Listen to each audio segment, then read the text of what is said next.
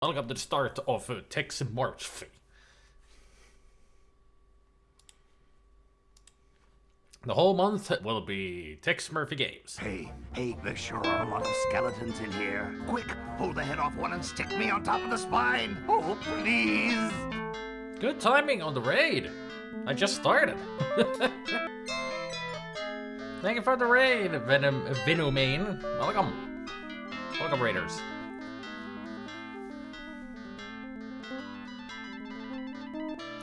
Venerade. Either that sounds like a pesticide or an awesome Pokemon. I'll go with the latter. An awesome Pokemon. But welcome. I just started. The first game in the long series of Tex Murphy games, and I intend to play all. Even the games that I haven't played before, which is going to be Overseer and then Tesla Effect.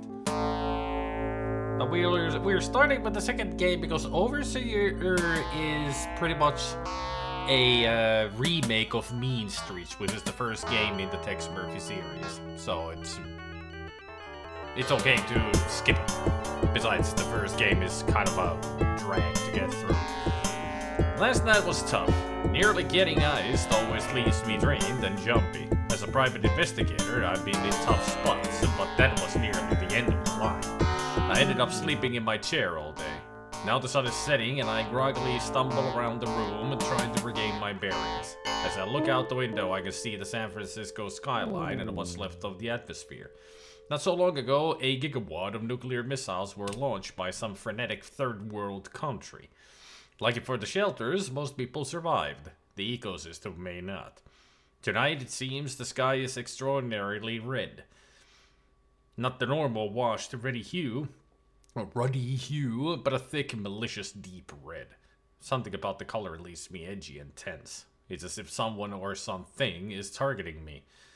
But then maybe I'm superstitious. I've never cared much for the color of blood.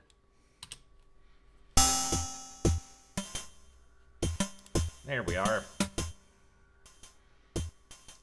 There's Tex.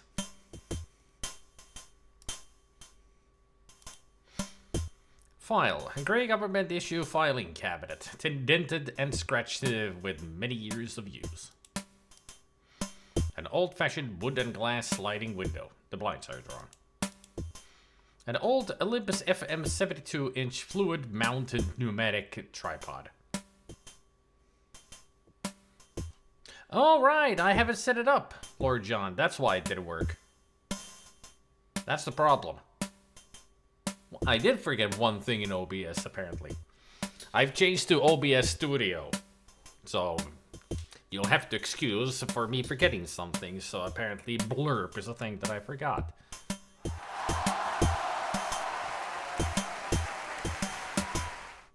Still remembers my old saves. Okay.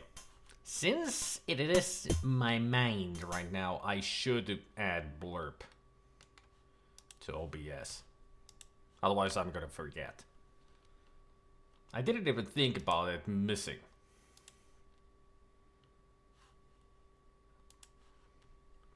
This shouldn't take too long, though.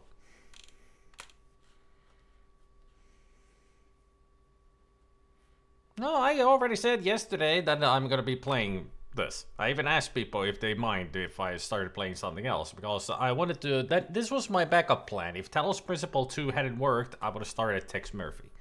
But since yesterday actually Talos Principle 2 acted nicely to the end, I'm gonna continue Talos Principle, but it will only be on Tuesdays. So Wednesday and Thursday will be Tex Murphy.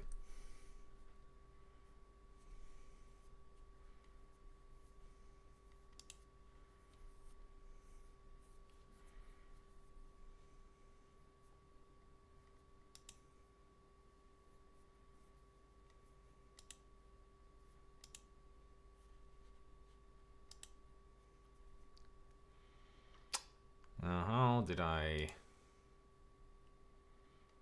add the blurb?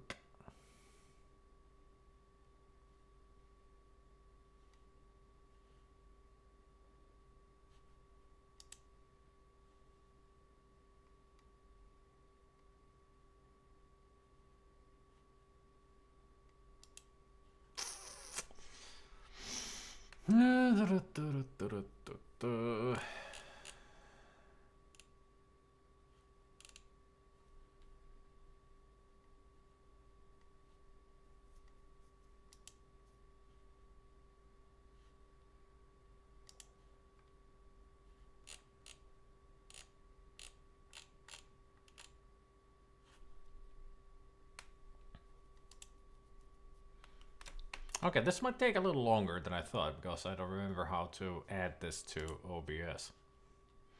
There should be just a link somewhere.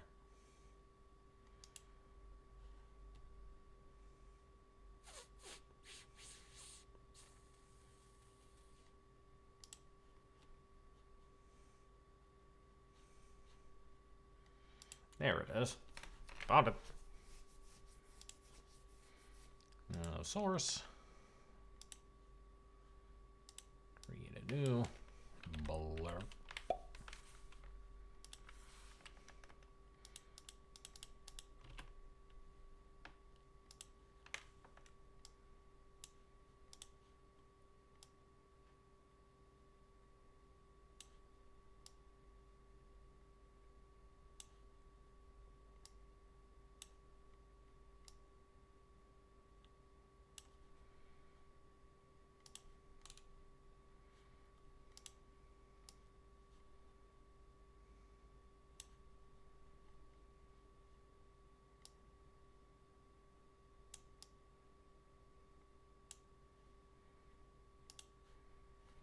Now,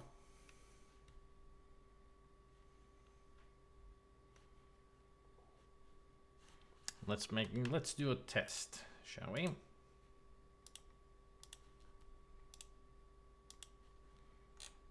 I shall test them with this because it's very accurate on me. Oh my god. You're an idiot. I'm an idiot. There, test complete. It works.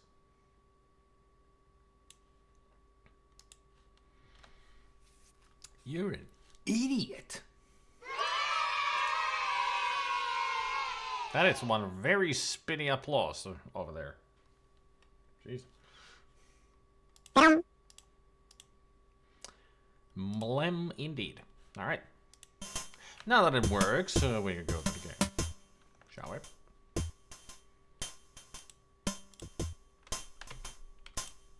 A decorated piece of leather made by Tex's brother. That's simple, huh? Disc is a Middle Army surplus model left over from the Great 3-day Mother of All battles with Iraq in 91. Gulf War. A dark stained, heavy oak chair rests on uneven legs. Your comlink is a portable fax and communicator. It allows you to reach your answering service and receive messages. An antique table phone. It's similar to the phone used by Bogart in the Maltese Falcon. It reminds you of the way people used to communicate. Various doodling on the calendar includes a pig with an extremely large nose and a duck with XX over his eyes. A ratty, moth-eaten red sweater, a once white shirt with large ink blot, and a pair of oxblood gum-soled shoes rest in the corner. The box contains a souvenir from the Asphalt Jungle State Park. The park is all that is left of Phoenix, Arizona after it took a direct hit on Doomsday. Your standard fedora, a requirement for the hard-working PI. 7mm seeking bullets. Various books from the Detective Correspondence School. Some people have to take a course to be a PI. You just had to shell out a few bucks. Hey, Goblin. Several stubbed out cigarette butts lie in a pool of ashes. 5000 mm no light lens. It's the perfect accessory for those late night assignments at the No-Tell Motel. The letterhead reads, Tex Murphy, private investigator. Divorce cases, missing persons, lost animals, a specialty. Remember, if I don't find them in one piece, pay only for the pieces I find. How nice of him.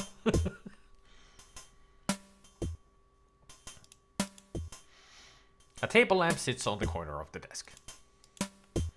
Nikon FV9000 no-light infrared camera. It may not be the latest model, but it's seen tons of sex and violence in its day. A nasty fax warning Tex if he doesn't pay his utility bills, his power will be shut off. Tex's trusty gun, hung up to dry after a good soap and water cleaning. The wall switch is covered with fingerprints. A ceiling fan used to distribute the hot and nearly unbreathable air throughout the room. Sink is full of unwashed dishes. Blue and green mold grows from the disposal. Cigarette butts float in the half-full glass of beer. The wall switch is covered with fingerprints. Mail has been shoved through the slot in the door. The door is solid cherry wood with a mail slot and a chicken wire reinforced frosted glass window. Chicken wire. Very ew indeed. Like, why is it? It's not just that it's half full of beer still, but why all the cigarettes thrown in there and just left it there and all the bowl and.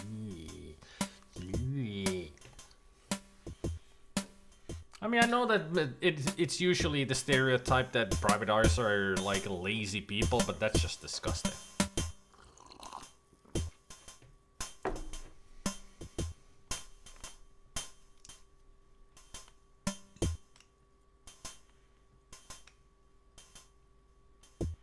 Hey, Ramon. Get. Boink. You pick up the mail, take the cash enclosed in one of the envelopes. You decide to file the letters. Get the gun. You pick up the gun with care. Otherwise I might shoot myself in the leg.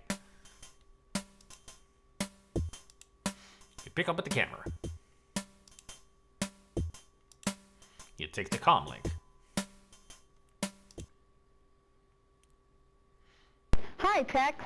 Yeah, I remembered We've got a new case and you won't believe who it involves. I'll transmit the information. Yeah, I remember that there's some speech in this, just not from Tex.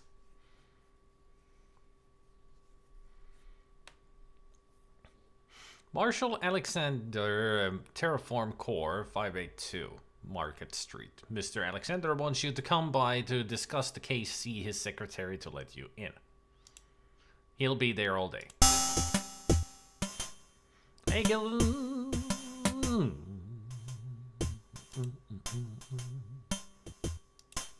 You pick up the lens.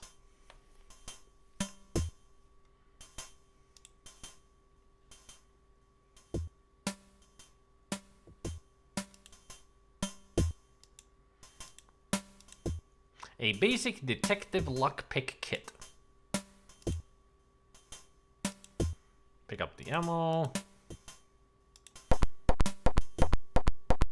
I didn't want you to move, Tex. There. Use your long arms of the law to pick them up.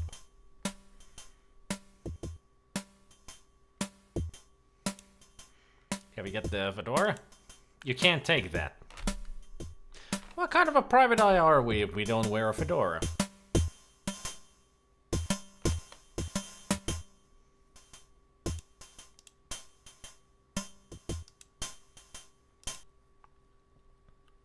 What's up? Marshall Alexander. I'll transmit the information. Fortune magazine currently lists him as the richest man in the world. They founded Terraform in 2019. The company has many successful diversified companies tied to Martian development. Alexander keeps his corporation veiled in secrecy. Background information prior to 2019 was lost in D-Day attack. So pretty much D-Day happened around the same year as Blade Runner, is in. This year is supposed to be 2034, I think, or 33.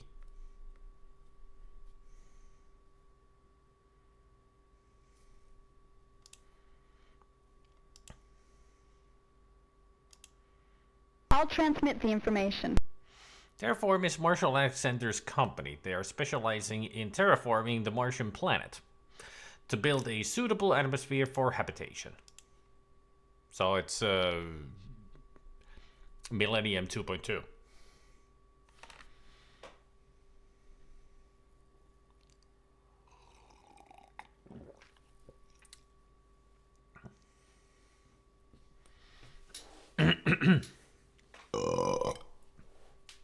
But the walking is great for you.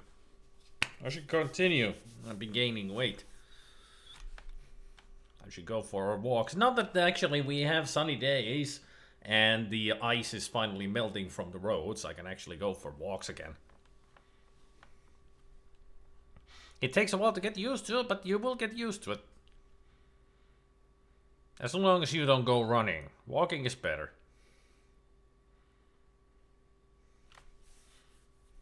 I'll be back at work by then. Try swimming. That's also a good way to exercise. I'll transmit the information. You're a San Francisco PI who gained worldwide fame on the Mean Streets case. You also owe me 2 months back wages. Love, Stacy. Yeah, worldwide fame. Too bad on the next game everybody's forgotten about that. Tex Murphy. Who? Yes.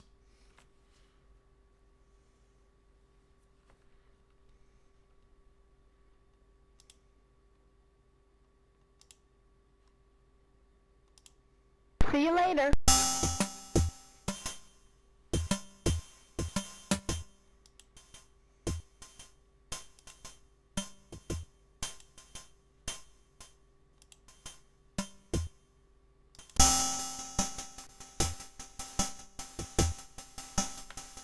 You don't have to be a private eye, nor have a PhD to find Terraform Corporation in San Francisco. You don't even need to see too well. Just look up. Terraform is overwhelming. It's the biggest city, it is the biggest building in the entire city by the bay, or anywhere else. One step inside and you are instantly dwarfed by a 30-foot ceiling that arches overhead. The microwave motion detectors, pressure-sensitive pads, and robotic surveillance would make a Nazis nervous. All of this security must have emerged from the development of Terraform Core. Terraforming is a 50-year plan to make Mars habitable. It must have been very dangerous work at the onset. Raising a planet's temperature 100 degrees, designing and erecting an efficient solar shield, transmuting the lethal gases of the red planet must have warranted risk, silence, and heavy security. Security, yes, but this place makes you feel like 7th grade gym class on the first day, in the showers. Going in naked and ill-equipped. I guess I passed their check. A thick-necked guard takes me over to a dirt-bold elevator and I head for Alexander's office.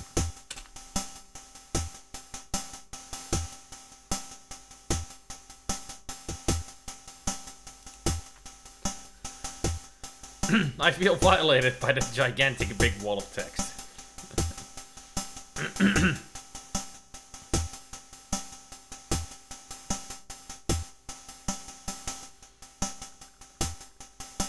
I honestly think this game would have had a more pleasing appearance without the filmed look. Well, it's the style that they went with, and I actually like it myself. I think this is a very cool style.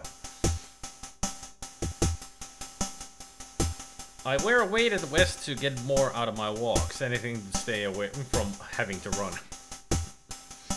Stairs are bad. I always thought about putting in a fireman's pole to slide down into a ball pit. I mean, that's one of my fears, falling downstairs. An actual fear of mine. I get so nervous if I carry items, like heavy items in my hands. I am so nervous to go down the stairs. Because I'm afraid that I will fall down and break my neck or something.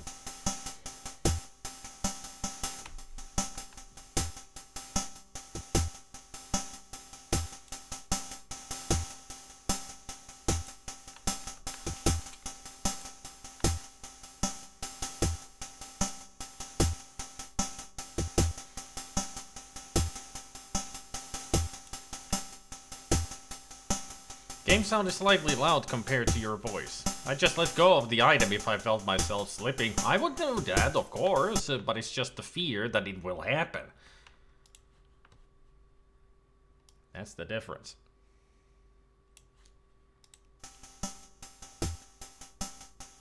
How's that? Hey, Bennigan.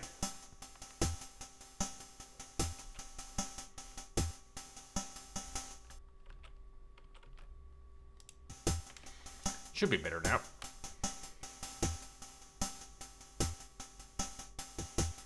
I like it that one of my saves, of the old saves, is called shit. I wonder what happened there. Probably nothing good, because I do know that this game has some annoying parts in it. Like timed sections and all that.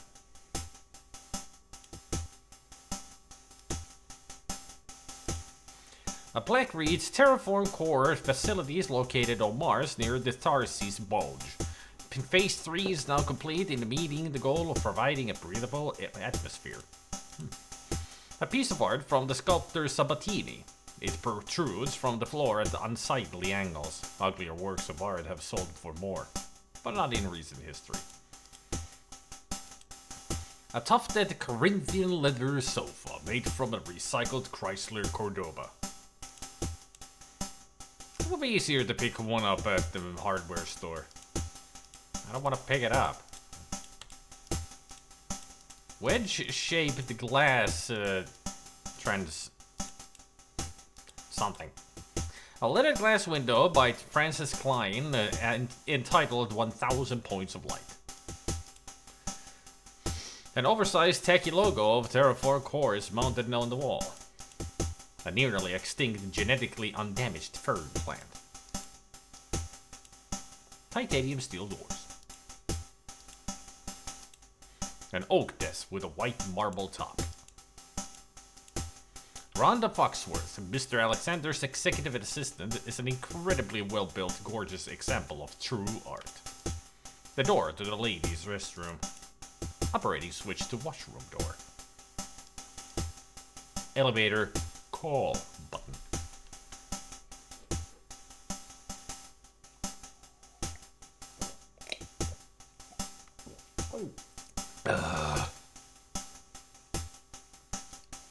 This is what I get when I choose Pepsi Max. I drink it too fast. It's all gone already. Two fruit wood and leaded glass doors that lead to Marshall Alexander's office.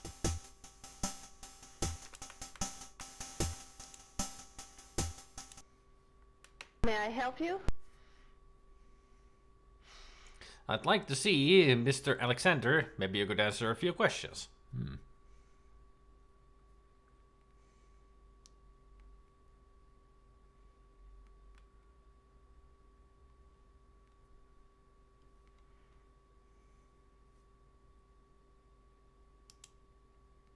Just a moment. We can see you now.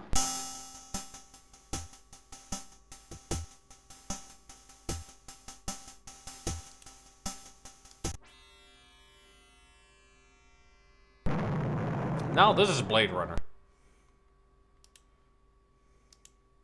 An original Renoir oil entitled Nice Flowers, Part 1. Part 2 of an original Renoir oil Nice Flowers. The Transamerica building, one of the most striking landmarks in San Francisco, is bathed in an eerie glow as lightning flashes over the city. A million lights twinkle to the horizon of San Francisco, the city of brotherly love. The Golden Gate Bridge stretches magnificently across the harbor. Well, at least the Golden Gate survived the war. That's good to see. A huge cherry wood desk throws an eerie shadow across the office floor.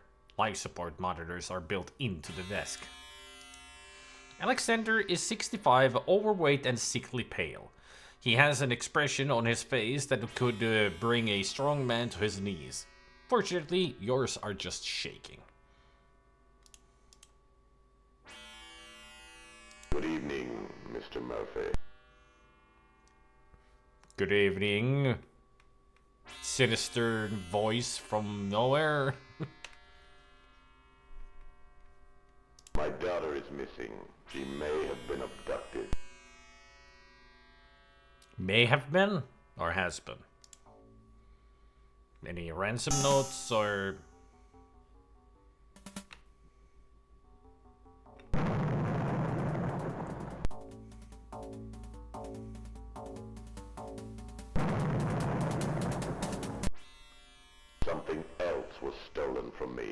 no one must know that it's gone. They steal your face?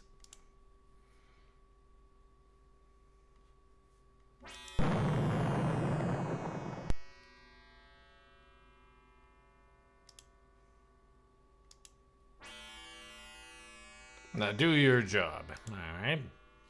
I shall do my job.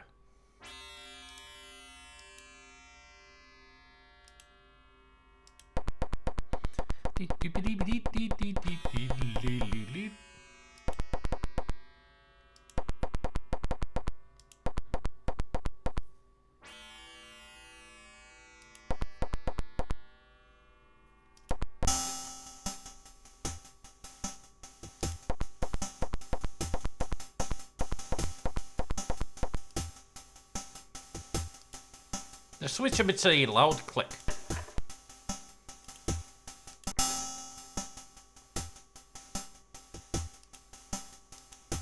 How pink. An electronic switch mounted in the wall. An electrically operated privacy screen.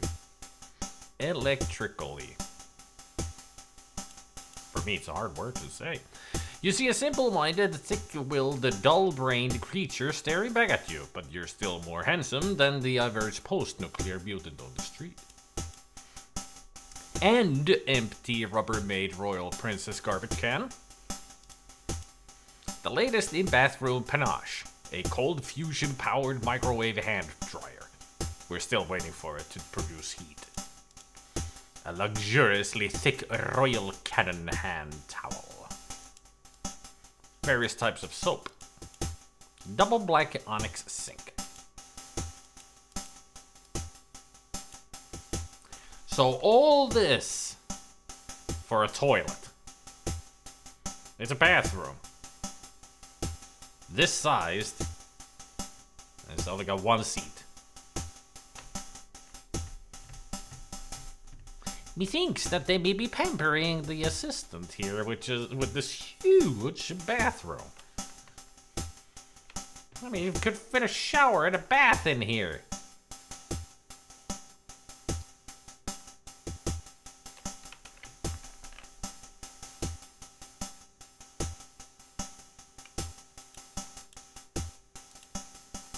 You move the towel slightly.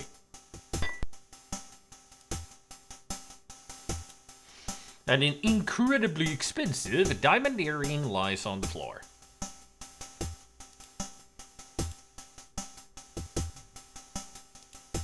You take the earring.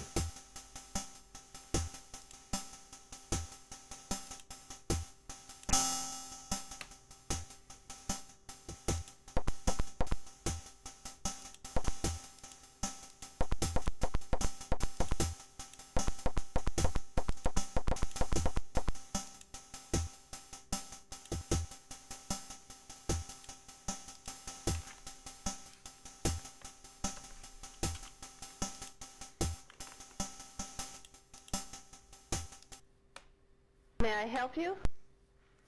Maybe you could answer a few questions? I'm just too busy right now.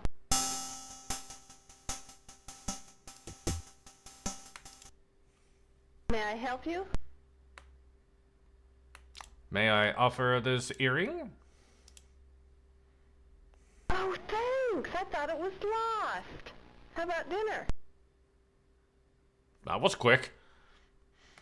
Excuse me, did you lose this earring? Oh yeah, I did lose it. Would you want to go out for dinner? Wait. Is this how it works? What if I go outside somewhere and give a beautiful lady a diamond earring and they'll ask me for dinner? Is this dating? Is this how it do? Am I in the sex now?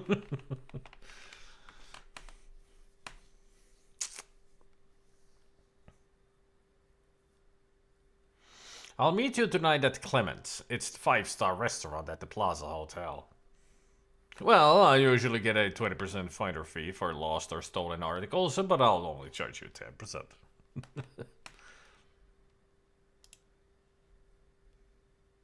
Okay, it's a date.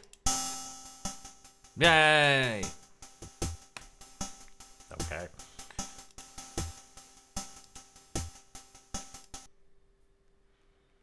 What's up? Rockwell Bosch. I'll transmit the information. Rockwell Bosch is an attorney. You'll find him in Pacifica at 544 Hillside Drive. Jacques Sparrow. I'll transmit the address. He's a professional photographer. His address 1820 Gateway Drive in San Mateo. Mac Bolden. I'll transmit the address. Mac Bolden's precinct is on Market Street. Alexis Alexander. I'll transmit the information. Just in case you forgot, Alexis Alexander is the daughter of Marshall Alexander. He hired you to find her. You may want to check with your doctor about Alzheimer's disease. No, just dementia. That's all it is. See you later. Talk to you soon.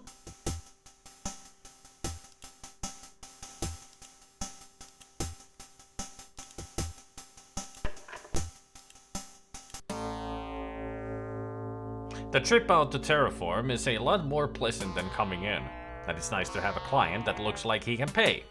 So, Alexis Alexander, the daughter of the wealthiest man in the universe, is missing. What a ransom this dish would garner.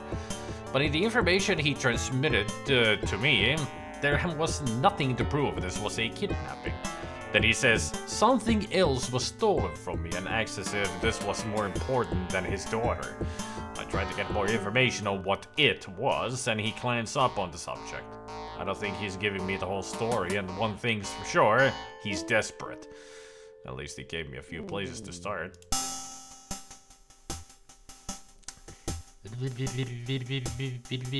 Well, let's go where the crime was committed. If there was a crime committed. They say money can't buy you happiness, but it sure can scoop up on everything else. I dropped into one of Alexander's residences, the one Alexis was staying at before she disappeared. The place makes the Taj Mahal look like the projects. I enter the 10-foot spired iron gate with gilded points. The house isn't even in sight yet as I roll past a forest of flowering shrubs and short trees. Security cameras are everywhere. If Alexis was kidnapped, somebody was definitely asleep at the wheel. The maid at the door has been told I would be coming and she lets me in. I'm led through a hallway to a chamber of marble and glass to Alexis' room. It all resembles a mausoleum. I feel myself whispering so as not to wake the dead.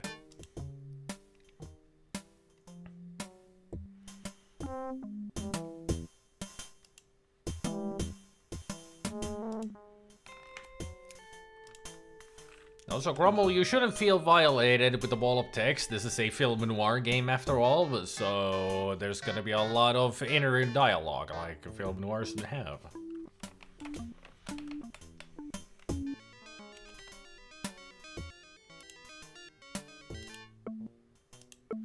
A king-sized bed with a Martian crystal headboard. The maid has not yet done a very good job in making the bed. The mural projects a holograph of Diamond Head before it sank back into the ocean. That thought doesn't put you in a better mood. A Fisher Ultimate Remote Room Control. An ancient piece of Martian sculpture made of Martian alloys. Seems to resemble a horse with a pinhead. That's Martian art? We shouldn't go back and get our ass to Mars, should we? You see the faint outline of a compartment in the wall. A single button is mounted on the wall. Hermetically sealed, the cedar-lined, temperature-controlled closet. An electronic door switch. A small piece of note paper with the initials TMS written on it. You grab the paper.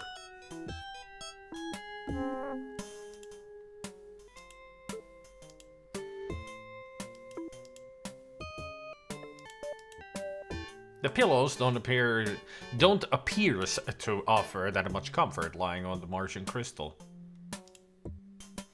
You move the pillow slightly and notice several baby teeth lying under the pillow. It appears the Alexanders neglected some of their parental duties. Why hasn't the maid cleaned it up? Like, why would anybody have baby teeth still there? I'm sure that Alexis is a grown-up. Maybe she just likes to sleep on her old teeth. These rich people are weird. Rich people are just weird. You flip up the corner over the bedspread. A small card file box.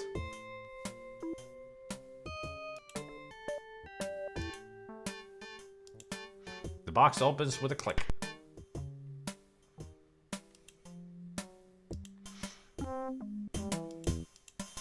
A small notation is made on a napkin from Wiener World. It says Chantal Vargas, apartment 970. Is this a hint? Or could it be miscellaneous scrawling made at the restaurant that serves the biggest weenies in San Francisco?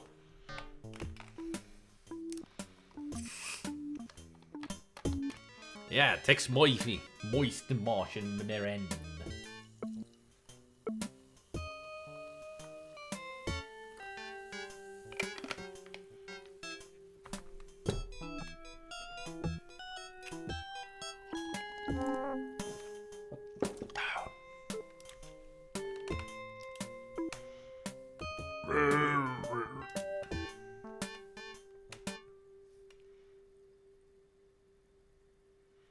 The address of Jacques Sparrow is a 3-story white stucco and glass building designed after the war to be the avant-garde of modern architecture.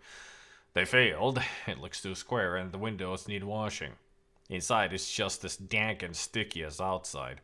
I find a directory on the wall. Jacques Sparrow's office is on the 3rd floor. I ride up the elevator, which smells similar to a cat mark in its territory. At the end of the hallway I see lettering. Jacques Sparrow on pebbled glass. I knock. No answer. I try the knob, but it's locked. I reach inside my pocket and pop out a tool that makes opening doors a snap. I close the door behind me and look around. The place looks very familiar. An old roll-top desk, swivel chair with a frayed pillow, and a couple of file cabinets. The door might as well have my name on it.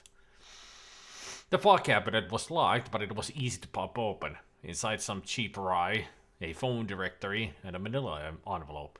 There are a number of 8x10 glossies of very young-looking girls in leather. I'm lost in thought when I hear the doorknob begin to turn. I toss the folder back in the file and spin around. The door opens and in walks a guy who looks like Errol Flynn in the gay adventures of Captain Blood. His face is tanned and he's slim. When he sees me, his mouth opens and out drops the worst French accent I've ever heard. Mon Dieu! Oh. What the hell are you doing here? I think they did that deliberately because I'm sure that this actor could not do a French accent except really bad, and I love it. Mon Dieu! What the hell are you doing here? I would have done worse. Just for jokes. It's great. Hey, so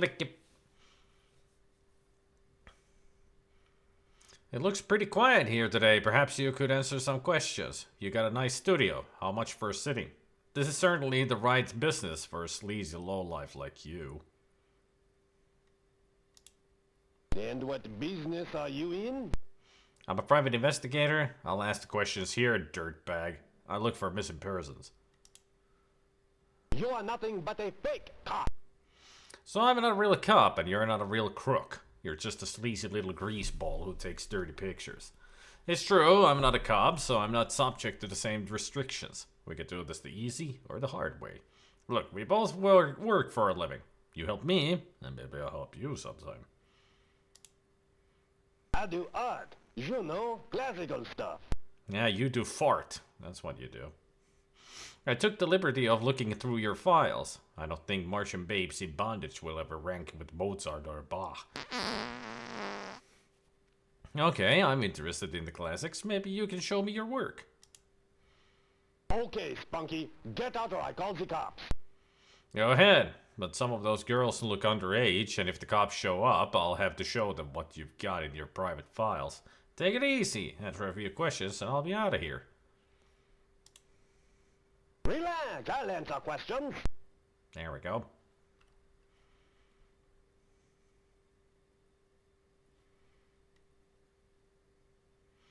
Let me offer... Can I offer? Not yet. Okay. What does anybody know about Alexander? He's the richest man of the world. That's about it. He's not the one of anyone ever gets any information on.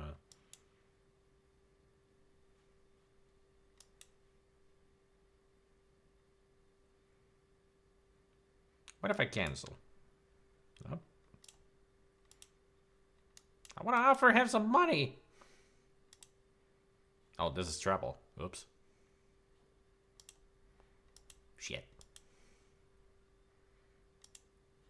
I mean, I'm already here. Mon Dieu, what the hell are you doing here? Can I offer you some cash? Well, I have this horror film to give you. Oh, you finished it. Nice.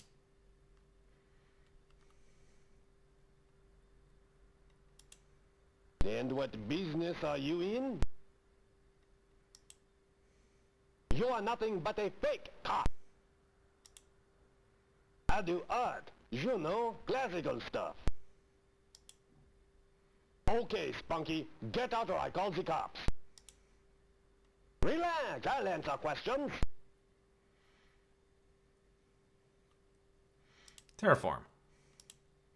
That was your Alexander's company. What I would do to have own a piece of the axon. Rockwell Bash? I know nothing about that. TMS? The only commercial way to get the mails. McMulden? I know nothing about that. Chantal Vargas? Chantal used to be one of the top models on the West Coast. Unfortunately, she's become a heavy user of Rush. That drug has really ruined her career. I hardly use her anymore. Alexis Alexander? I met Alexis when she roomed with Chantal. She's got a pretty face and a gorgeous belly. There were a couple of jobs I found that fit her perfectly. How about me? I don't care what anybody says, I still don't like you.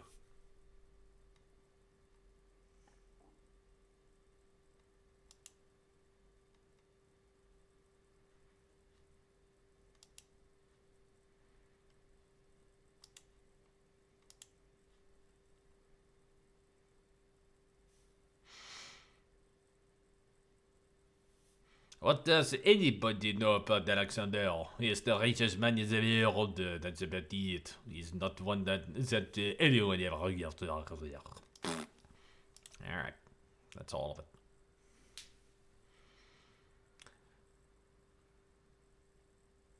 Toobadoo.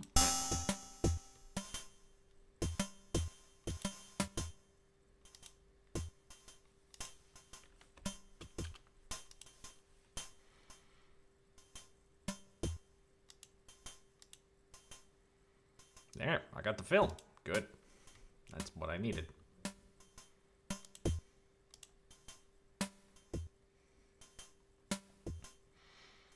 No, not a guardian angel, just a sleazy photographer.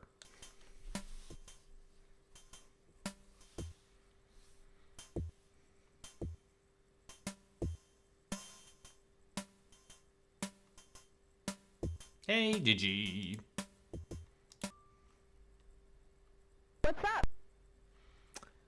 TMS?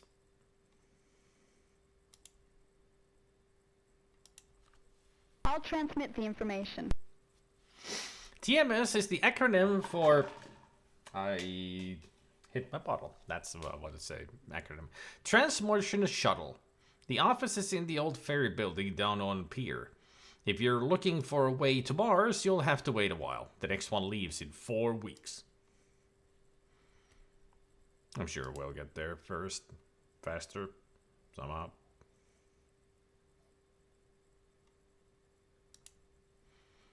I've checked our resources. There's no information on that subject.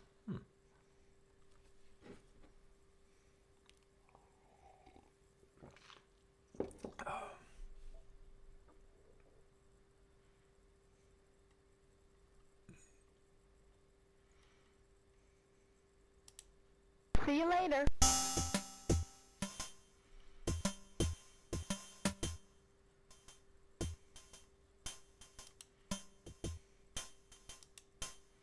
Switch slides to a new position.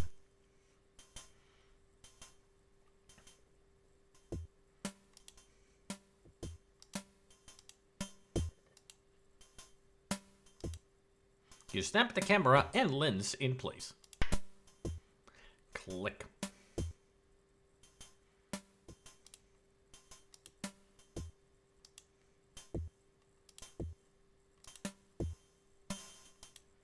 You snap the film in place just like you knew what you were doing. I mean, the cameras are not that difficult to use.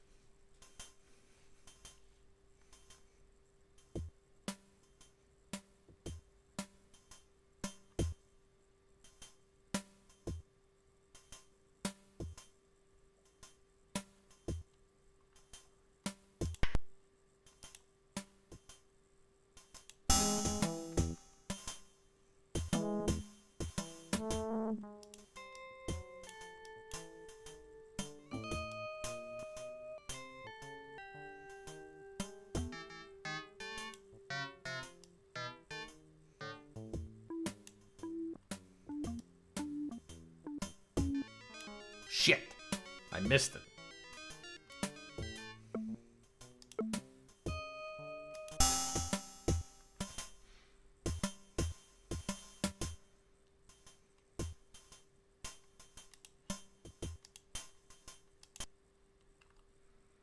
What's up? I'll transmit the information. See you later. It's one of those moments that's gonna be difficult, you know?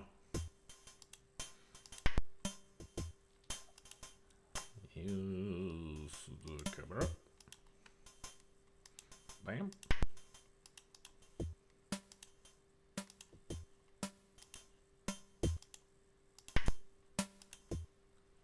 Now let's save. And then look through the camera.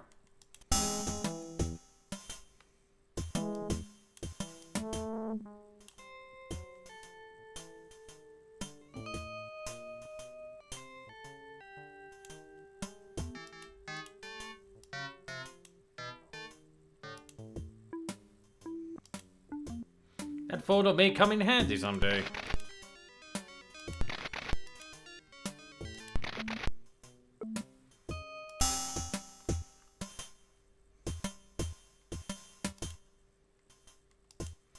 Various photos you've recently taken of some sort of transaction taking place in the building across the street. You grab the photos.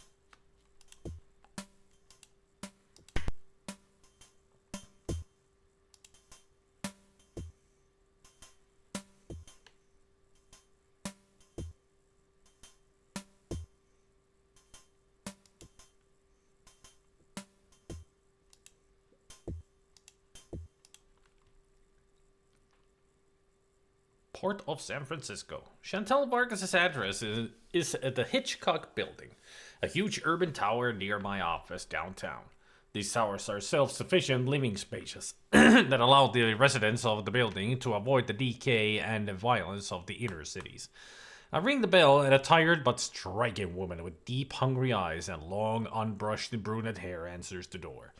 She's young, but there are signs of a hard and fast living. Something reads familiar in those features. Then it smacks me. She's the mysterious woman I've seen dancing through the camera lens from my office window. I feel the blood rush to my face. Jeez, I hope she doesn't recognize me. Yeah? My name is Murphy. I'm a private investigator. I was wondering if I could ask you a few questions. Tex Murphy, don't you have an office across from my apartment window? I don't know what you're talking about. Surely you don't think I would use that camera in my office? Yes, as a matter of fact, I do. You are the peeping Tom. I ought to slap your face. It's been tried, sweetheart, but you better be careful. I just might hit you back. Wait a second, before you get any ideas, watching you dance isn't the only thing I've seen happen in your apartment. What does that mean? It means I'm gonna offer you the photos. Alright, ask your questions. You know what I'm referring to. I've seen him give you the happy powder. Possession is a criminal offense, up to 10 years if memory serves. I'm not trying to cause any problems. Live and let live, as I always say. So, a little nervous? Get out or I'll let everybody know. Oh, oops. Yeah? Tex Murphy, don't you have an office across from my apartment window? You are the peeping Tom. I ought to slap your face. What does that mean?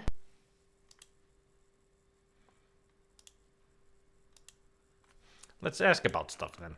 Marshall Alexander. Alexis' father's is a very rich and powerful man, but that did not impress her. Alexis didn't want his help, but she couldn't shake him completely. In the last little while, Alexis started getting very resentful toward her father. In the last little while, Alexis started getting very resentful toward her father.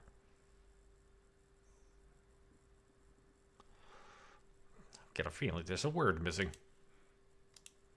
That's the company Alexis' father owns. I know nothing about that. You'd like him, Murphy. He's a raunchy little man with a camera who likes to see women in compromising positions. He's a lot like you. Everybody knows about the shuttle. It's how you get to Mars. Tell me about yourself. Look, I am a damn good model, but lately I've been partying too much. I got kind of strung out and it's starting to show. Alexis is a good kid. She's prettier than me, but I'm easier. For the right guy, not you. I've got no idea where she's gone, but it was probably with that tall, dumb, greasy actor Rick Logan. If you see her, tell her I'm sorry. I don't know anything about the guy other than he worked in the movie business. She met him several weeks before she moved out of my apartment. By then, we weren't really speaking civilly to each other. I guess it was my fault. I think you're a disgusting peeping Tom.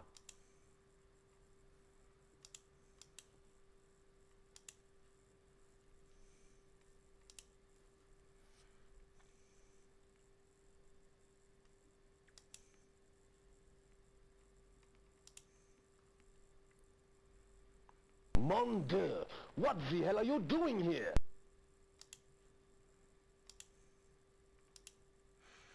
Rick Logan? You say he's an actor? Maybe Alexis met him when she did some work for Galactic Pictures.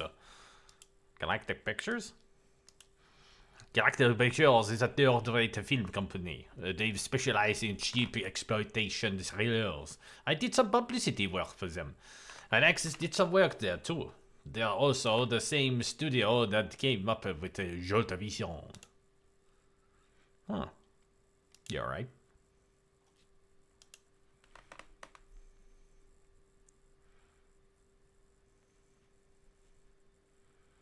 Let's visit the office for a second. I could do a save.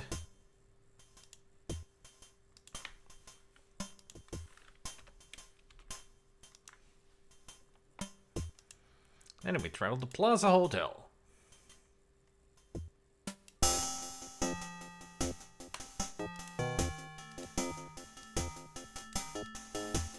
Overwatered Ficus benjaminus. A highly polished stone bench. Entrance to the gift shop Katie's.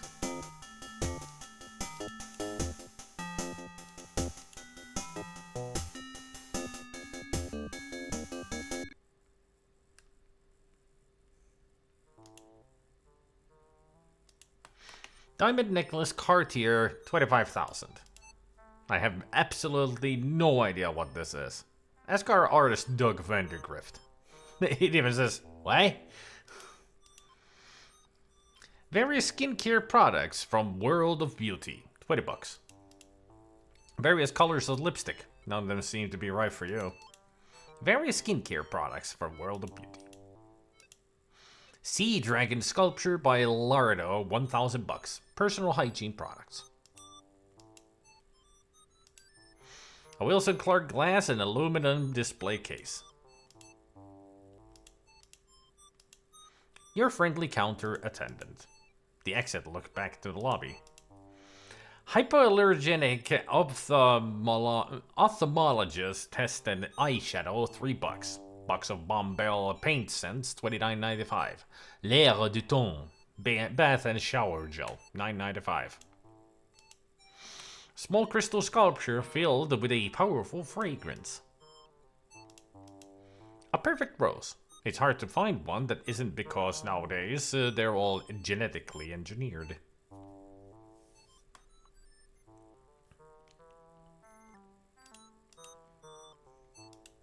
You pick up the rose.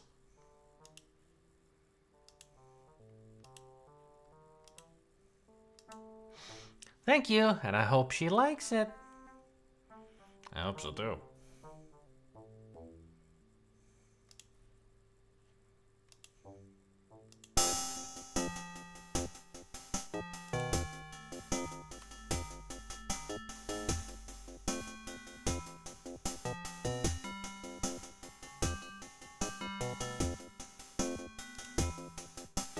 My dad just dropped in and gave me some money and said, baby, you work so hard for your bum, go treat yourself tomorrow. Aww, sweet.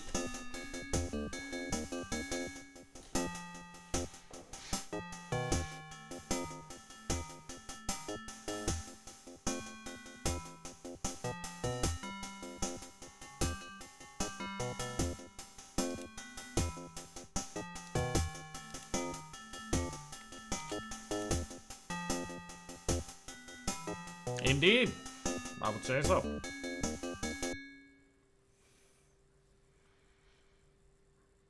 One of the most opulent and expensive restaurants on the West Coast. Clements is a stunning example of elegance. 4 lidded glass chandeliers cast a warm light on the cherry wood Queen Anne style dining tables.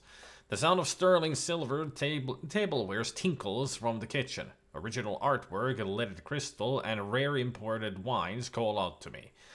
I hope they'll take a two-party check.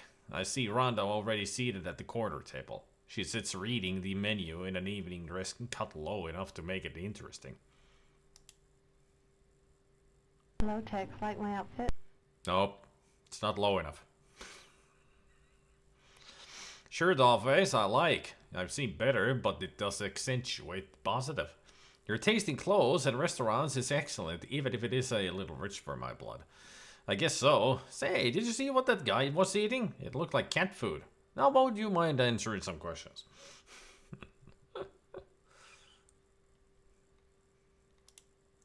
Thanks. What do you think of the restaurant? Not really my style. I'm a diner and beer kind of guy. It's a place that reflects your beauty and elegance.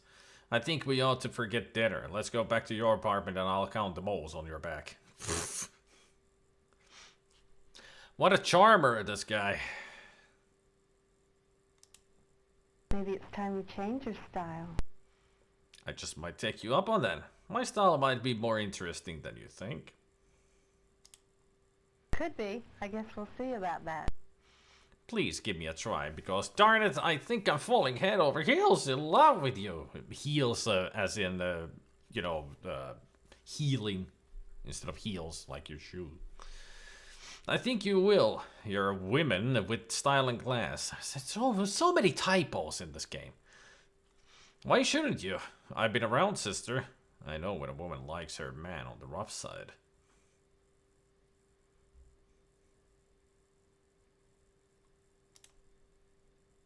There are times I feel like such a bad girl. Does that make me cheap, Tex? Was that a question? Didn't see a question mark. Here's the rose for the pretty lady. Thank you, Tex. You're welcome, Rhonda. Not cheap, just an excellent value. Maybe it does, but hell, I'm not picky. Nothing so beautiful would be anything but priceless. Is it getting warmer in here? Because I'm getting so hot. Do we have to eat? I can think of several things I'd rather be doing right now. It's been hot in here since I saw you sitting at the table. Oh, Tex. After dinner, come up to my room for dessert. I'd love to finish off a good meal with something sweet. Well then, maybe now would be a good time to answer a few questions, and then nothing would stand in the way of our nocturnal activities. Kiss me, Tex.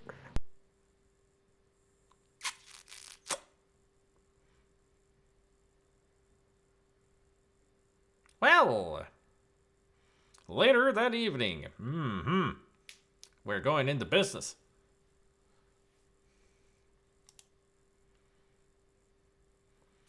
Well, let's talk, shall we? Something has happened to him over the past few months. He's always been quite paranoid about everything, but recently it's gotten much worse. It all started when a package arrived one morning for Mr. Alexander. I handed it to him, and a short while later he became extremely agitated. I asked him if anything was wrong, but he told me to leave him alone. Soon after, he and his daughter had several major altercations, and she would leave upset and crying from his office. The day after Alexis disappeared, I heard him scream, "It's gone!" When I asked him about it, he said I misunderstood what he said, but I know what I heard.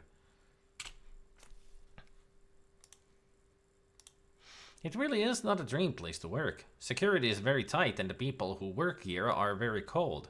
The pay is excellent, however. But lately things have not been quite well. Or going well. There's trouble at the Mars facility and the last payroll was missed. Marshal Alexander doesn't seem to be as bold and confident as he once was. Rockwell is our corporate attorney. He's got a lot of brains outside his head. Jacques has been good to Alexis. He found work for her as a model. She made decent money, but never enough to support herself. Hey there, Raven Kitari. That's the name of the film company where Alexis met Rick Logan. Alexis was working on a picture, but they closed down and she didn't get paid. I sent several faxes for Alexis to Guy Calabero, the studio chief, requesting payment, but it was a waste of time.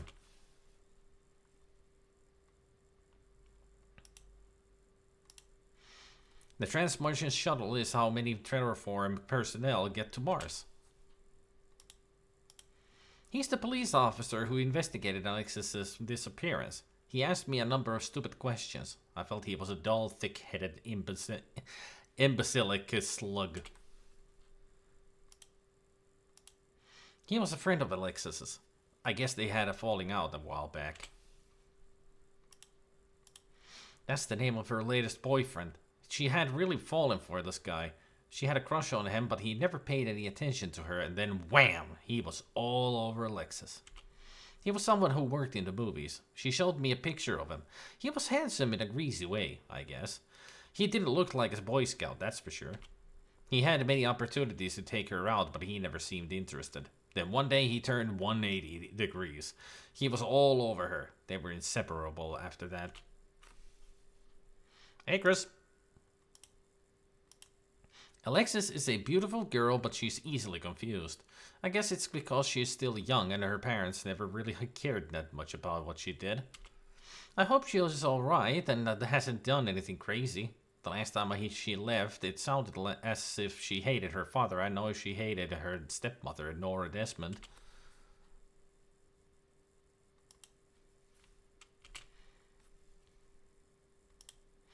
I don't know anything out to him, except he is a deadbeat and doesn't pay his bills. Here's the address where I sent the fax messages. Nora is Mr. Alexander's wife and Alexis' stepmother. She's an old movie actress who still has dreams of grandeur. If you had talked to her, be careful. She's a crazy, vain old woman. I know Alexis always hated her.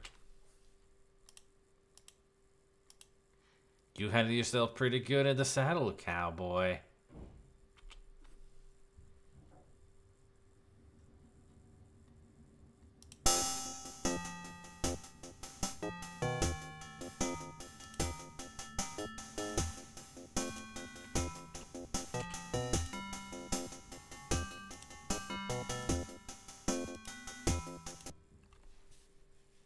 What's up?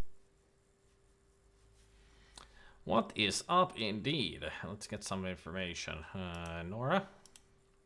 I'll transmit the information. Nora Desmond Alexander is Marshall's second wife. She has a house in Beverly Hills in Benedict Canyon Drive. I'll transmit the address. The address is 1770 Hollywood Boulevard.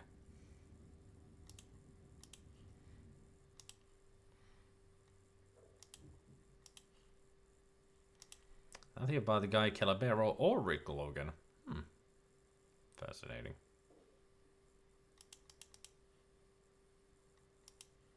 See you later.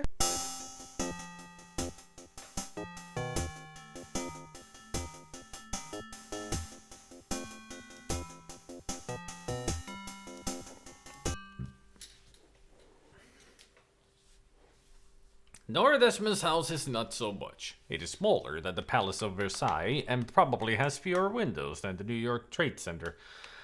I walk to the side entrance and press a bell. Somewhere a set of chimes made a deep, mellow sound. A man in a striped vest and gilt buttons opens the door. I give him my credentials and tell him why I'm here. He leaves for a minute, then returns. Mr. Murphy, if you will come this way, please. We go down a hall. It's a very quiet hall. We turn a corner, and there is more hall. The butler reaches a door and knocks. The door opens, and there stands Miss Nora Desmond. I remember gazing at her in films when I was a tyke, but seeing her now is something of a shock. She has been worked over more than a few times with a plastic surgeon's scalpel, but her face still looks old enough to be her own mother's. She is having a difficult time getting her eyes to focus, and by the fragrance, it's obvious she was sloshed. I think to myself that drunks often let their guard down. If I'm careful with her, she might be loose-lipped enough to tell me something useful.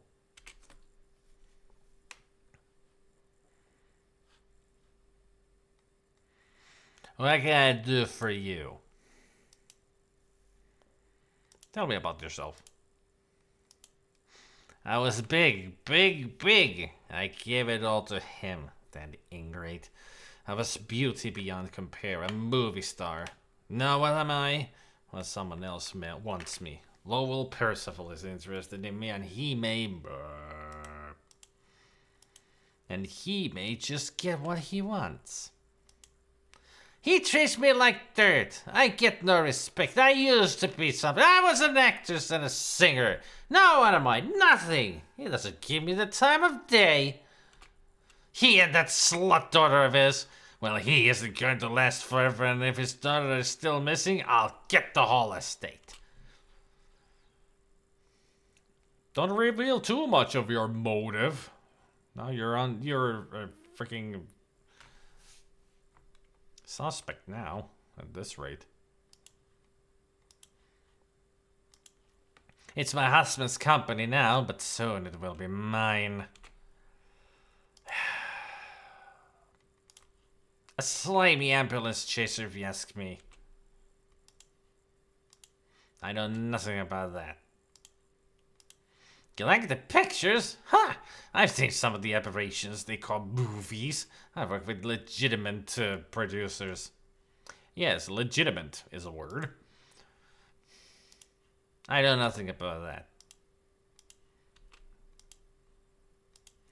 He's a powerful man and someday he'll be bigger than my husband. A man like that knows what he wants and takes it. He wants me, I'll tell you that.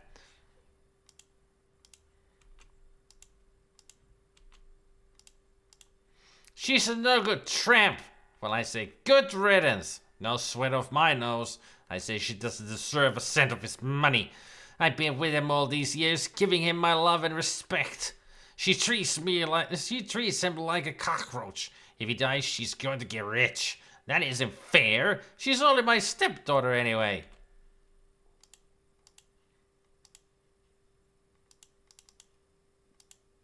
You're a handsome devil. Maybe you and I could make some music together? Ugh. How about, no.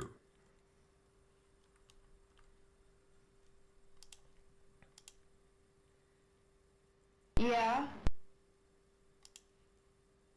Tex Murphy, don't you have an office across from my apartment window? Okay, let's ask about everything. Nora? Alexis really hated that woman. They'd go at each other all the time. Lowell? Guy Calabero? Okay.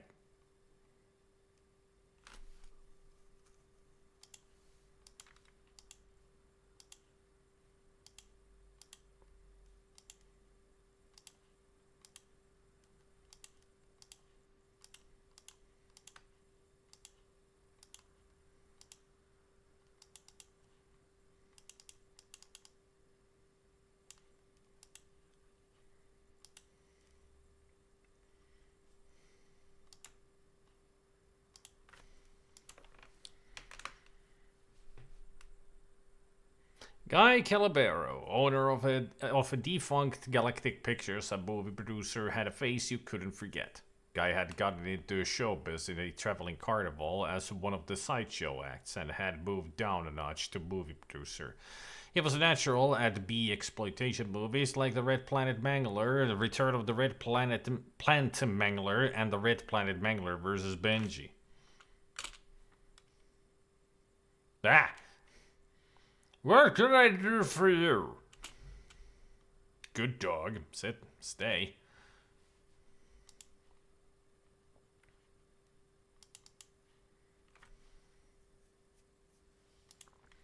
Who hasn't heard of Alexander? I don't know what they do, but they look like they have a lot of money. I don't know anything about that.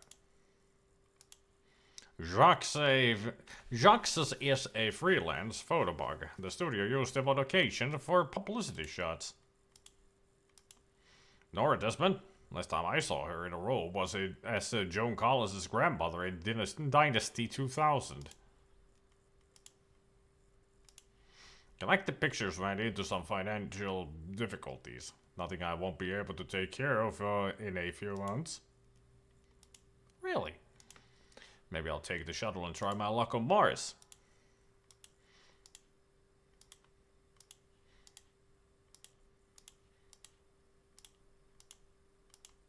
Rick was a rising star here at the studio because he was willing to do his own stunts. Now that you mention it, I remember him taking a liking to Alexis Alexander. During Ozark Mutants vs. the Red Planet Mangler and several other features, I'd see them leaving the set together. He's one of those rugged individualists. He built his own home in the jungle somewhere. He left a while ago. When he was here, he hung around with a greasy little guy named Johnny Fedora. What a great name. Alexis did some acting here at the studio. He even had a speaking part in the Red Planet Mangler Part 4. As I recall, she was one of the last characters killed in the picture. I consider myself the last of a breed. The independent filmmaker has been pushed out of the picture. Alas, I am the last of the true artists. Fedora, I don't know where you'd find him. That kind of a guy is at home in any rat hole. You're not looking for an investment opportunity, are you? Nope.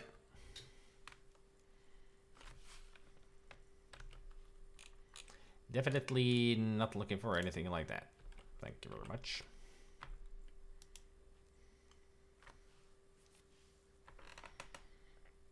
No, he's just a mutant with a dog face.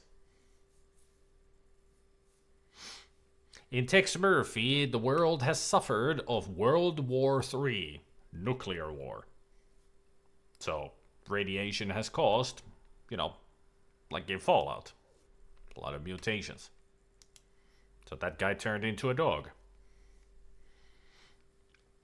I walk into the old dilapidated police station, cross the reception room to a dully lighted inner corridor, and pass down the corridor to a frosted glass door at its far end. I open the frosted glass door and walk into an office where a big olive-skinned man with a tired oval face under a mat of thin hair dotted with dandruff sits behind an immense desk on which bales of paper are heaped. Mac's a true San Francisco flatfoot. His biggest claim to fame is that an old relative of his used to be on a police show about San Francisco. Somebody said Mac looks a lot like him. What brings you down here, Murphy? Looking for a client? No, this is supposed to be are you asking when the game came out or what year the game is based in?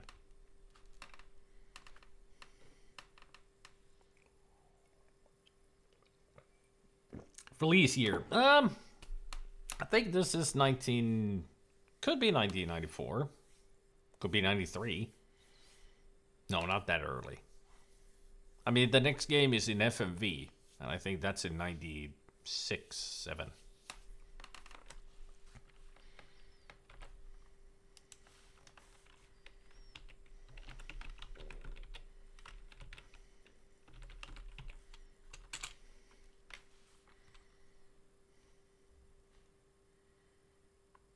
$1991. So this is a lot earlier. Yeah, 1991. Oh yeah, the first game, Mean Streets, was released in '89.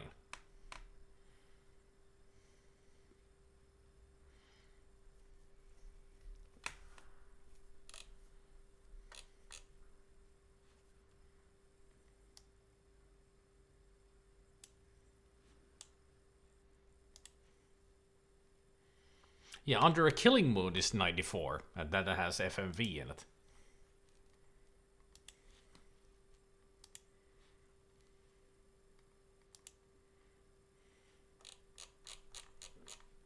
Bah.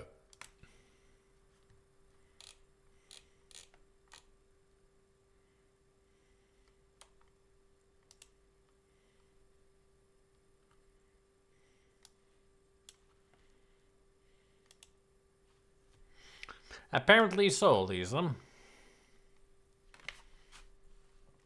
Guys are going insane there. I'm gonna have a long list of names to read during Soy Munch. During Soy Munch, the thing that Lisa is talking about is gonna happen. So, be prepared to laugh, everybody. Soy Munch is gonna get crazy.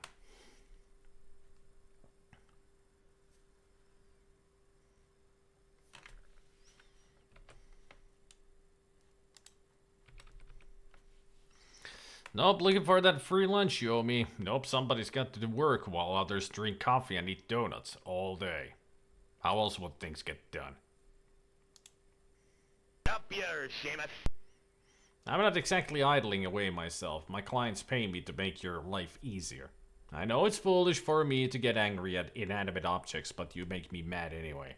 You're so lazy you become a landmark. You've been sitting on that butt of yours just getting soft like the Stay Puft Marshmallow Man.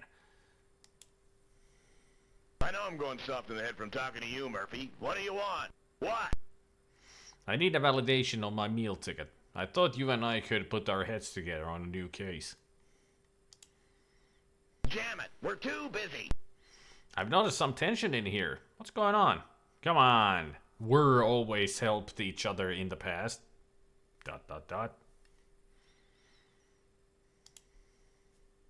If I don't get evidence on the Andretti case, I'll be out of a job. Sounds like we're both got serious problems. I'll keep my ear out for any information. If you want my help, get me something on Andretti.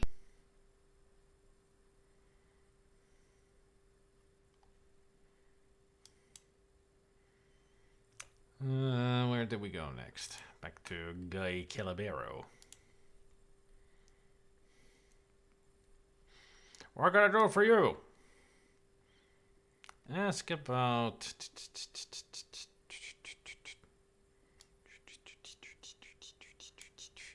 Angelo Andretti. Andretti is one of our senators. I don't really like to get much into the political scene, although I do an occasional political film. I have a piece of film of him. You can have it. Maybe you'll find it useful. Oh. I've got your evidence back. What brings you down here, Murphy? Looking for a client? No, I'm offering you something useful.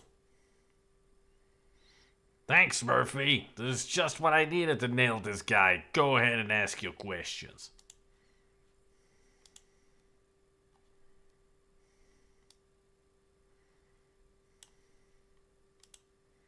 When Alexander called us in several weeks ago about the disappearance of his daughter, I put several men on it and they came up with zip. Frankly, his kidnapping story sounded like mouthwash. I suggested he hire a private consultant to investigate further. So you got to meet and converse with the great Alexander, huh? Knowing you, I'll bet you ended up kissing the feet of that big-hearted, wonderful man. A wonderful man. That's a big place. I wish I had as many security people working on the force as Alexander had in that building.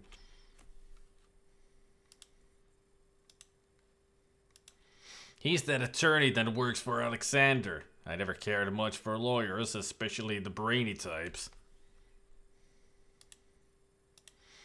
I know nothing about that. That woman's right from the bottle. Must be lonely up at the big house. No real friends, and especially no husband.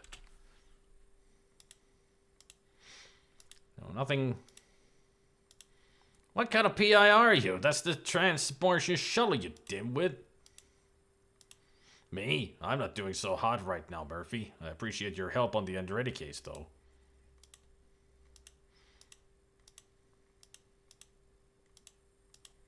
Rick Logan. That's the name of someone Alexis knew. We never could find the guy. Alexander's daughter probably ran off because she was sick of the old man. Can't say I blame her. He's a real pain in the butt.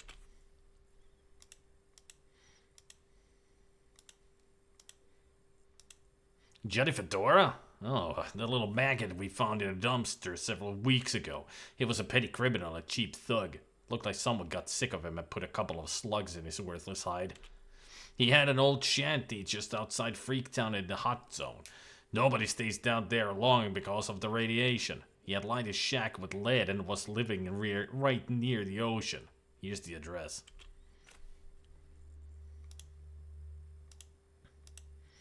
He was that big shot congressman who was murdered. With that film you brought me, we can track down the killer.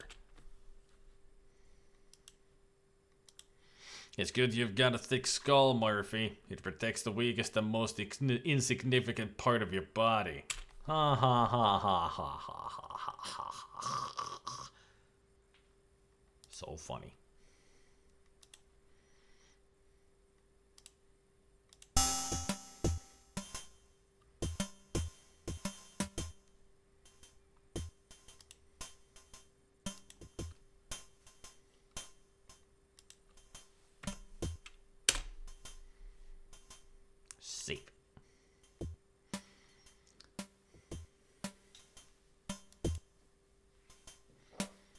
Now, let us travel. Hey, Timber. Johnny Fedora.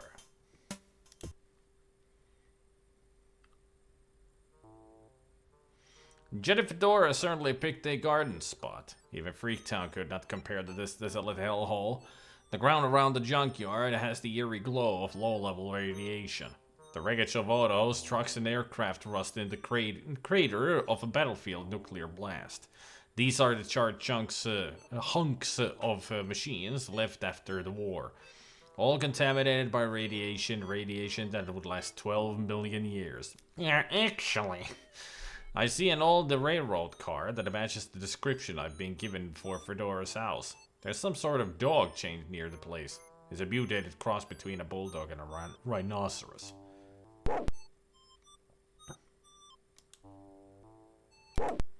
A mangy, oversized but underfed orange alley cat.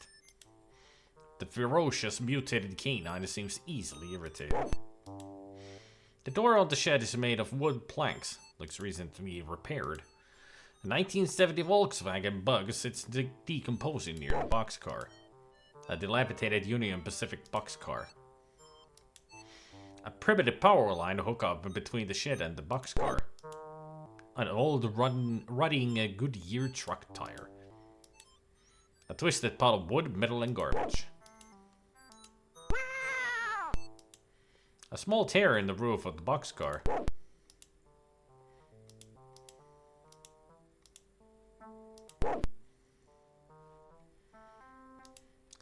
So what do we do here then?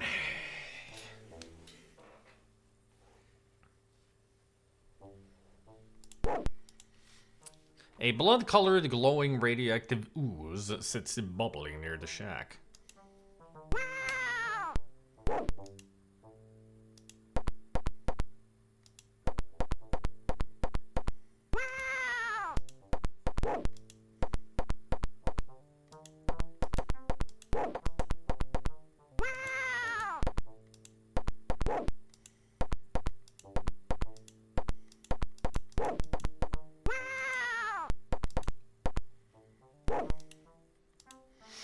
The rusty remains of a Toyota pickup truck.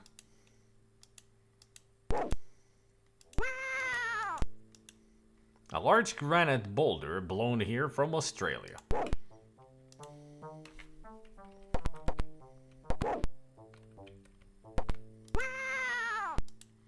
A small compartment has been cut into a rusting 1998 Hyundai. Not Hyundai, Hyundai.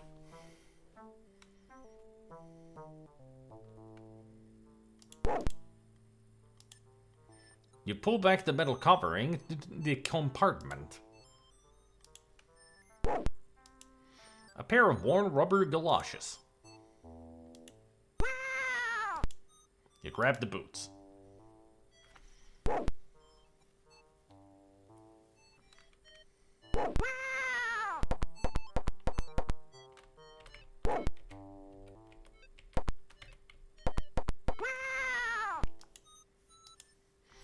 That doesn't open.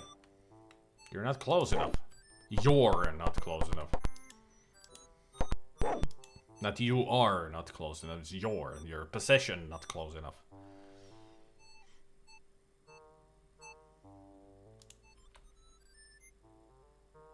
The dog's pretty hungry. It won't take him long to finish, so sit back and enjoy it.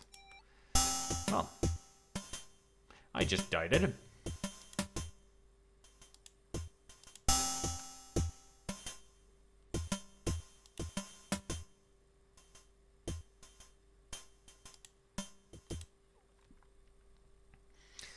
Died it very gruesomously.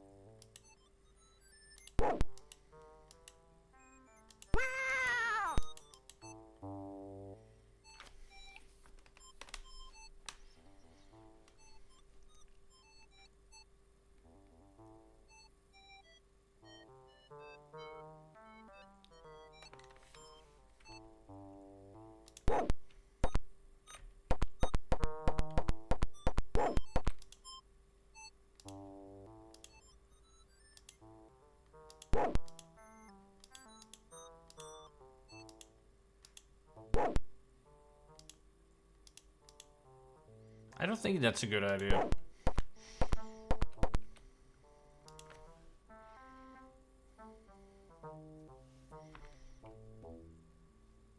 I mean, it doesn't say, this walkthrough doesn't say anything about the dog. I got a feeling that we're missing some information here.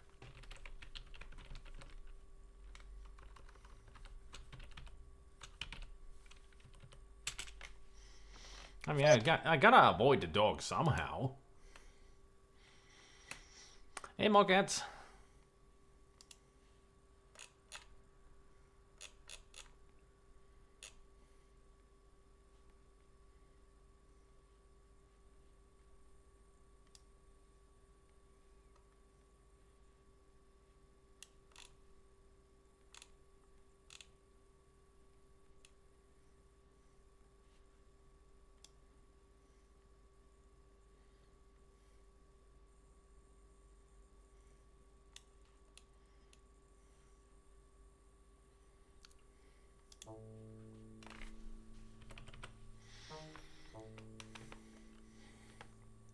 I've seen Northern Lights in real life, yeah. I even heard, I was, at the time, when that happened, of course it's in Lapland, where you see them the best, but that, that year, when I was in Lapland, and I saw them, they were actually hitting the atmosphere so hard, as they sometimes do, that you can hear them crackling. So I saw some Northern Lights and I heard the crackling. It's pretty cool. It's like, it's just like you know, electric crackling that you hear.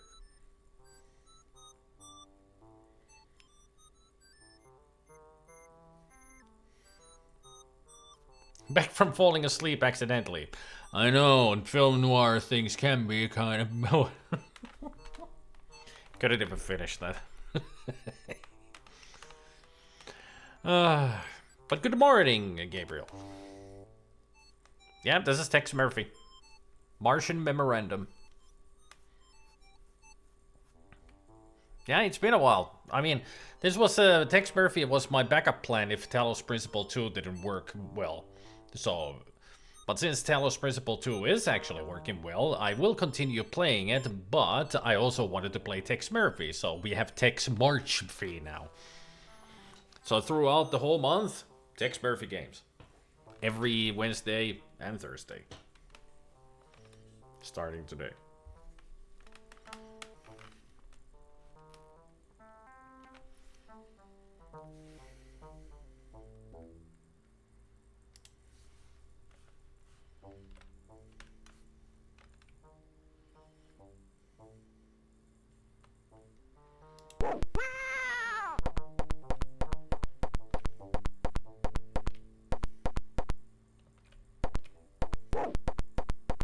Ah, there's another shack.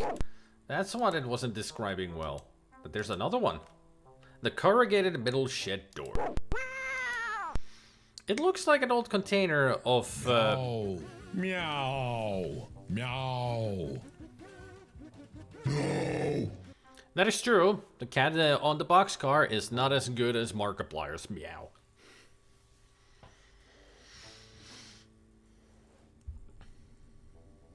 Yes, it is, Chris. It is. They have a tons of Serious Sam references in Talos Principle. Oh, banana.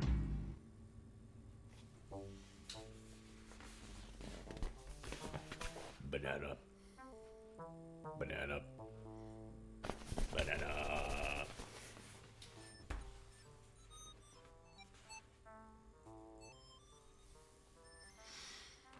My spoon is too big. I am a banana. Or it's millimeters thick layer of clouds on the north, any night, so that you get a proper FU from Mother Nature, but they can see auroras in goddamn Ukraine. Yeah, yeah. Also, meow, meow, woof. The series' first installment, Mean Streets, was among the earliest games to implement VGA graphics and the so-called real sound technology that allowed the PC speaker to reproduce digitized sound effects and voice samples. I love when games do digitized sounds with the PC speaker. This has digitized voices, as you can hear from the dog and the cat. Well, not really them, but when we talk in the comm link. It's half cat and half goat.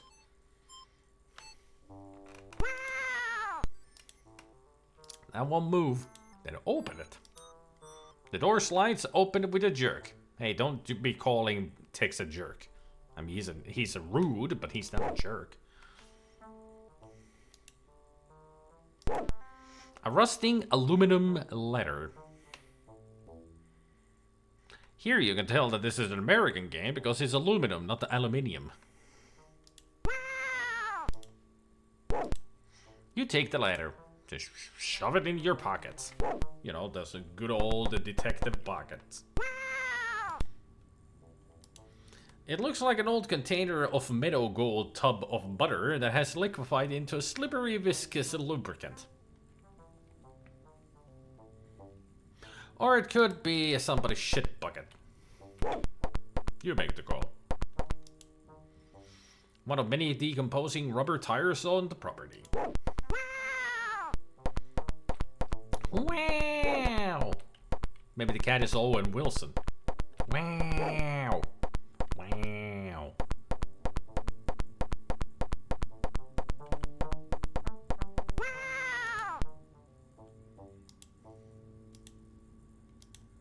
You lean the ladder against the boxcar.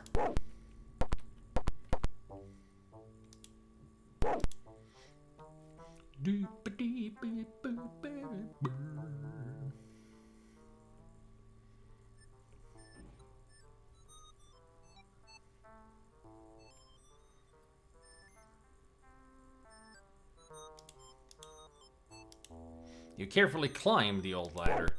Ding! I'm up here.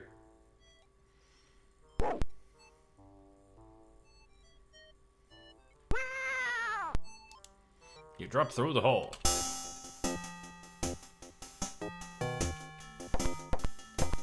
What a huge place. All that is left of Johnny's 59 Buick Roadmaster. Actually, they left it overnight in Freaktown. I think back then you could hook up a MIDI keyboard to your PC and it would probably play the MIDI on the keyboard. I think so, yeah. Yeah, Mean Streets is on Commodore 64, yeah. It's super slow. Yeah, this is the second game because Mean Streets, even though it is a good game, it has the worst thing that could have in an adventure game. Traveling. It's not like in this, when you need to travel to one place, you're there. In Mean Streets, you actually fly to the locations and it takes fucking forever. It's so slow. It's such a slow game. So I decided to start with the second game because the fifth game in the series, which is Overseer, is actually a remake of Mean Streets. Yeah, boy. Well, it is not taxi driving, it's actually Tex flying his car. It just takes fucking forever. Hey, Specky.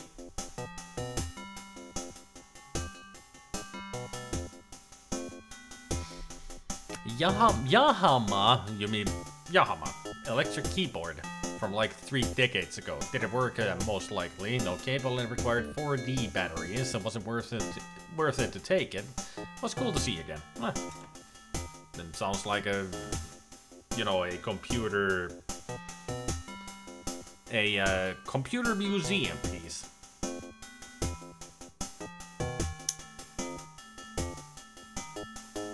I think the novelty of flying wore off after about the 10th flight, and for me it was the 5th. I got bored, I got annoyed with it pretty quickly. At least we don't need to worry about it anymore. We're gonna play Overseer. Like I said, it is technically a remake of Mean Streets.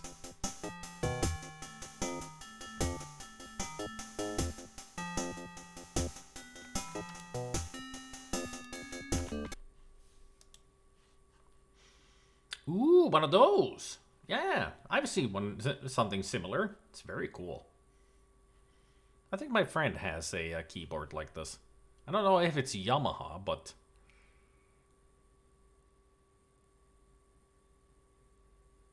maybe it is Yamaha that he has. But it's not as old as this. But I've seen these before, yeah.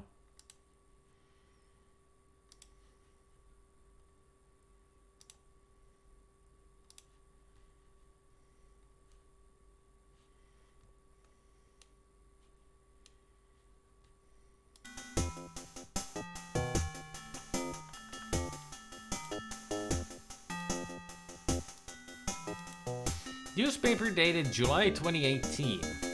With the Pacific Northwest rainforest completely destroyed by nuclear fallout, the Bigfoot was discovered to be just a large hairy man living in the woods. A very dull butter knife lies here. An antique bric-a-brac lamp from the 1940s. Plastic bucket filled to overflowing with deadly acid rain. Newspaper dated April 2016. Stanton expedition discovers the Earth colonists destroyed. Newspaper dated June 2017. Doomsday! Nuclear missile strike without warning. Damage and destruction are beyond belief. Yep. 2017. That's when the war happened here. August 2016, suspicions continue to mount in the wake of growing evidence that linked members of the Stanton expedition to the massacre of a group of Earth pioneers who had established a colony on the Martian surface. Apparently already in 2016 they were on Mars. Get on with it, Elon Musk. You're 8 years late.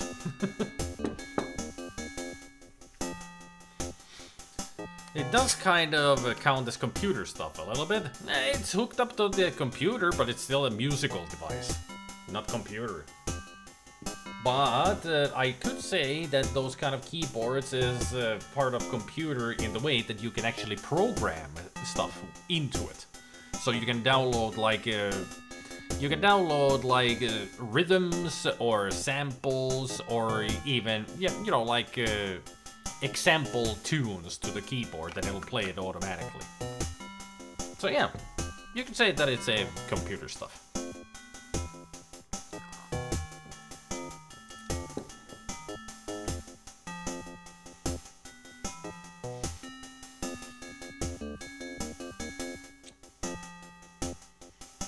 As far as I remember, those kind of keyboards do have like a memory card in it, so you can put examples and samples in it. Especially for like children, they can learn how to play when it has the example playing. Something like that. Looking there reveals nothing of interest. Various junk found out in the yard. Clothes, socks, underwear. A Lennox B1210 210 radiation removal and recycling vent. Hatbox where Johnny keeps his trademark, a black beaver fedora.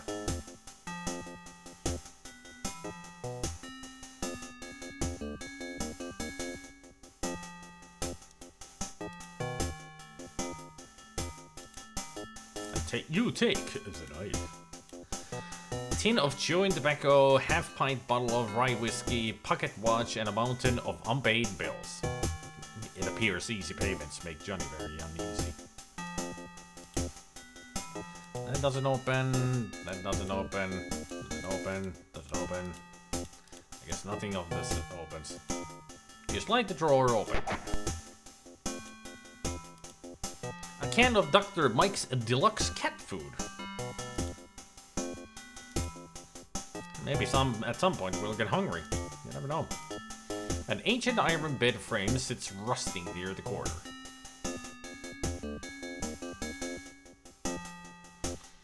The Germans gave this quite bad review scores due to technical issues. I wonder why. But these games have gotten pretty good reviews over the years, you know. When they were released, they weren't like super popular games, but they got good reviews, at least. And no wonder, these are great games. I do like them. Can't wait to actually be able to play Overseer and then Tesla Effect, because those are the only two Tex Murphy games that I have never played. It'll be interesting.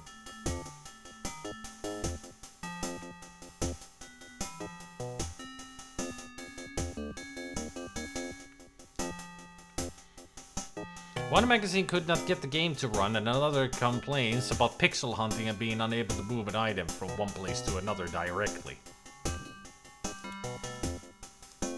To move anything, you do this. You move it. Choose move, and there. Bam, moved. A crooked tear in the lead shielding.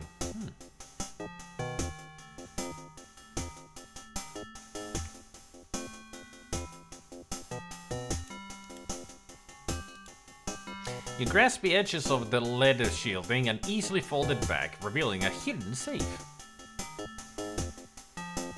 It just feels like the people in those magazines just don't know how to run games or what to do in games. Even though it's all the commands down here are very specific and easy. There's also that, maybe they didn't get paid off to get good reviews. But it really sounds like it's more of the user problem than the... I mean, I'm sure that they were like, how do disk put in computer thing? What is this beep boop? I do not go. It do not go. Give me a VHS. I know how to do that, but this computer is too much. I never listen or read the game journalists. 90% of them don't even play games. A lot of them were just paid off. Lead-lined black titanium wall safe.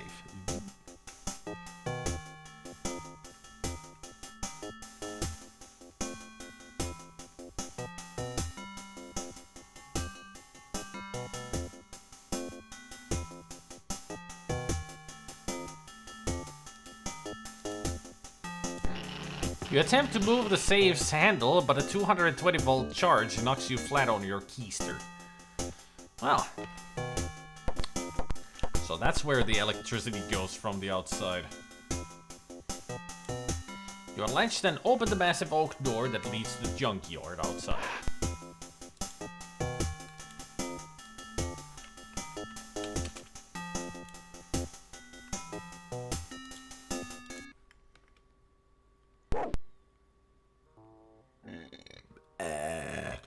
I mean, it's Germany in 1991. People still use fax machines here in 2024.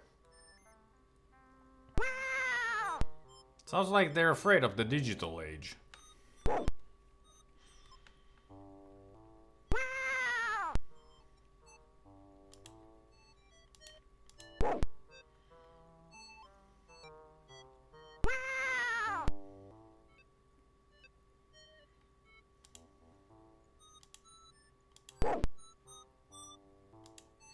You open the can with the knife. As the cat nears you,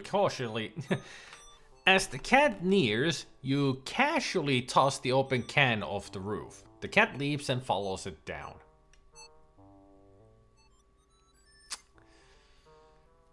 This can only lead to two things. One, the cat runs away, the dog goes after it. Two, the dog eats the cat. Right here.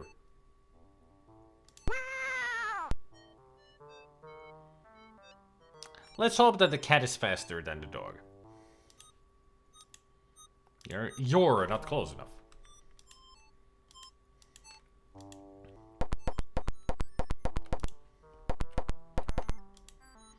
The door slides open with a jerk. A large red lever on the generator appears to be the on and off switch. An outdated Kenmore positron, a power generator, is humming noisily and vibrating. The lever screeches as you move it to a new position. Click.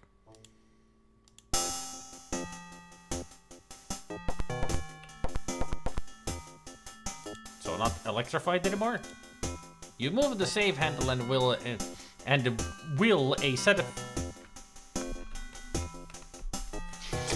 You move the safe handle and will a satisfying click. The door swings open.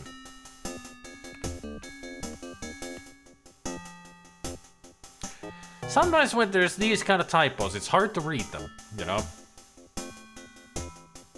I feel like the Game Grumps right now when they've played those Japanese visual novels that have super amount of typos. And now I understand why it's so hard to read the text, because your brain wants to fix it, but then it derps and bleh.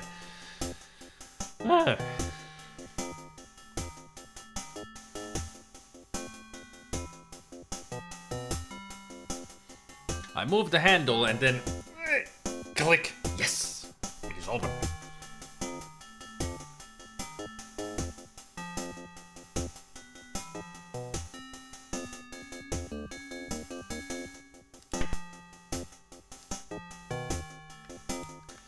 $500 in cash, a map detailing the coordinates of Rick Logan's jungle hideaway, bottle of Glenfiddich scotch, the good stuff, various personal papers, and girly Polaroids.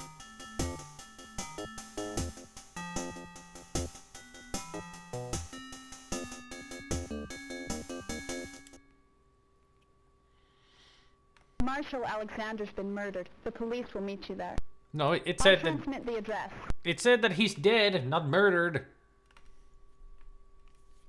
She doesn't know how to read her lines.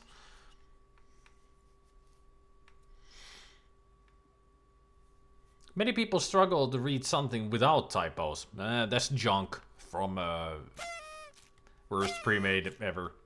He doesn't know how to read. Mr. Alexander was found in a rail yard. The police are already there. The sergeant said the favor he owed you is now paid in full.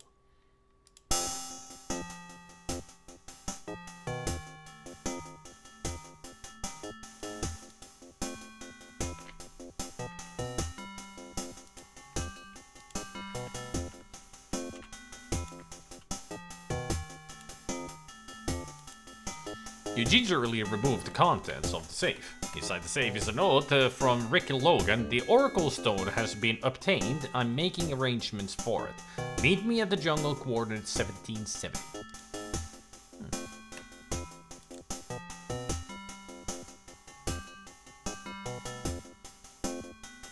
Interesting.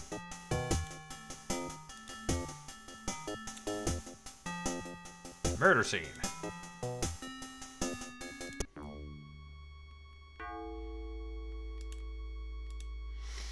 An off-white blanket provided by the city coroner. Dark red blood has been spurted over a 4-foot wide area.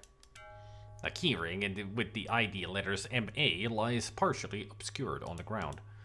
San Francisco Police Captain Mac Malden sniffs out the scene. A rusty, oversized Flying Dutch Daytona hovers nearby. Oh, right, it's hovering. San Francisco Chronicle photographer Scoop Mitchell is documenting his 923rd murder.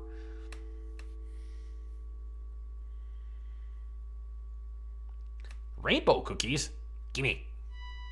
It's gonna be soy munch time, very soon. Could use some cookies as dessert.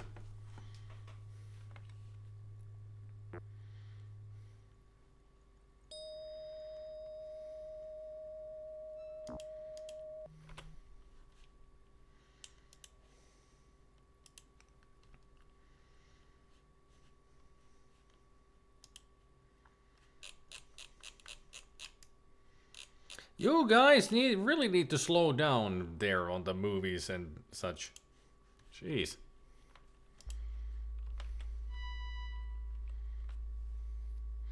Normal cookies with mini Smarties in them.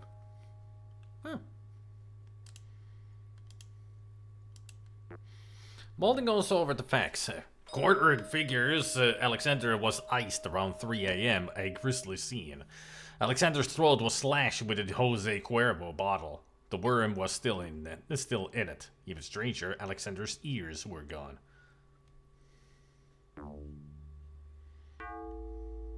I like it that it says policeman when it's Malden.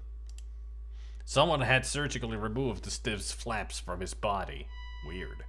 Why would anybody want to do something so bizarre? Why was Alexander marshalling the train yard alone at 3 a.m.? Where was his usual security? What was going on? If you find any clues, get them to me and I'll run them through the lab. I'll let you know the results.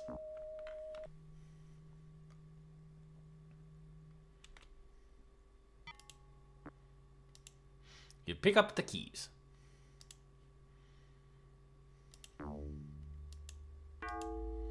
Scattered junk lies parallel to the tracks. A corroded metal bucket sits askew on the ground.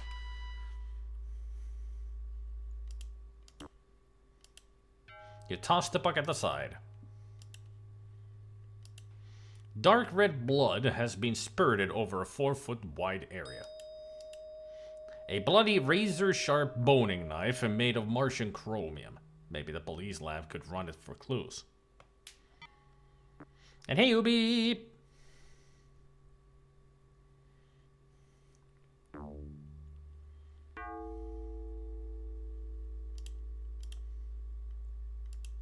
You carefully take the dagger. Maybe the police could run it for clues.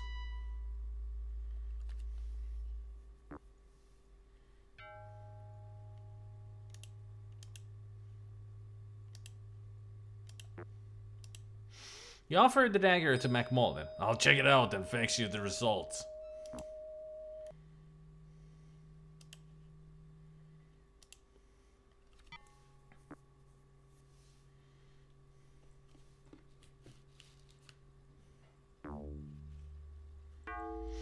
Written in blood are the words "Uyo, we need a jali si." It doesn't seem to make sense.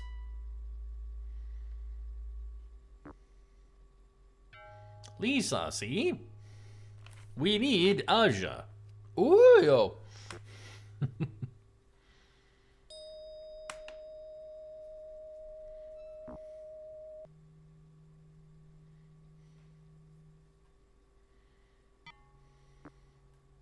Yeah. Here's the dagger. Thanks. Hold this one for me.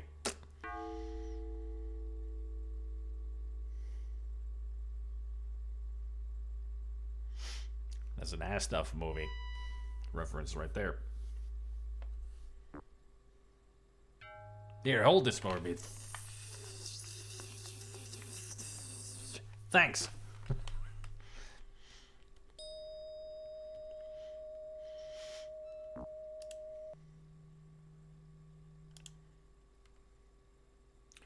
From Rockwell Bosch, Mr. Murphy, as you know, Mr. Alexander is dead. Because of problems with the estate, we would like you to continue your quest for Alexis. We will pay the same fee.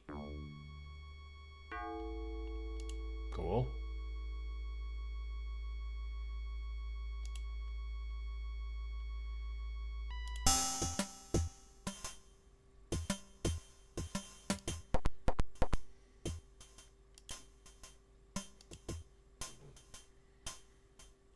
A ratty moth-eaten red sweater and blah blah blah.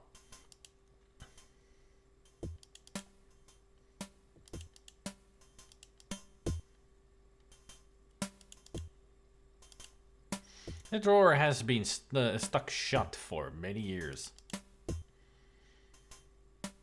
No, not the drawer. Dun dun dun.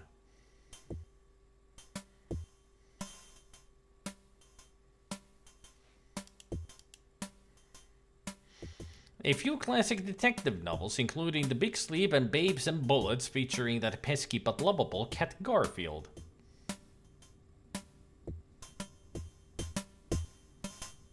Garfield as a private investigator? Somebody tell Jim Davis that's a brilliant idea.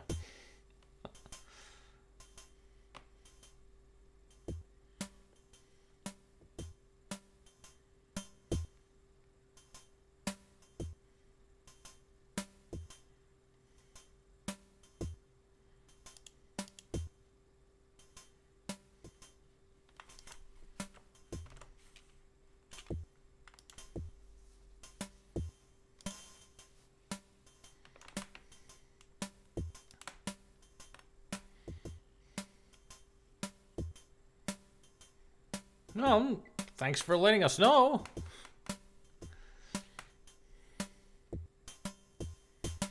They did Detective Odie on the TV show once.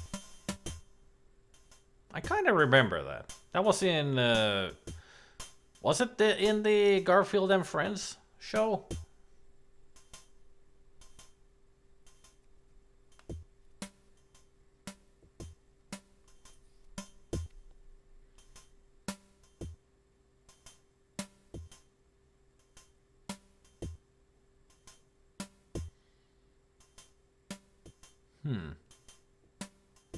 Oh, in the 3D show, I didn't watch that because it was bad. I didn't like it.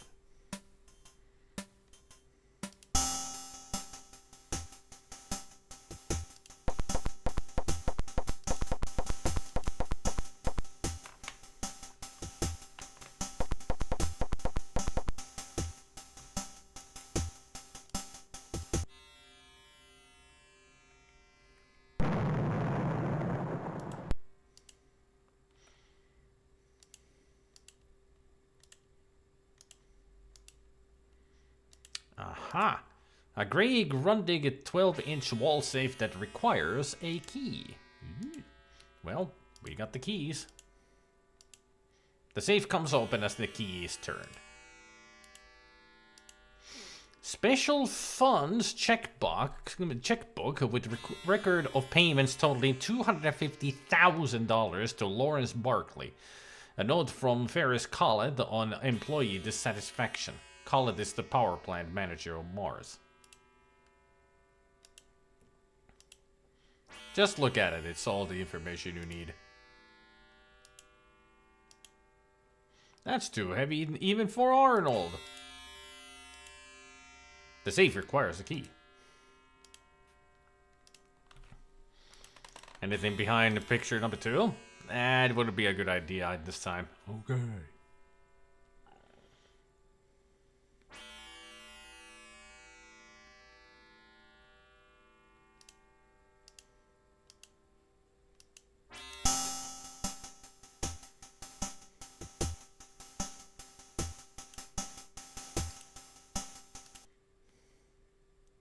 What's up?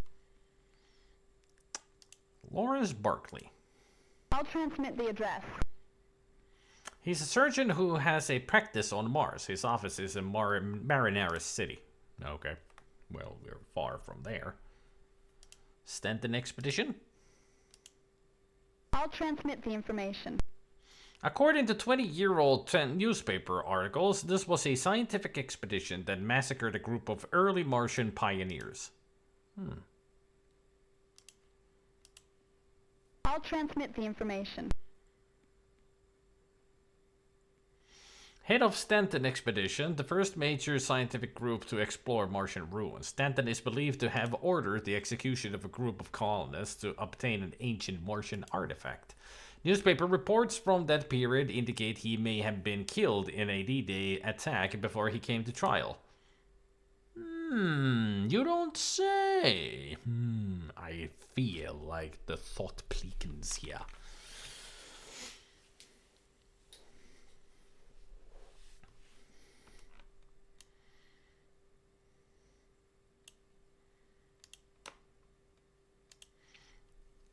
Nothing.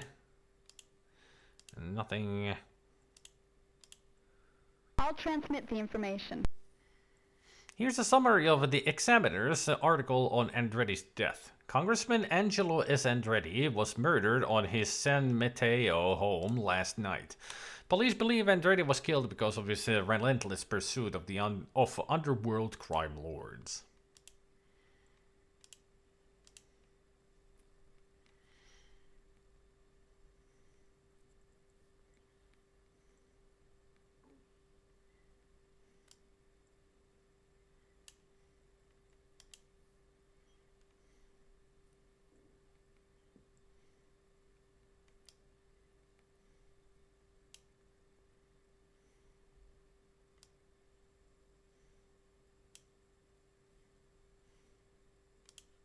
See you later.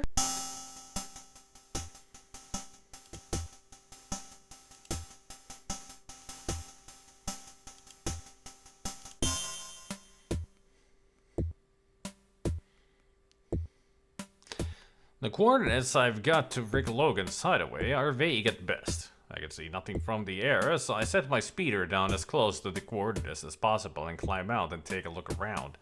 The Central American jungle is an oppressive, hot, steaming mess of green vegetation. I find my way to a narrow pathway that leads through a swarm of tall trees and thick undergrowth. It's the only pathway around, so it's the best bet I've got. Oh boy.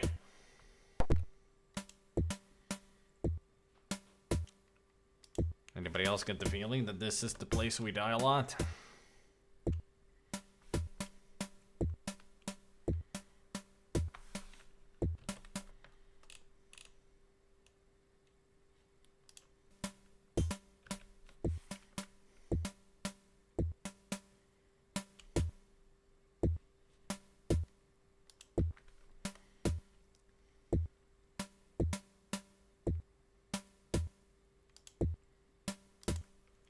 Dense, lush tropical rainforest will soon be bulldozed for a Kmart. The red clay path winds through the jungle. I can't look at this. Right up there.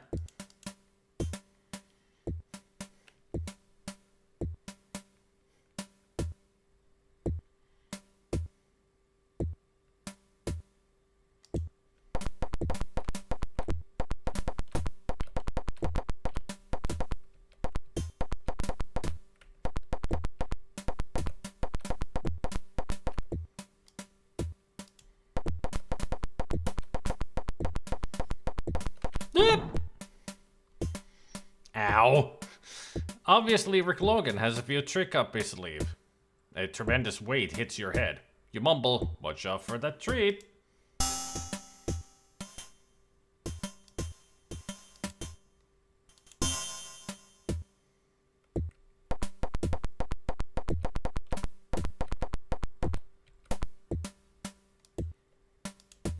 A large baobab log.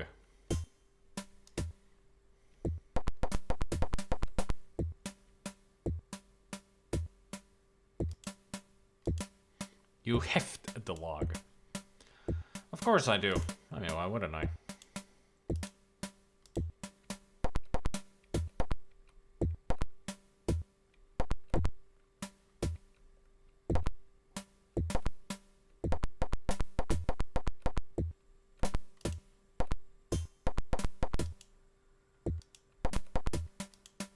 A large pool of treacherous quicksand lies in your path. Volcanic lava stones flecked with obsidian sit in a bed of quicksand.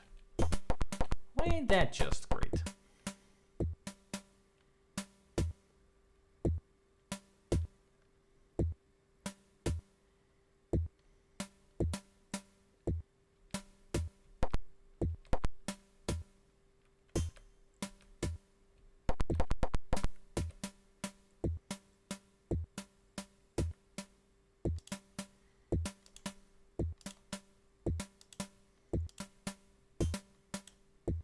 The stone holds your weight.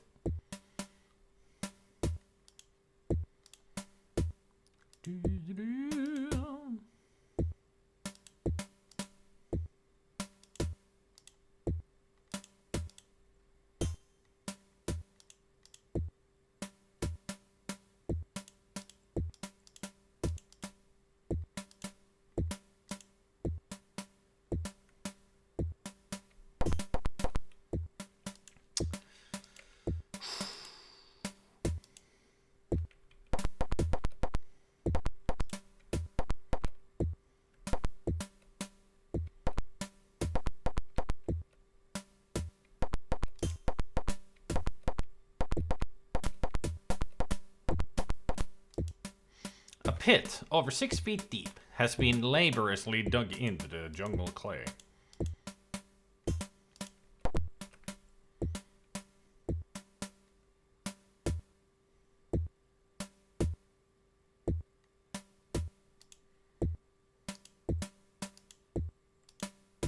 You pitch the log across the pit, making an ideal bridge.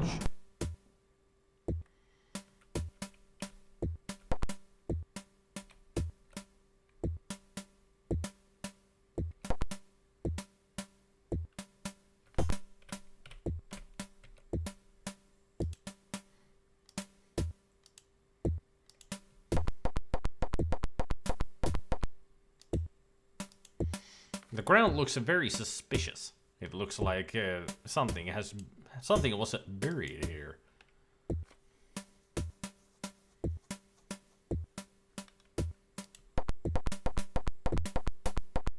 Ah, a thatched hut sits in the jungle. Perfect dance for this music.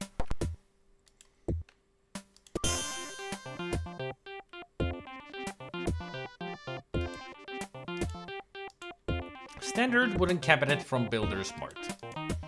Black cast iron door on worn hinges. A black double-walled stovepipe.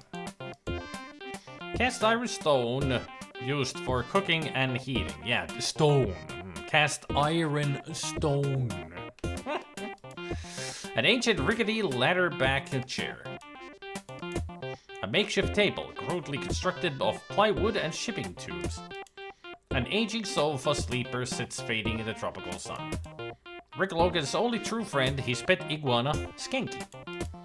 A large open window catches the richly scented, cool jungle breeze and provides a fabulous view of rare tropical rainforest.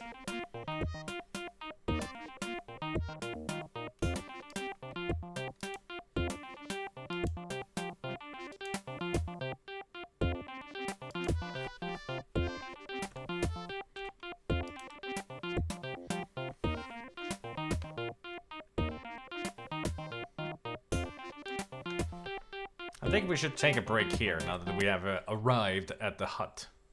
Because I need food. I'm suddenly pretty hungry. Pretty and hungry.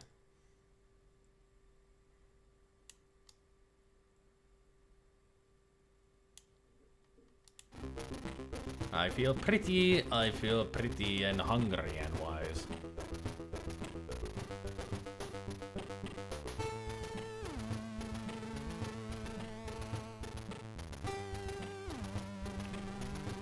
There we go. Soy Munch is here. Oh, right. Hang on. Before anything, gotta remember to do this.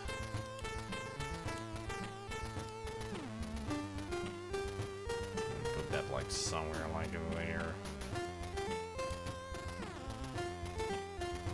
In case people want to use blurb.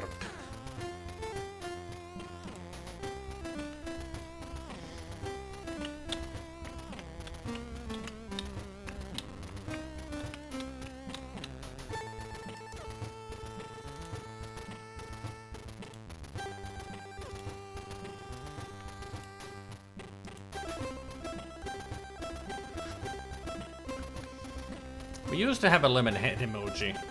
No, we didn't. I don't think I've ever...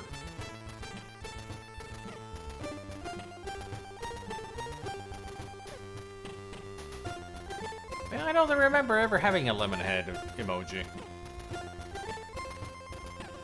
Yeah, it's probably on Discord only. Yeah.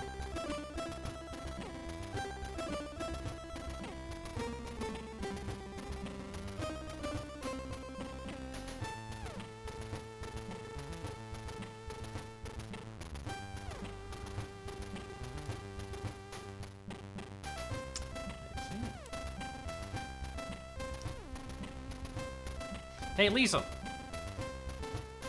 Someone familiar?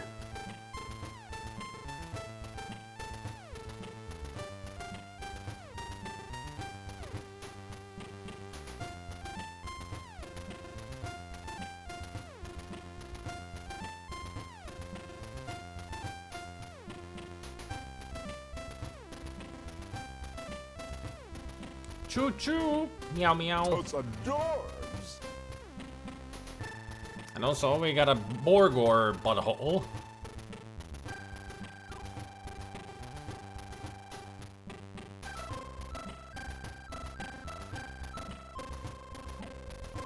And we got a box butthole.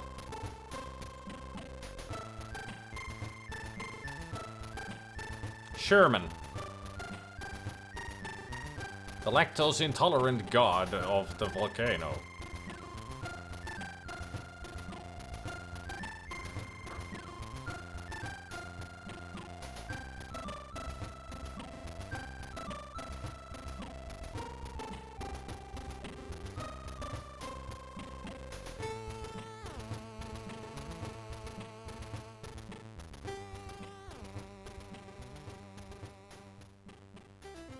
It's interesting there's nobody in the cupboard at all.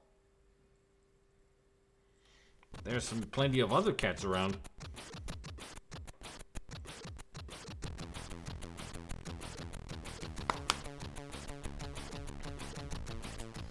I'll be back soon enough. It's gonna take a while. I'm thinking of making noodles. So I'm taking you chat with me.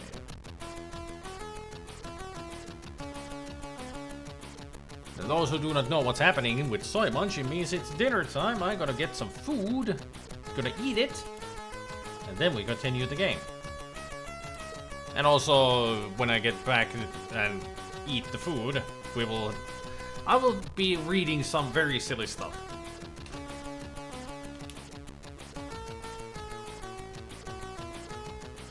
I don't have any spice packets for these noodles, so. But I do love those spicy packets.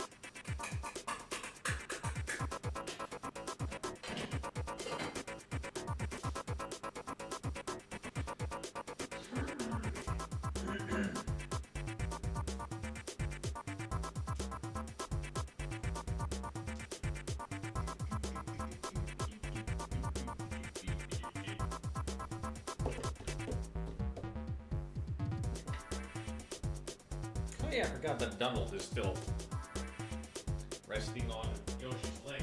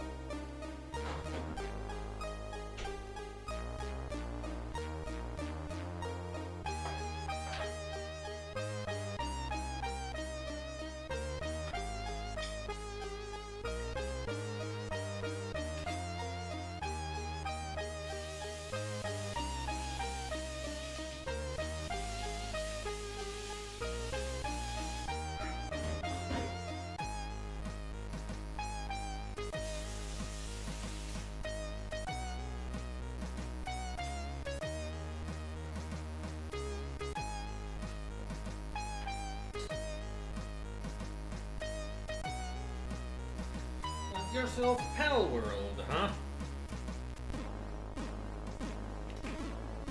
I still think that's a game I won't get ever. I don't know. Maybe I should never say never, but you know, might take a while before I get any interest in it.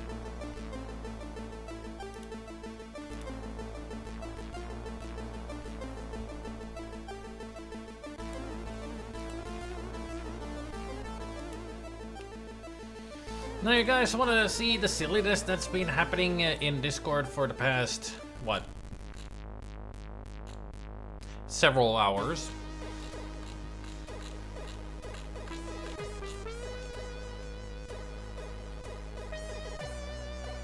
It's been going on for like 5 hours in total.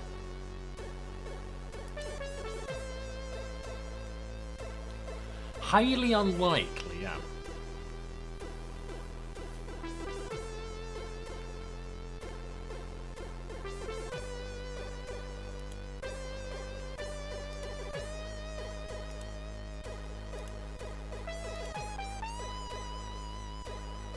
And now the moment we've been waiting for, the next movie is in Movie Night provided by Lisa, Digi, and other members in the server. Like yours truly, Lord John Brummel.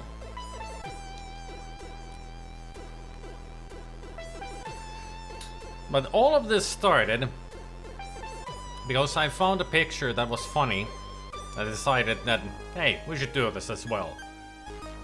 It's a guy who's taking off his headphones, and the title on it reads, "Ruin a video game by adding moist in the title."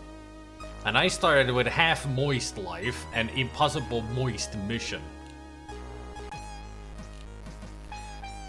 It kicked off really fast with everybody who joined in.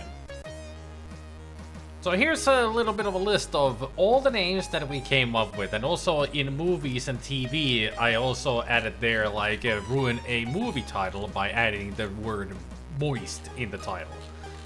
So it's gonna be both video game titles and movie titles that we have ruined by adding the word moist in there. So I'm just gonna read up some great examples that we came up with for video games first. Moist Max Payne, The Moist Evil Within. Moist Silent Moist Hill.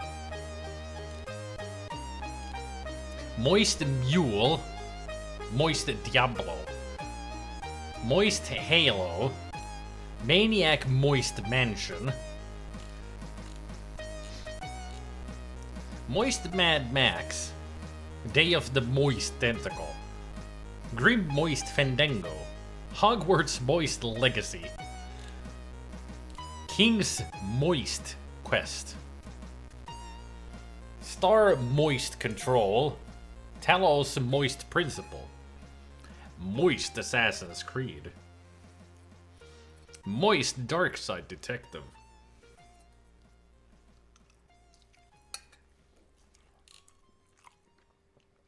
Moist Mafia. Grand Moist Theft Auto. Moist Monkey Island. Or it should be Moist Secret of Monkey Island.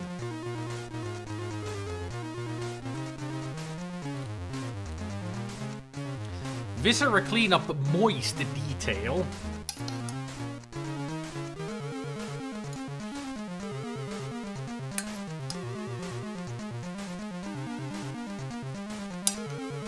Well, that's a good one too, Morgats, the Moist Elder Scrolls.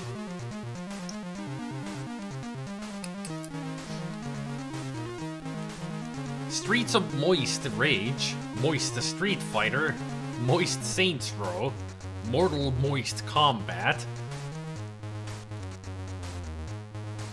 XCOM, Terror from the Moist Deep. Hey Zelda, I'm reading titles that we have, video game titles that we ruined with the word moist. The Call of Moist Cthulhu. Call of Moist Duty. Soldier of Moist Fortune. Moist Monster Hunter. Indiana Jones and the Last Moist Crusade. Moist Mario Brothers. Red Dead Moist Redemption. Moist Desperados. Sea of Moist Thieves. Sonic the Moist Hedgehog. Moist Prince of Persia. Moist Far Cry. System Moist Shock. Metal Gear Solid 5, The Moist Phantom Pain. Shotgun Kingdom Final Moist Checkmate, yep. Dead by Moist Daylight.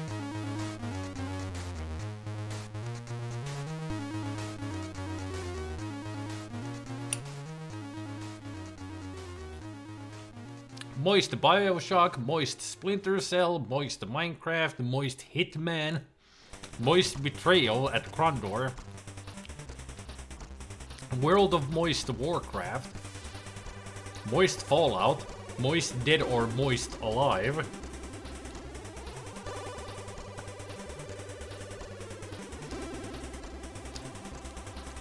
Super Moist Meat Boy. Moist Pajama Sam. Stalker, Shadow of Moist Chernobyl. Five Nights at Moist Freddy's. Batman, Arkham Moist City. Moist Doom. Wolfenstein, The New Moist Order. Moist eye of the beholder.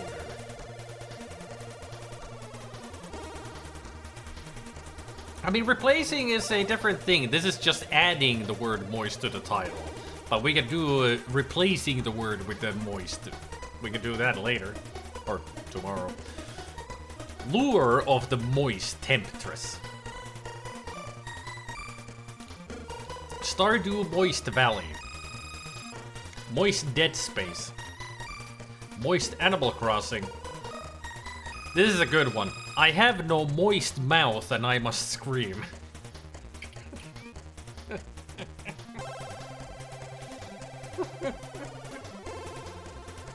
Beneath a moist steel sky.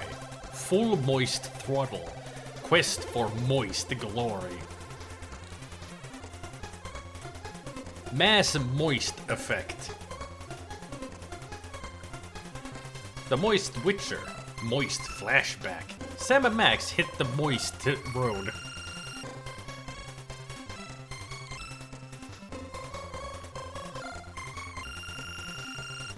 Zombies ate my moist neighbors. Spyro the Moist Dragon. Tony Hawk's Moist Pro Skater.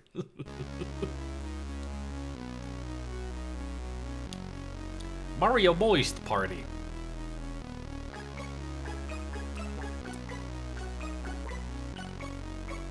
And Moist Tomb Raider.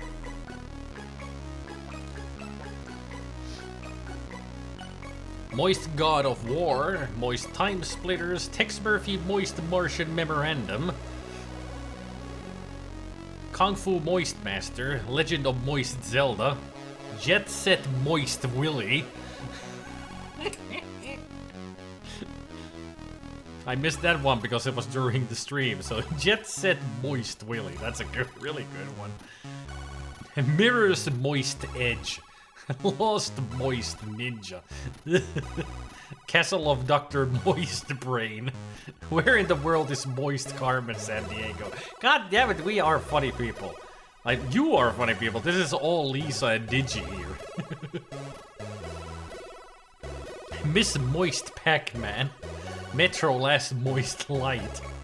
Dragon's Moist Lair. Moist Pole Position. Ikari Moist Warriors.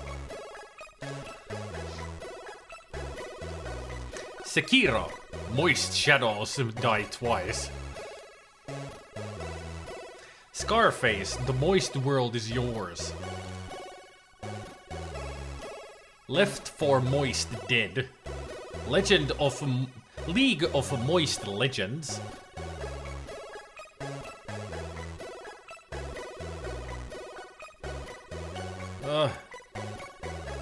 Now let's see the movies and how we ruined those.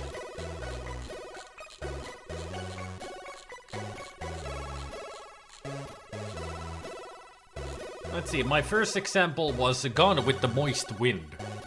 Then in Gone in 60 Moist Seconds, Shaun of the Moist Dead, Hot Moist Fuzz, Silence of the Moist Lambs, Die Moist Hard,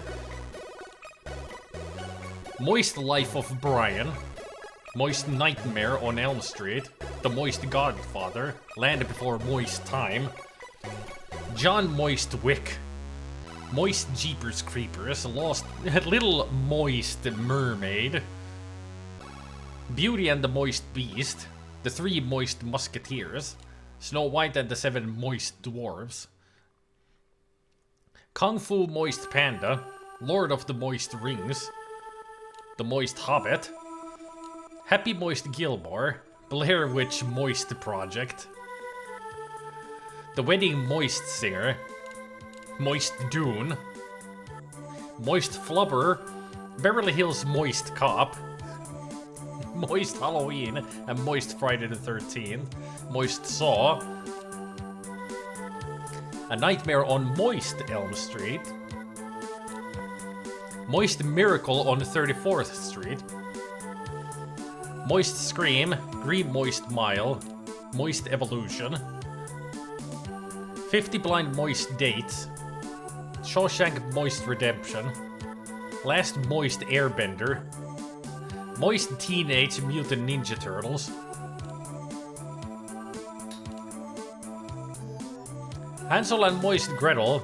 Moist Snow White and Seven Dwarfs. The 40-year-old Moist Virgin. Austin Powers 2, the Moist Spy that shagged me. The Moist Cable Guy. 4 Weddings and a Moist Funeral. Wicker Moist Man. Ace Ventura and the Moist Pet Detective. Stand By Moist Me. Yeah, those were from Lisa's mom that I read. The Hansel and Gretel and the 40-year-old virgin and all. Moist Mars Attacks.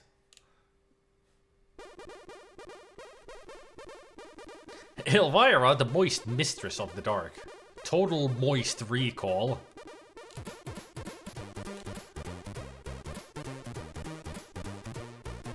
Moist Misery. Moist Running Man. Little Shop of Moist Horrors. Ugh. The Devil's Moist Advocate. Moist Eyes White Shot. Moist Prince of Darkness. Moist Men in Black. Wes Craven's new Moist Nightmare. The Moist Bodyguard.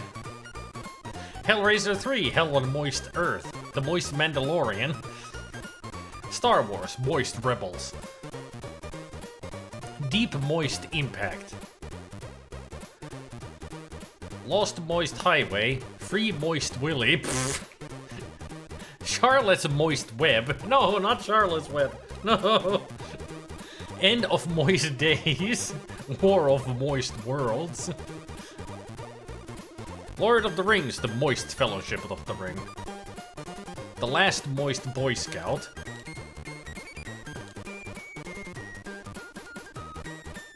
Batman Moist Forever. Ew. The Moist World is not enough. Ew. Moist Joker. No moist time to die. The Moist Spy Who Loved Me. Moist Goldfinger. Moist Glass Onion. Dennis the Moist Menace.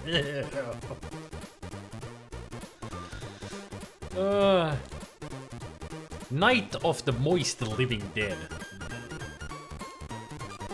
I mean, these are just... There's so many more. I can't read all of them. I need to eat. But damn, you guys are inventive.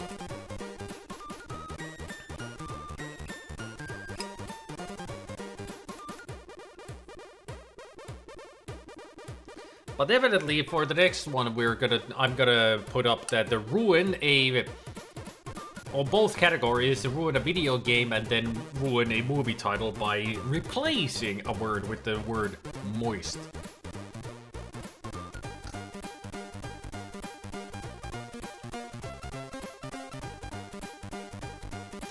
To Kill a Moist Mockingbird. A Few Good Moist Men.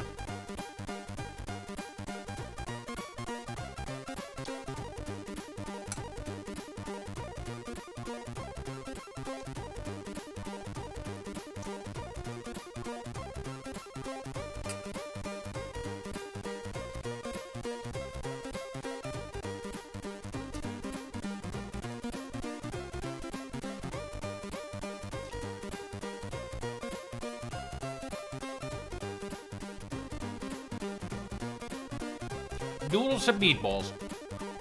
With a little bit of hot sauce in there. Woo. And oh boy, is it spicy.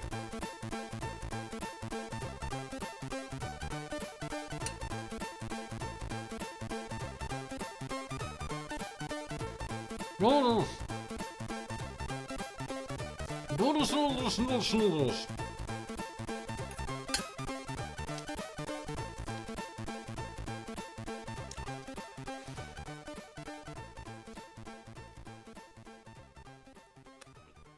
That's why I said rules. I don't understand the words coming out of my mouth. That's the rule.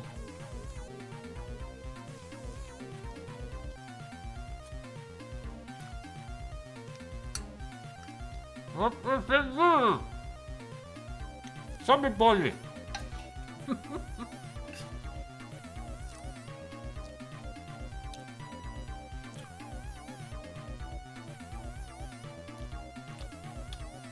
I wonder if anybody's ever tried the chubby bunny with meatballs. Chubby bunny. Sounds like the blonde beard chicken drive-thru guy. That's me. My name, may I take all of this? Yes,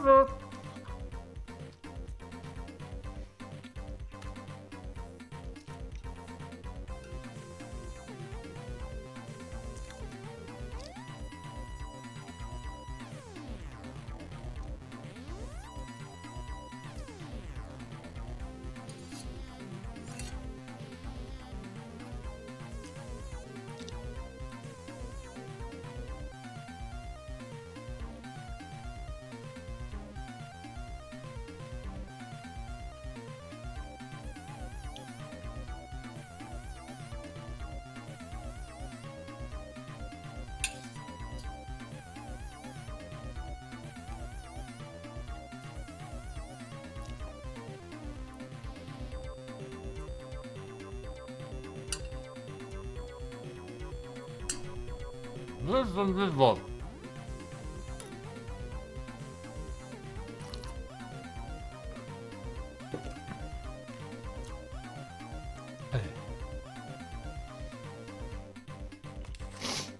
By the way, could somebody try out GG? Exclamation point GG? It's a new sound effect that I've added. I have guided you here so that you might set me free. The chaos has ended. You will be remembered.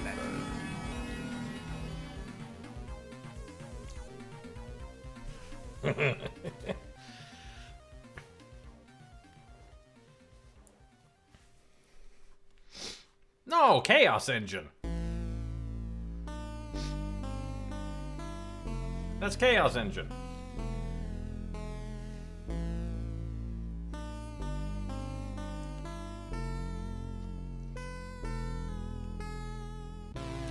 Fiend. That's Fiend. Yeah.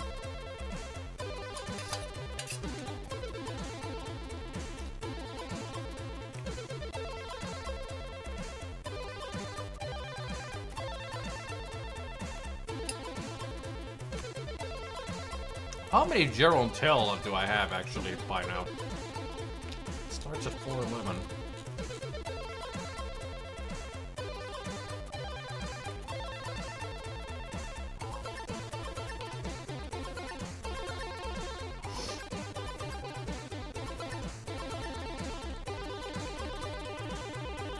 $78.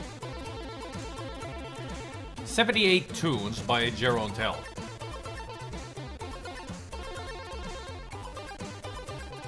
I wonder how many more there's gonna be because I'm still only at letter E in the Amiga. In the Amiga music. There's gonna be plenty more for sure.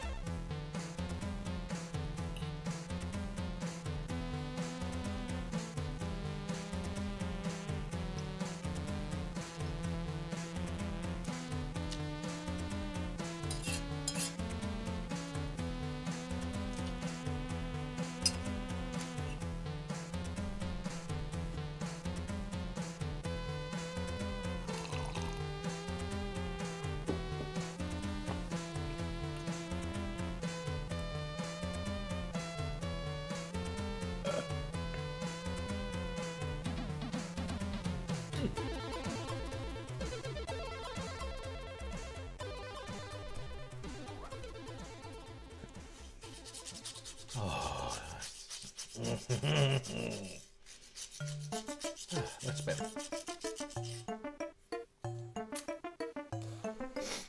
Whew.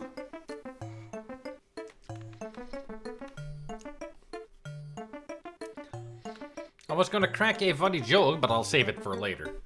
Why not now?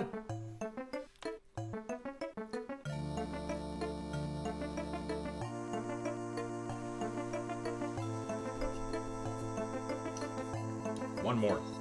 I mean, I'm already stuffed, but this is so good that I have to. One more. Oh. Okay.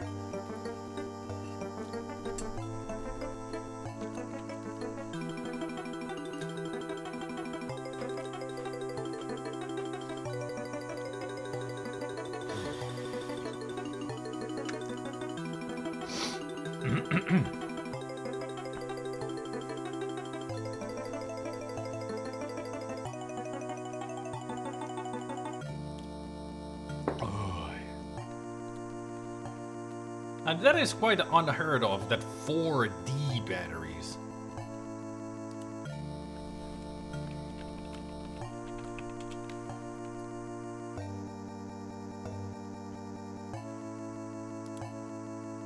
I mean, back in the day, a lot of the things did require D batteries, but 4? Understandable on a keyboard like that. I mean, we had a flashlight that was like 2 D batteries in it. Excuse me.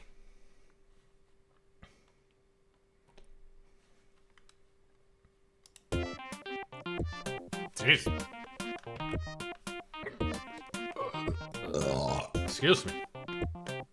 I'm full of burps now.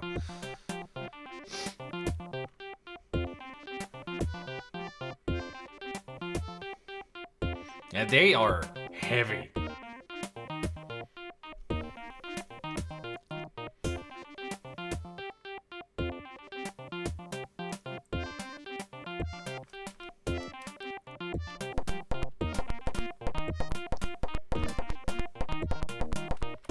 Sorry about that, Skanky. A purple chest, it once belonged to a famous Martian explorer, Neil Galloway.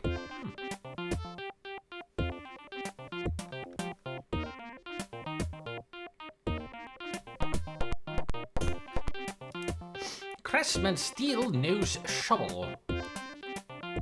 Yoink.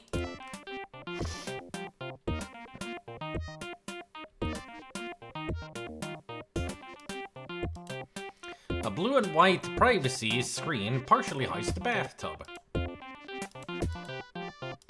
Or privacy, as you would say in British. The screen slides to the side. Oh. Well, I think I found Rick Logan. Rick Logan's body hangs, eyes bulging, tongue protruding, with a look of unspeakable surprise on his face. He's as stiff as a straight Scotch. I don't think straight Scotch would be stiff.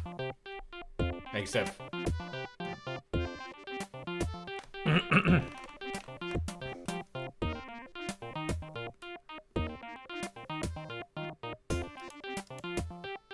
Heavily mildewed porcelain clawfoot tub circa 1935.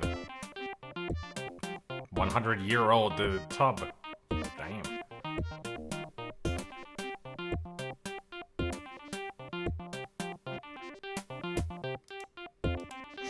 A key hangs around the elongated neck of what was once Rick Logan. The sweet stench of death just beginning to reek in the jungle heat. You haven't smelled anything this bad since the thermostat malfunctioned at the cryogenics lab. You carefully remove the key from the dead man's neck.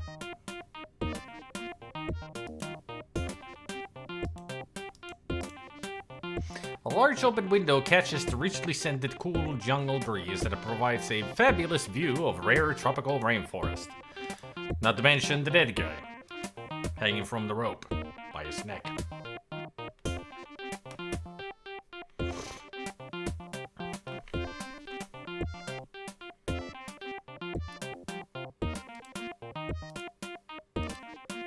Chest comes open. Chest contains some ancient archaeological artifacts, a Mars bar, and a handwritten note that reads potential buyers of the Oracle Stone. 3 names are listed: Big Dick Castro, Deacon Hawk, and Lowell Percival. And also how unfortunate of a name of Dick Castro. This sounds like a eunuch name.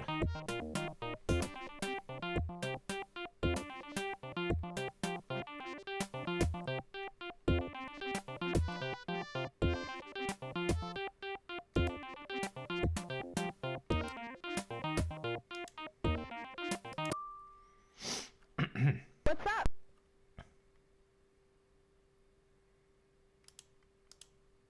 I'll transmit the information. Lola Percival runs several large silicon mining facilities on Mars. Right.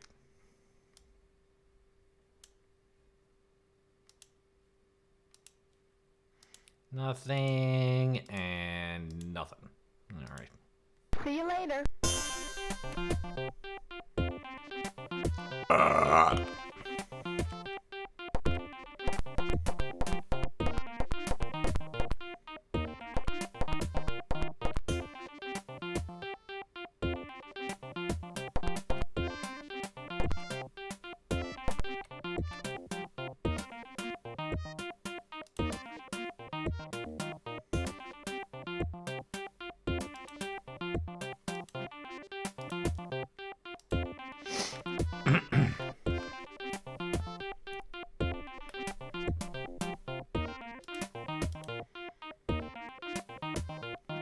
Oh, look, Skanky's back.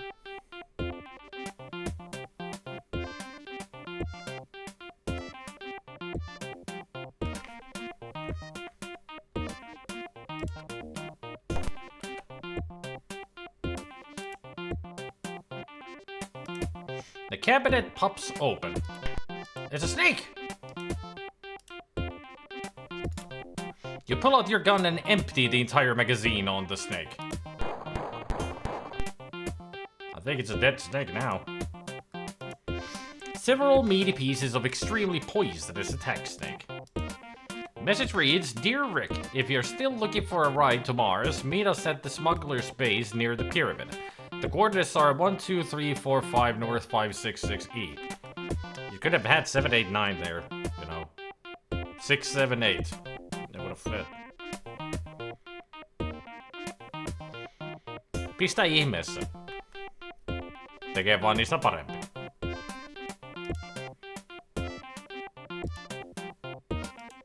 You don't need it, just look at it. You can't take that.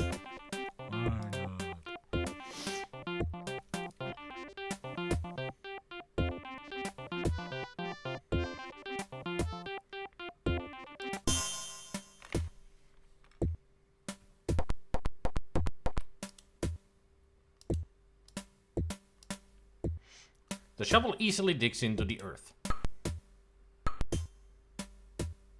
What a sound effect when digging.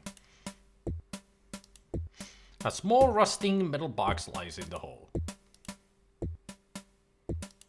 You pry open the rusty old box. The box contains miscellaneous worthless items and an ad torn from a Martian newspaper. The ad is from the Martian Aerobics Academy. The instructor is Jane Mansfield. Really? Jane Mansfield?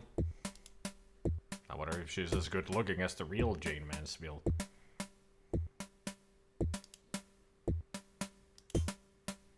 You can't take the path. I was trying for the box. You need only look at it.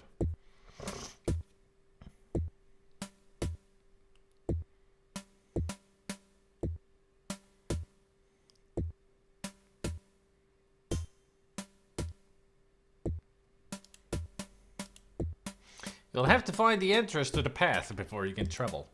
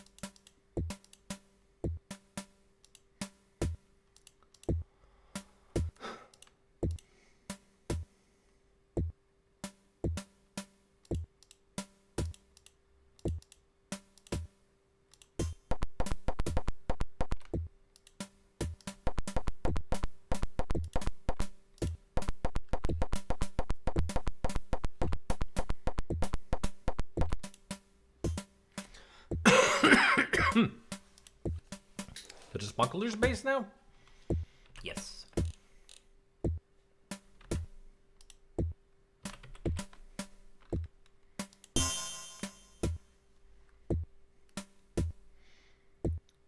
The location of the pyramid is near Logan's hut. I walk up the jungle pathway, which gradually works its way up to the top of a hill. I hear the sound of scurrying iguanas. I approach one too closely and he stands on his back legs, hisses and runs away. As I turn to watch it, I see the pyramid through the trees for the first time. Standing over 300 feet from the apex to the valley floor, the pyramid-shaped structure is enormous. I move off the main path and creep through the vegetation to avoid being seen. As I approach the structure, I stay hidden behind an ancient Mayan wall. I can see guards and personnel moving from inside the temple to a huge craft getting ready for takeoff. Getting on the spacecraft is my goal, but it looks unattainable.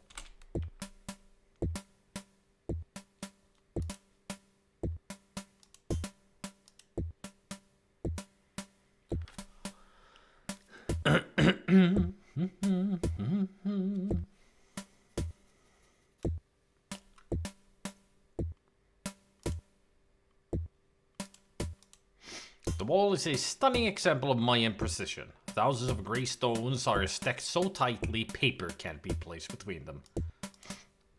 A belligerent hombre with a loaded semi-automatic weapon. Several large stones have been removed from the side of the pyramid, exposing its cavernous interior. The entrance resembles a loading dock. A 20-year-old C-770 an interplanetary cargo shuttle sits with the engine warming. The Leviathan Mayan pyramid rises 300 feet above the jungle floor. The steaming Central American jungle extends many miles in each direction. A rare and priceless ancient piece of Mayan pottery is used as a common water jug by these repulsive bandits. A stack of ironwood roller logs. It's a smooth flat stone similar to the ones that you skipped across Lake Medina as a boy. You pick up the stone.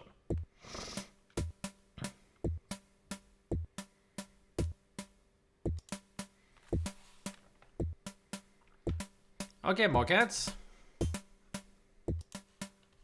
I'll quickly check.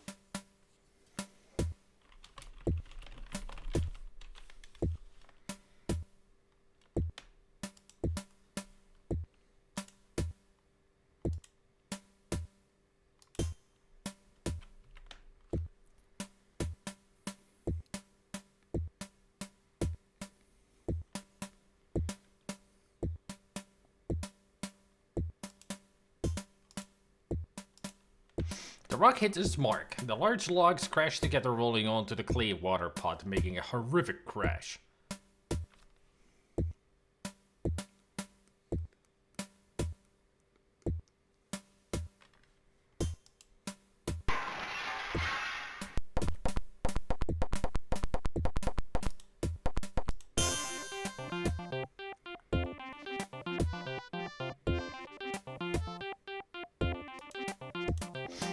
Kevlar shipping modules with Honeywell remote security interlocks.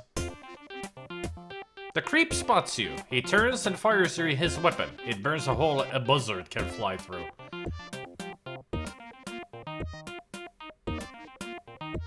Wow, what a hole.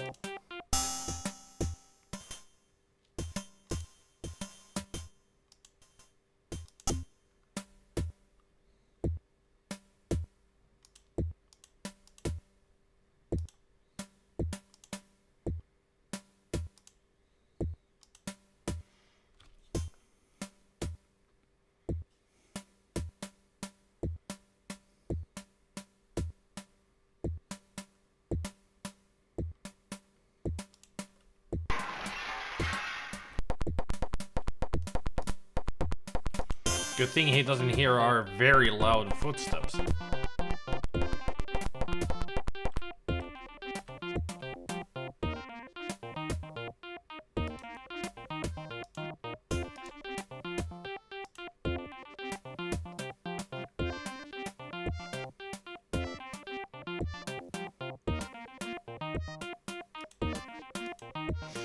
Kepler transport shipping module.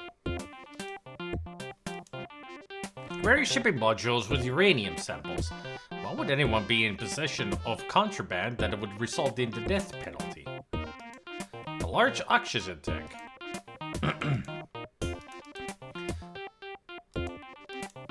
Various pieces of equipment which appear to be designed for a nuclear generator or to build a bomb. Number of Kraft cheese and cracker treats. Kraft cheese, huh? A remote control Honeywell security master.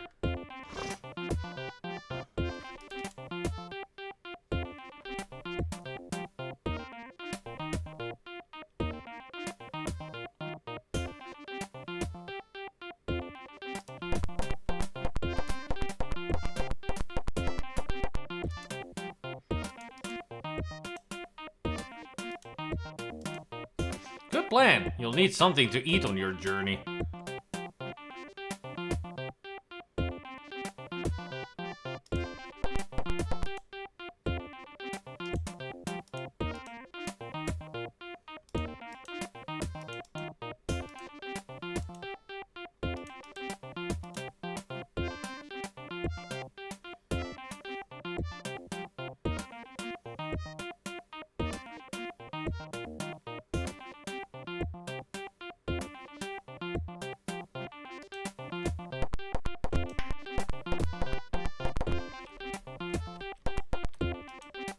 Climb inside.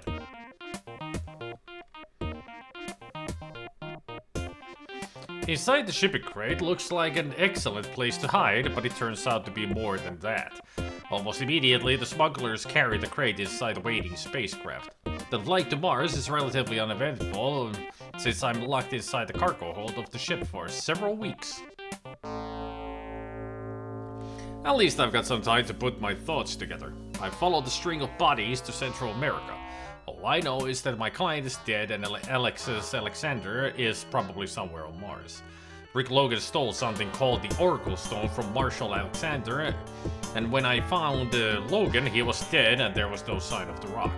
Alexander wanted the stone as much as he wanted his daughter. Why was the world's richest man desperately trying to retrieve this Oracle Stone?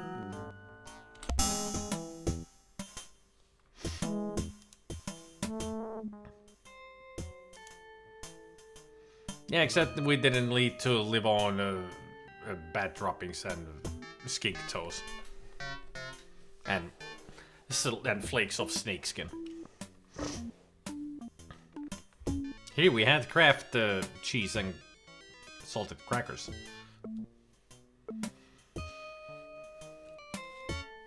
Well, I can't say if I like Kraft or not, because I've never had any Kraft stuff.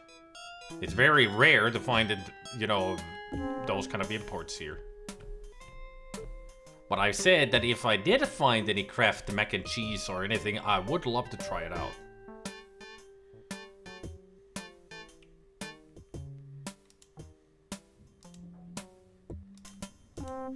Stack of stinky garbage awaiting pickup by the Martian Mafia.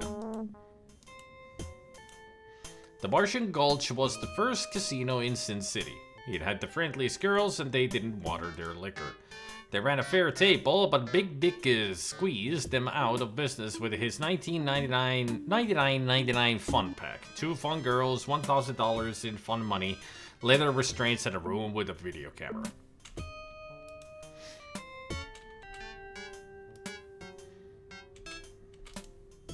Big Dicks. The most corrupt, evil, infamous, reprehensible, detrimental, pestilential, petulant, depraved, promiscuous, vice-filled, debauched place on the planet that have a really nice time. The proverbial dark alley.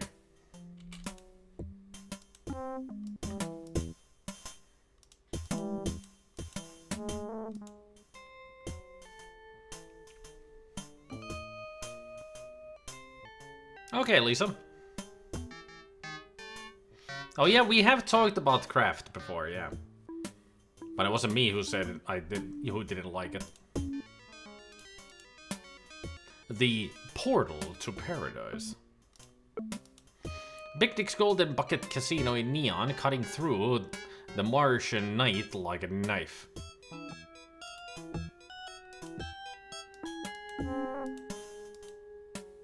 I don't think that's the right sign that we're looking at there.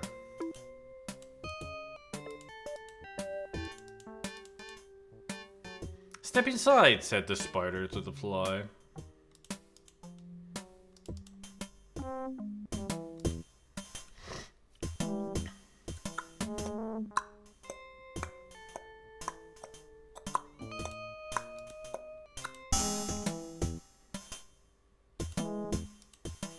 You look through the smelly garbage and realize people eat too much fatty food. A 36-inch diameter pipe, it's used as part of the oxygen circulation system. A side door to the casino. It's screened with iron bars.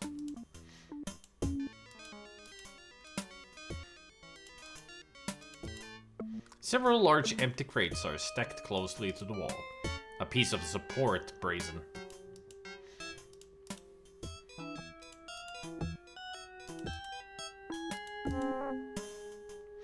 A trash can overflowing with garbage. You see your horoscope in a wadded newspaper. It reads, "Today is not a good day to tell secrets, especially to men with large conical heads. Also try to avoid extremely violent psychopaths with large conical heads. Unless, of course, you don't care to live any longer." A filthy oil-drenched rag.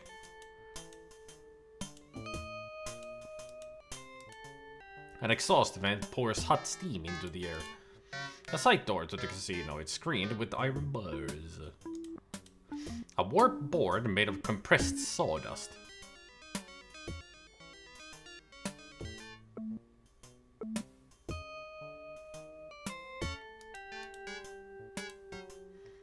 You set the board aside. You look behind the board and see the word bombshell written on the wall.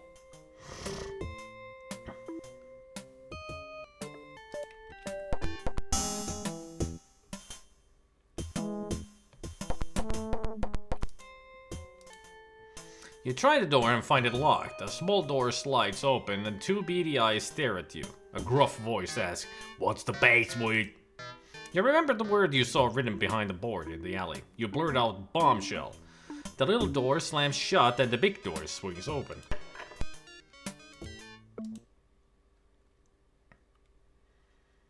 Ooh-wee! Casino.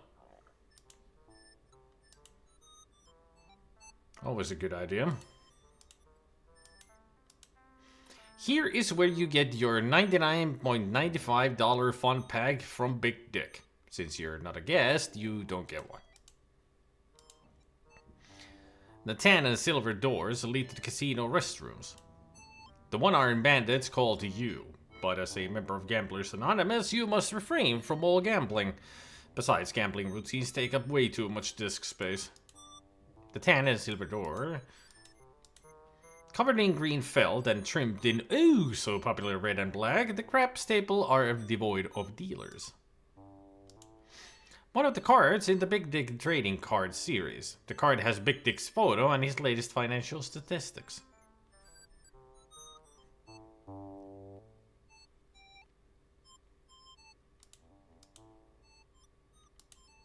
You snatch up the card.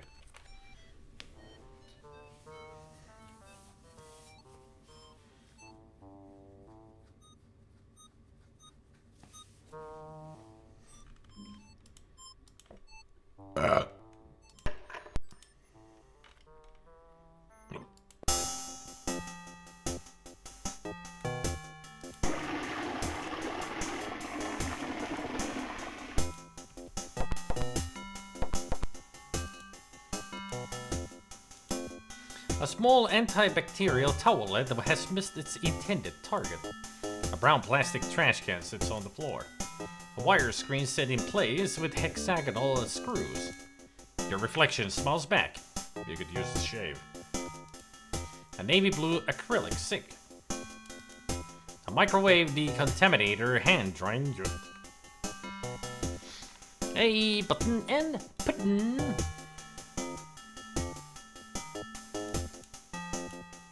The stall door swings easily. Blueprints thoughtlessly left by a construction worker are rolled up in the lavatory stall.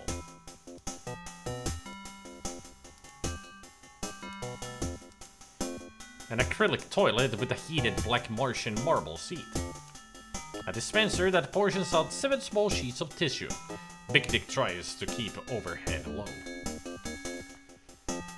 No 3 seashells there? Oh, okay.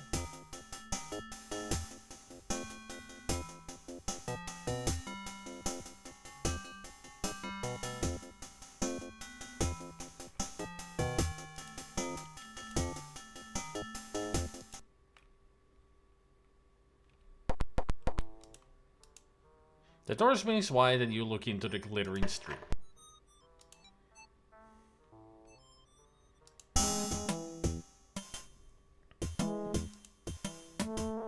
Now we go to the power plant.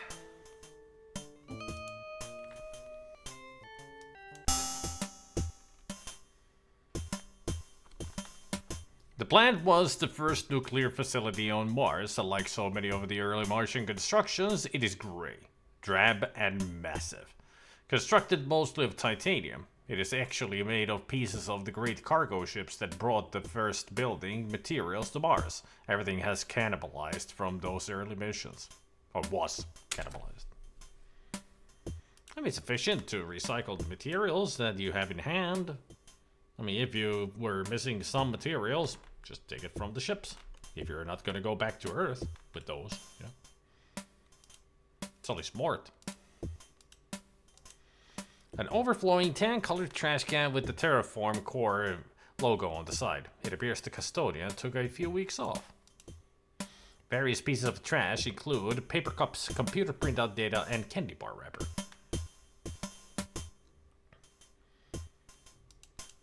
A stern-looking metal chair designed for discomfort sits in front of the desk.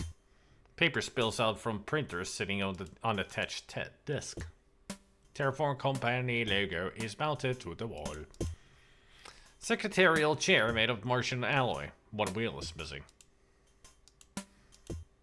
The massive chrome steel door is covered with ornamental Martian iron. A sliding door. The name on the door says Ferris Collett Plant Manager. SXC is a security maintenance system with a small card slot.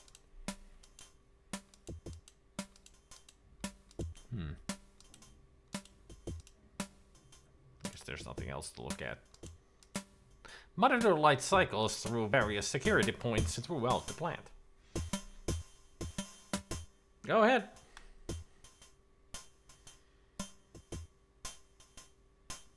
Go ahead.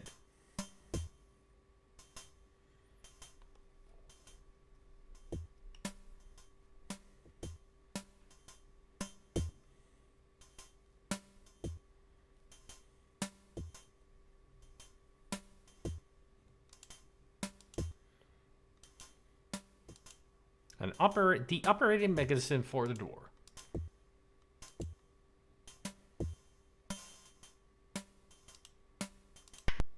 There we go.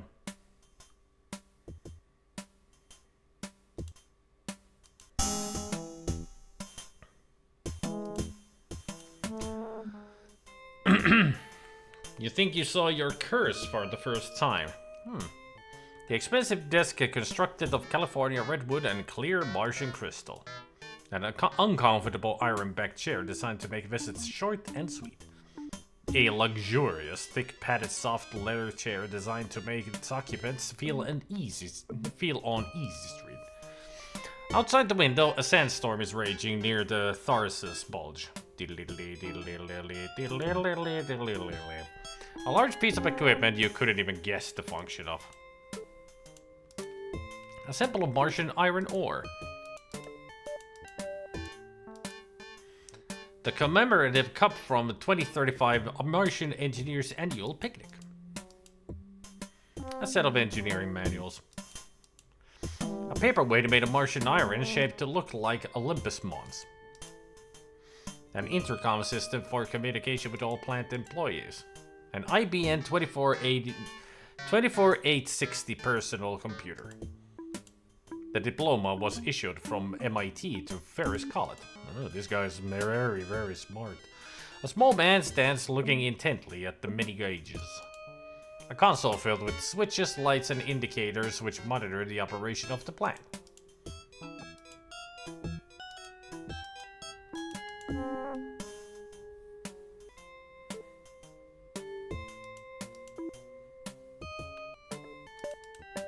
An air vent pumps freshly created oxygen through the facility. An official white technician's coat. It makes the wearer feel very important. A security pass card sits partially exposed in the coat. The operating mechanism for the door. Welcome back, Chris.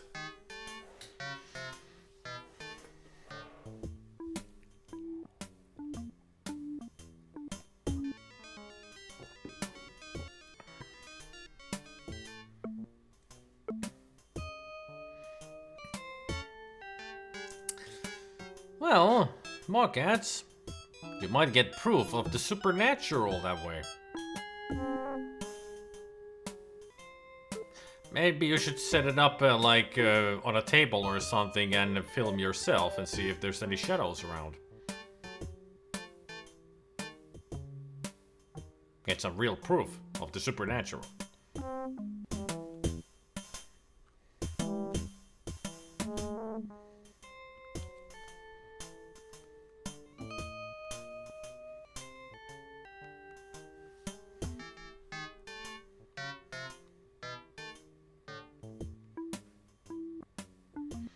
Oh yeah, and there, it's Chris who doesn't like the craft stuff.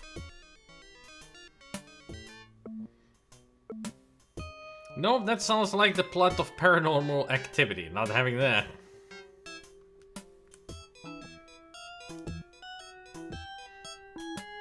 Fine, let's keep more cats safe. Don't use the body cam anymore.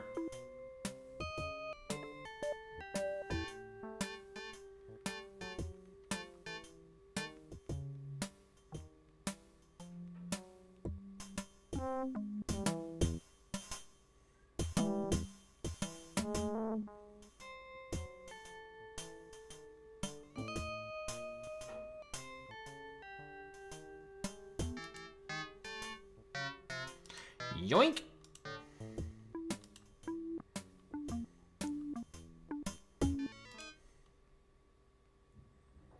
First Khaled is a man who knows how to get things done. An arrogant technocrat, Khaled is not a man to cross. A perfectionist, he has fired more men than most people know. Off-plan, Tavares is known as a fiery-tempered, hard-drinking, womanizing spongehead. The world can rest easy with First Khaled around. What can I do for you? You okay there, man? Your eyes are a bit, you know, weird.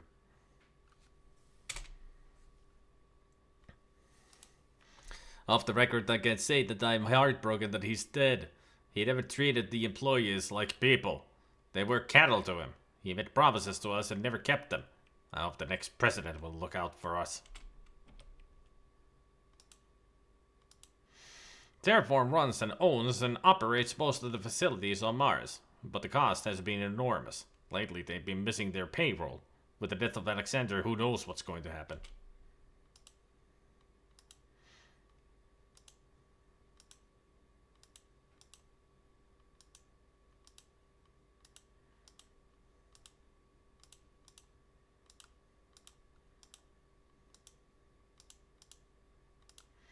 The infamous Stanton expedition? That's the group of scientists who came to Mars 25 years ago. Members of that party murdered a group of early settlers for some Martian artifact. An artifact. Lower Percival heads a silicon mining and production facility. He and Alexander have been fighting over control of production for years. He must be a hell of a businessman to compete with Alexander on his turf. Now that Alexander's dead, Who knows, maybe Percival will be calling the shots up here. I assume that's why you're here. The employees have been told to listen and watch for any sign of Marshal Alexandra's daughter out here. There was a rumor that she did come to Mars a few weeks ago, but no one has found her yet. You don't know anything about yourself.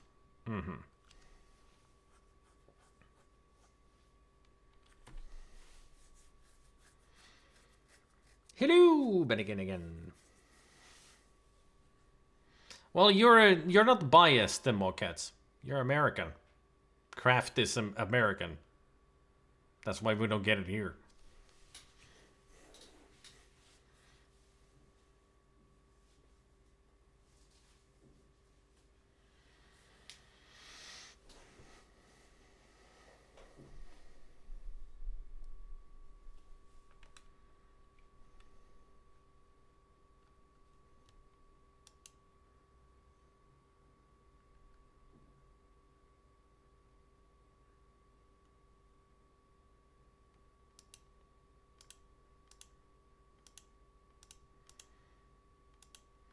Castro runs the only entertainment spot left on the planet. He's a dangerous and ruthless man.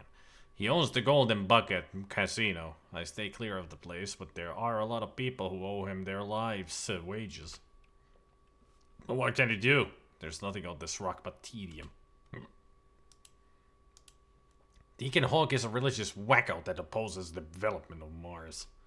If they had their way, they would dissolve all the ties to Earth and live in small colonies and worship an ancient Martian lifestyle that's been gone for millions of years.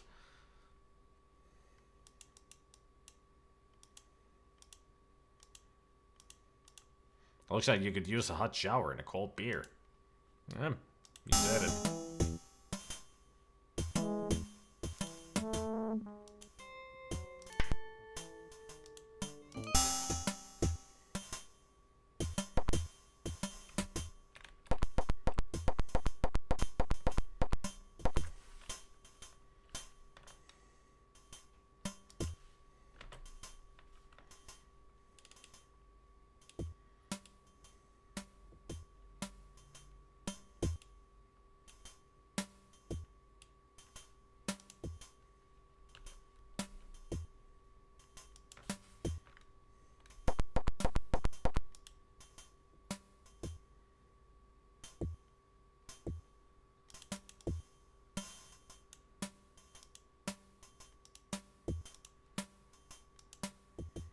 Heavy door slides open.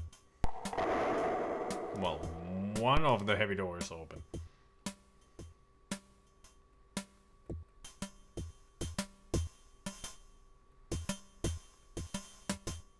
We do use grams and milligrams.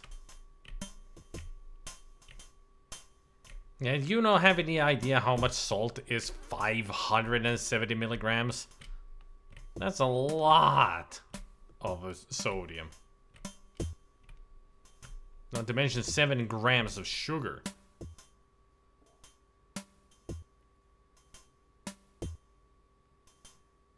I'm not gonna use that as an excuse next time. I'm sorry, I'm just German. Yeah, it works.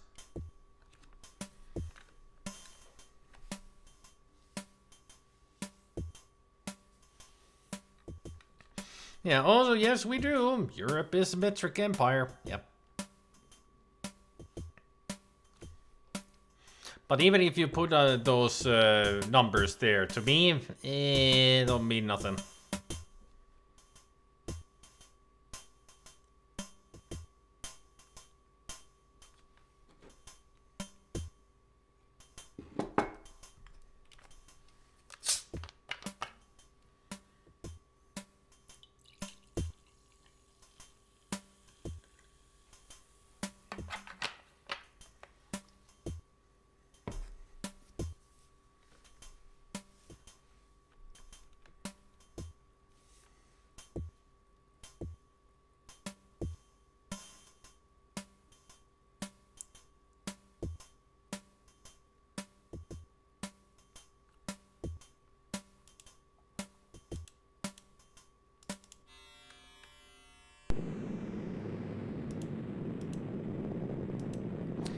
large oxygen catalytic cracker. Processes carbonated rock and iron oxide from the Martian surface into liquid oxygen, a process developed by Toxico. A huge liquid-cooled superconductive electromagnet manufactured by CFI Industries. Party power activated. A titanium trapdoor leads to the ore dump.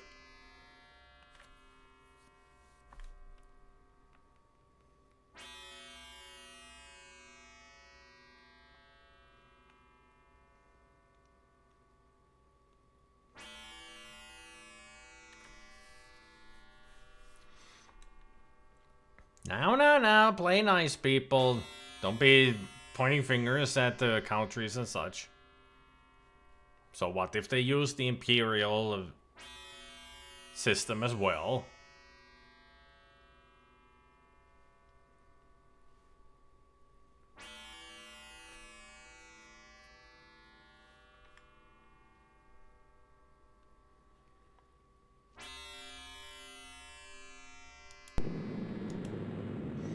The supercooler for the freed oxygen.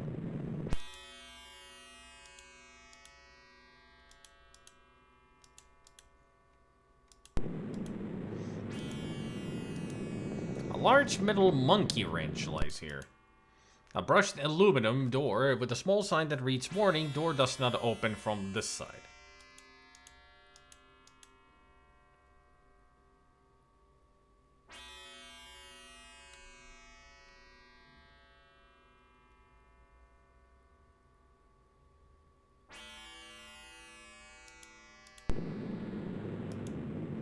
You heft at the wrench.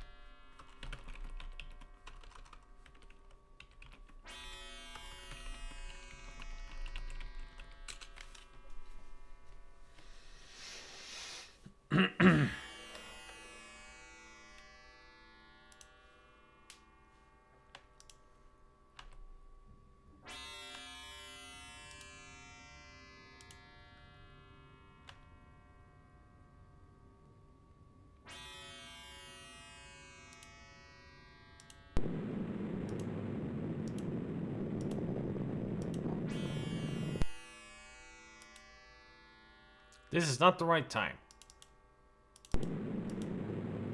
Oh, whee! That's one way to get up here. Well, that's the only way to get up here. A brushed aluminum deer.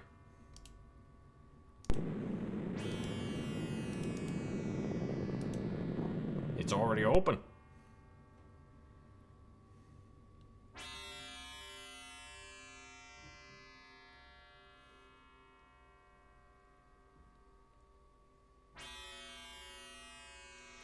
I've said it before and I'll say it again. The metric system is great for mental conversion and the imperial system is phenomenal at artisanal stuff like bacon, which requires measuring by eye.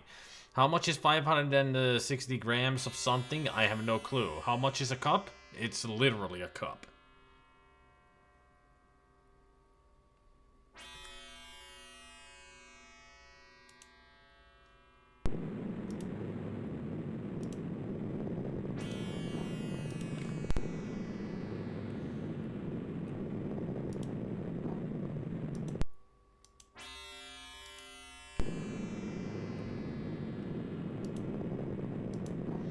The crate is full of sweepings and paper trash. There's also a set of Allen wrenches and hoverboard, which you decide to take with you. Inside small room.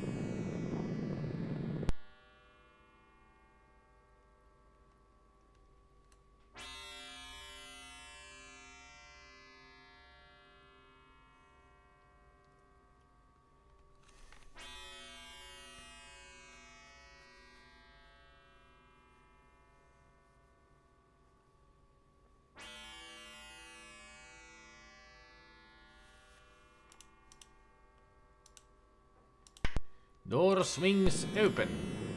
Ah.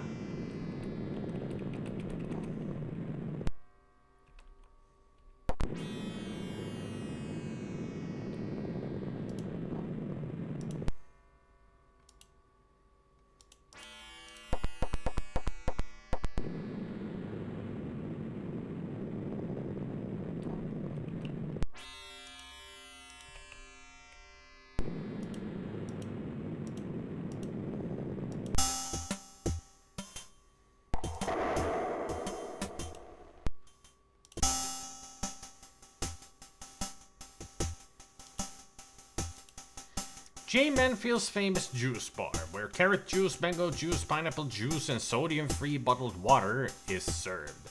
Juice! The counter attendant lazily looks out over the stark Martian landscape.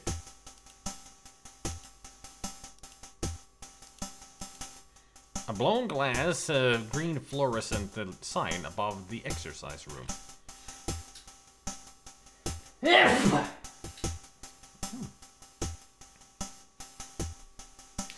A cup is normally 250 grams.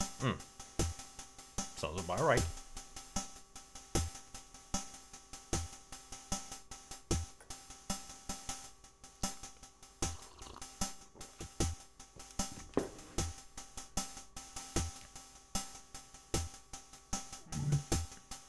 It doesn't matter if you use an espresso cup or a mug for ale, as long as you keep using the same cup for everything in the recipe, the ratio will be the same. Imperial measurements can be awesome. Okay, stop the arguing, Bannigan. You're just arguing for no reason.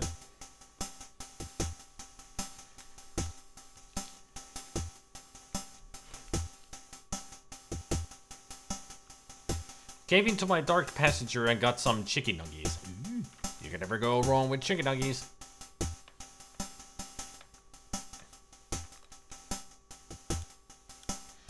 The all-new Easy Glider 22 gives your whole body a workout. A Compumatic R22 life bike. A man lifting what would be a tremendous amount of weight back on Earth. Woman dancing to the beat. Woman dancing to the beat. The blonde hard body in the fan corner is none other than our aerobics instructor, Jane Mansfield.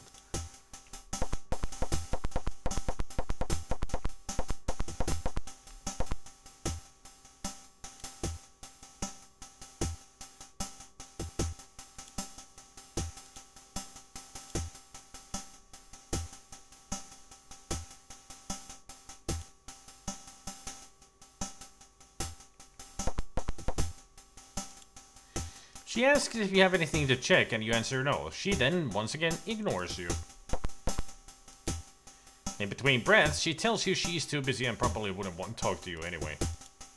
In between breaths, wouldn't want to talk to you anyway. He emits only a grunt.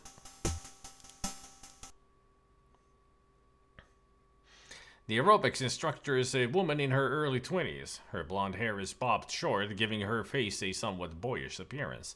But any resemblance to a boy stopped there. She's wearing a skin-tight leotard, revealing long and sleekly wonderful legs. Well, look at her and I feel a sudden urge to exercise. What can I do for you? Answer some questions. That would be nice.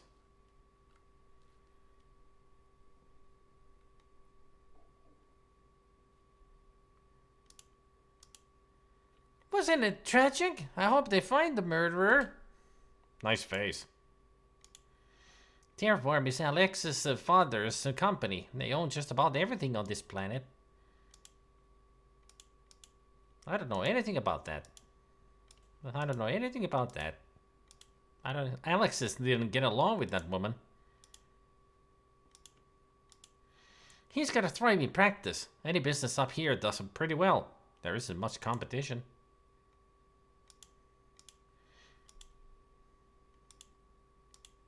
He runs a manufacturing plant up here.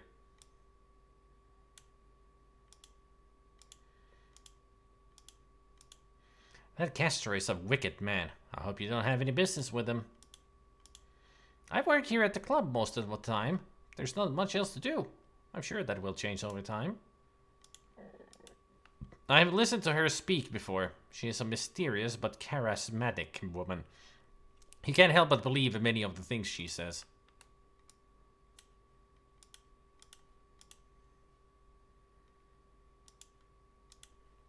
She hasn't been on Mars for a year. If she had been, I'm sure she would have come to see me. If you're looking for her, I'd go back to Earth because you won't find her here. I'm not sure if I trust those shady eyes that you keep doing and looking. No, I've never played LA Noire on stream.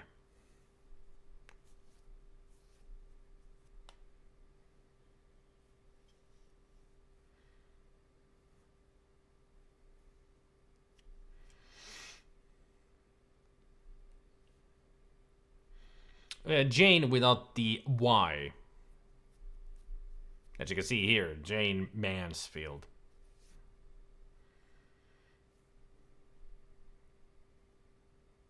Ooh, ah.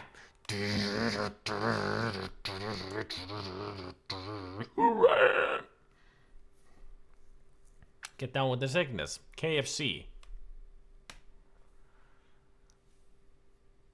I'll take my argumentative ass and place it in the sofa and watch some of The Moist West Wing. Okay, take care, Zelda. Enjoy The Moist West Wing. I've never heard of him before. I don't believe a word she says.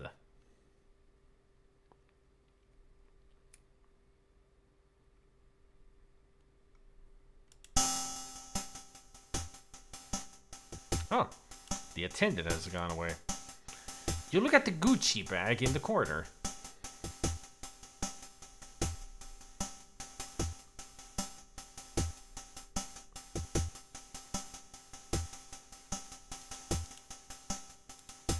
You open the purse and find some Arid XX Extra Dry deodorant, a compact, some mascara, a hairbrush, some birth control pills, $20 in a wallet, and a checkbook with Jane Mansfield's home address.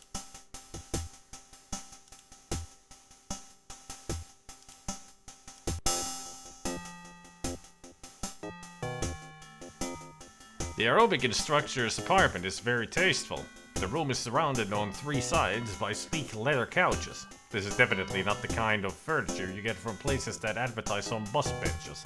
Everything is custom made and tailored to fit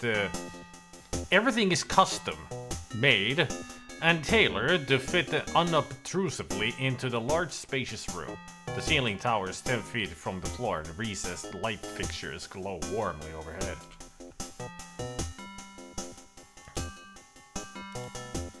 Outside the window is a spectacular view of Martian scenery, spoiled only by the sight of ore freighters moving through the mountain to the strip mining site. A brass floor lamp sits in the corner. An artificial houseplant. 2 silk designer pillows. An 8-inch couch made of soft, plush synthetic fibers. No, 8-foot couch. Not 8-inch, that would be a really small couch. A built-in big screen television from Sony. If it was on, it would be more interesting to look at. A novelty known as the wave machine. Water shifts from side to side and it makes the sound of the ocean. Yeah, I remember that. An artificial houseplant. several articles of sweaty workout clothes, which will look quite exciting on the right person. Aviacross training shoes with equalizing gravity pumps. 20th century peg game. Various magazines scattered on the table. Most are on bodybuilding. A little bodybuilding wouldn't hurt you. It's the remote control unit to operate the big screen TV. A small outline of a door. It's designed to blend into the background.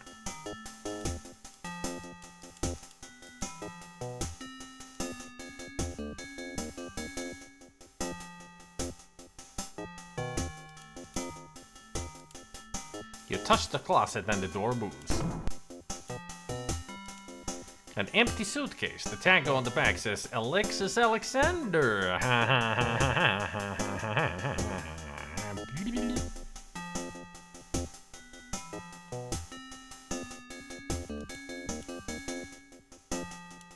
You toss the pillows aside. A note reads, Jane, some people are looking for me, so I feel it's not safe to stay here. I'm going to visit my brother Brad and find somewhere else to locate. Alexis. Why did Jane lie to you? Maybe if you had proof Alexis was here, she'd tell a better story.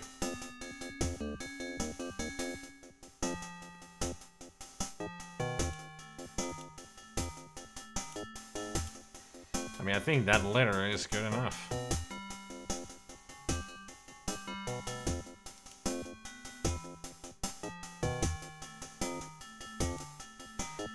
You move the swirl on the remote unit slightly.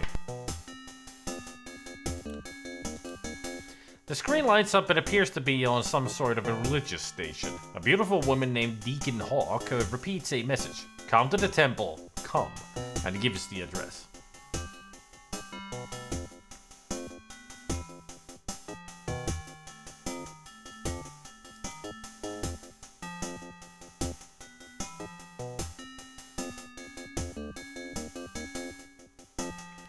If a blonde lady like that would tell me to come, it'll be a moist day.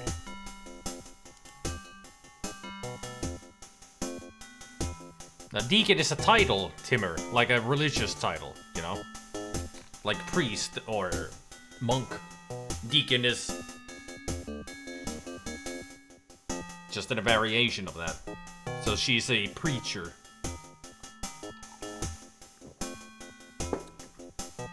Leading is some kind of a religious sect.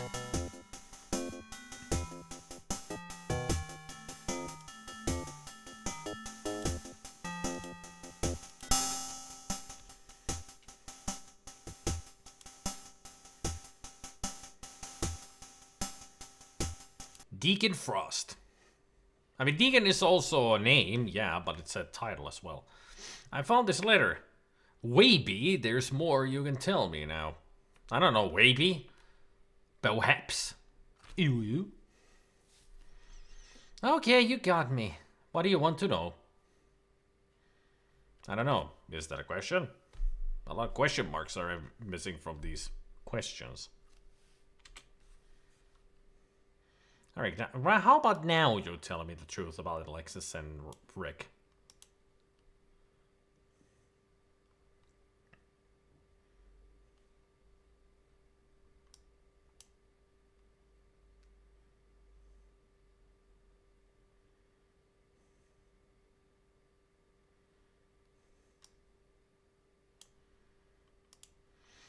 Alexis had a big argument with her father before she left Earth.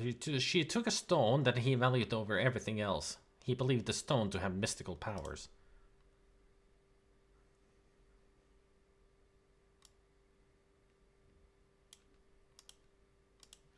Alexis arrived on the last shuttle. She was nervous and upset. She needed to hide for a while until her boyfriend Rick Logan was going to show up. She thought they were going to return the stone to an heir of the colonists who were massacred. Then she got a message from Logan who said he wanted to sell the stone to the highest bidder and for her not to let anyone know about it. At this point she got angry. She felt like she'd been used by him. About the same time I had some people come asking about Alexis. She decided it was time to leave and said she would stay with her brother Bradley. Bradley.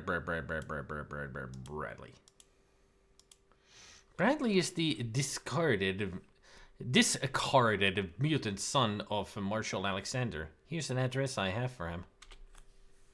Discarded. Misplaced. Abandoned. I believe that's the guy Alexis has been seeing. Well, not anymore. You don't need to worry about that. He did, yo.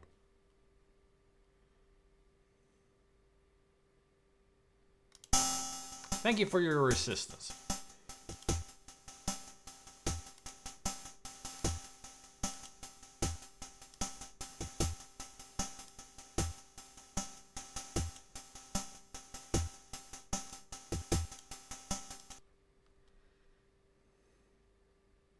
Wait, what? Off 30th Street, down a short alley, I find the address for Brad Erickson. I push the buzzer. No answer. I knock on the door for a while, and a light goes on. The door slides open, and a figure stands quietly staring at me. His looks even shock me a bit. Maybe he'd been struck by something thrown from a passing aircraft, because Brad Erickson appears in this light to be a 6 feet of breathing, walking vomit. What can I do for you? He's a ghoul from Fallout. What can I do for you?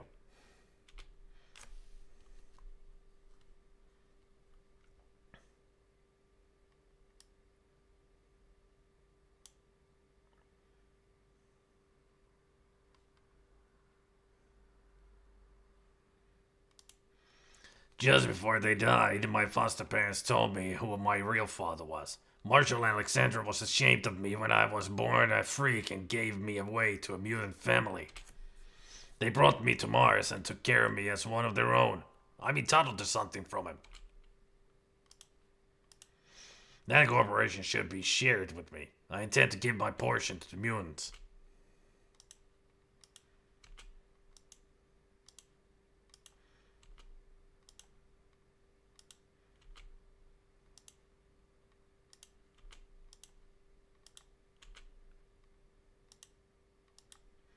Alexis took the shuttle to get to Mars.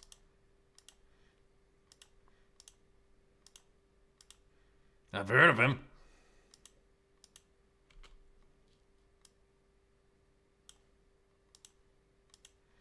Alexis mentioned that name. She said Logan used her to get the stone to sell to the highest bidder.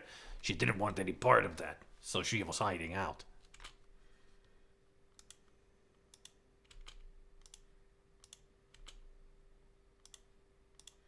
Alexis is my older sister. She found out she had a brother and searched me out. I know she's in trouble. I wish I could help. Alexis stayed with Jane before she came to see me. When my sister came to visit, she told me she'd stolen something called the Oracle Stone from my father. Alexis believes the stone has mystical powers. I think she was planning to return it, but she had no idea to whom. Deacon Hawk is the priestess of the temple. She tries to teach the Martian ways to those who she deems the pure in heart. I wonder if anyone could be as kind and wholesome as she appears to be.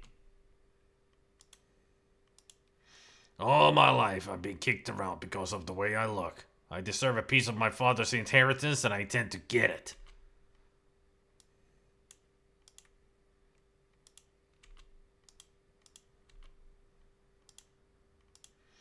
Castor's a heartless son of a bitch. He's got a big safe inside his casino where he holds secrets on important people of Mars. When he found out I was Alexander's son, he tried to get something on me. I was given these glasses by someone who said they would help if I really wanted something from Castro. I can't risk trying to use them, so you may as well have them. They have something to do with the security of the safe.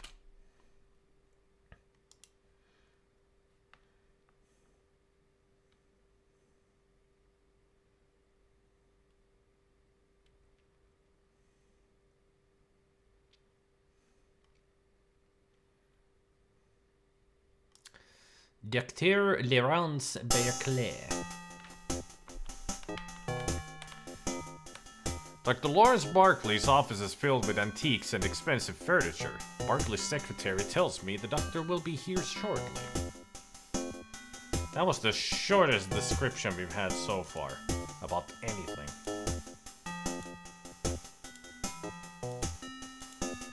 Dr. Lawrence Barkley's idea of ultimate woman, a perfect body with a cash register for a brain.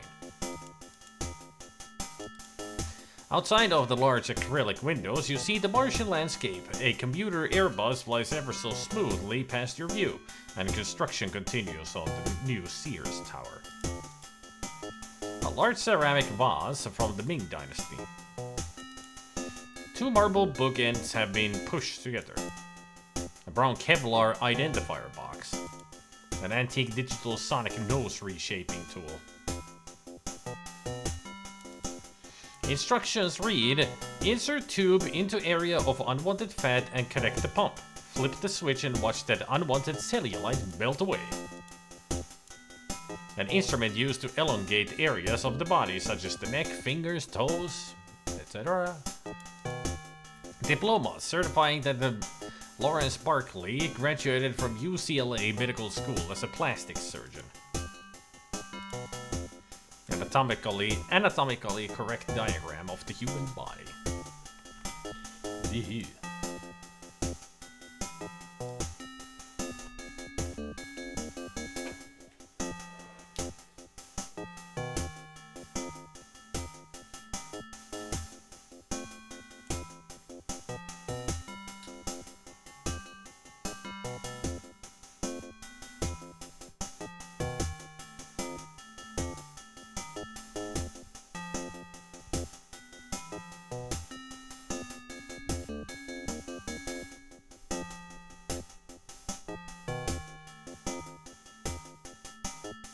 The snoot for all the poopage.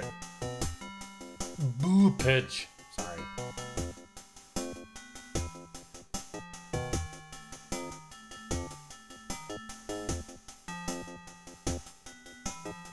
What are we missing?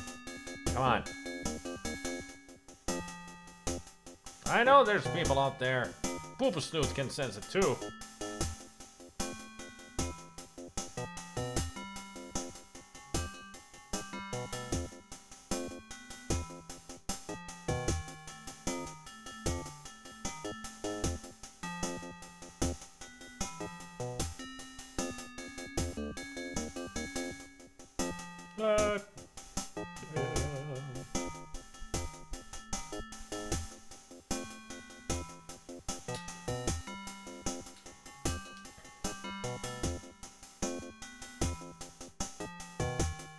Hiljan enemies där. Capagen. Capagen.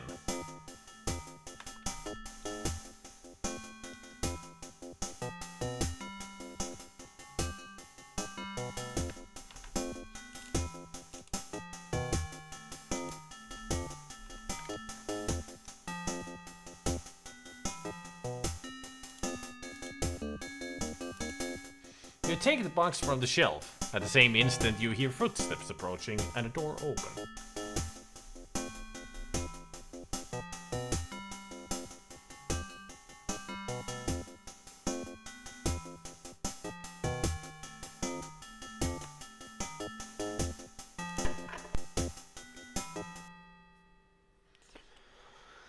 Lawrence Barkley looks like he could use a little of his own medicine. He has a huge forehead topped with a balding pate. His protruding brown and heavy eyebrows, along with a pointing head, doesn't exactly inspire confidence in his would-be patients. However, Barkley is the best in the business. He may resemble Cro-Magnon Man, but under that thick skull and behind those goofy eyes lies one of the finest minds on Mars. That's gonna do for you, Mr. Murphy.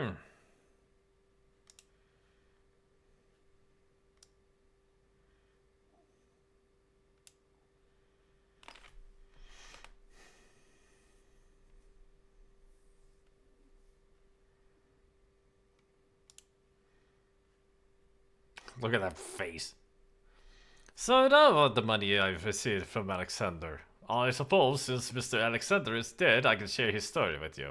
It may not be obvious to you, Mr. Murphy, but I am genetically damaged. Oops.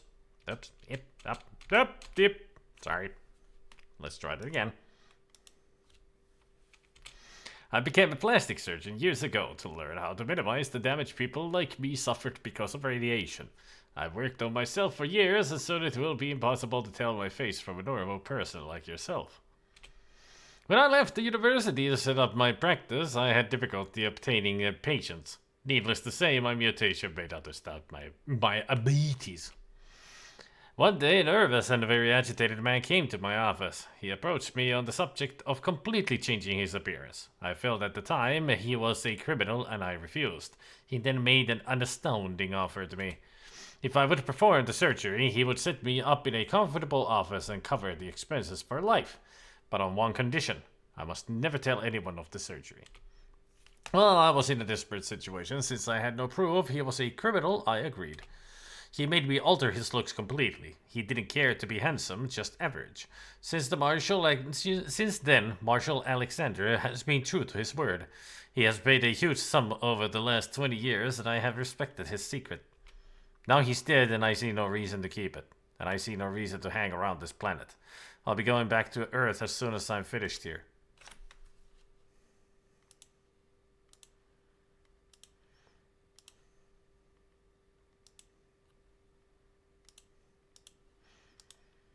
You don't know anything about Collier Stanton or Stanton Expedition, while you just explained that he is Collier Stanton, but I guess you never put the 2 and 2 together.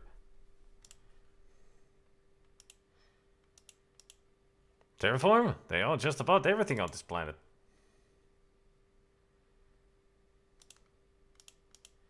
I was born with an extremely small cranium, which has distorted my appearance, but my next operation will be a complete success.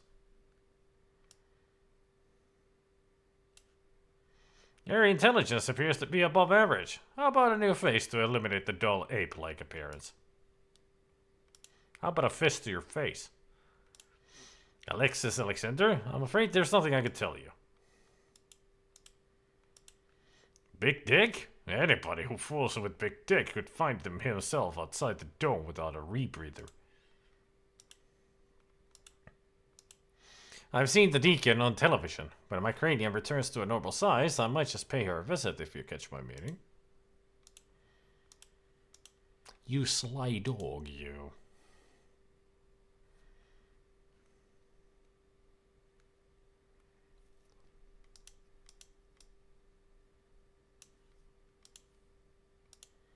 I know Percival from the Lions Club. He can be quite loud and obnoxious.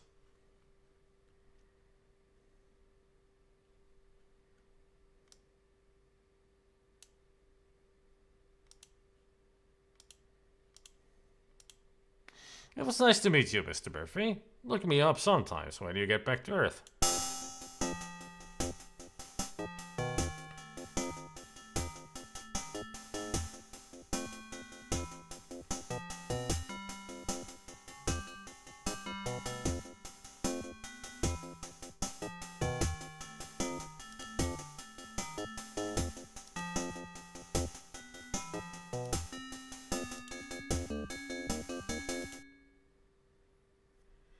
From Mac Molden, we did a ultrascopic scan in that dagger you found. We were able to match some of the DNA samples we found to someone named Nathan Bloodworth. Alright. First time we hear about that name, so.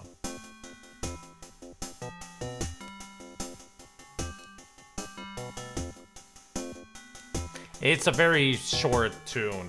That's why it's repetitive.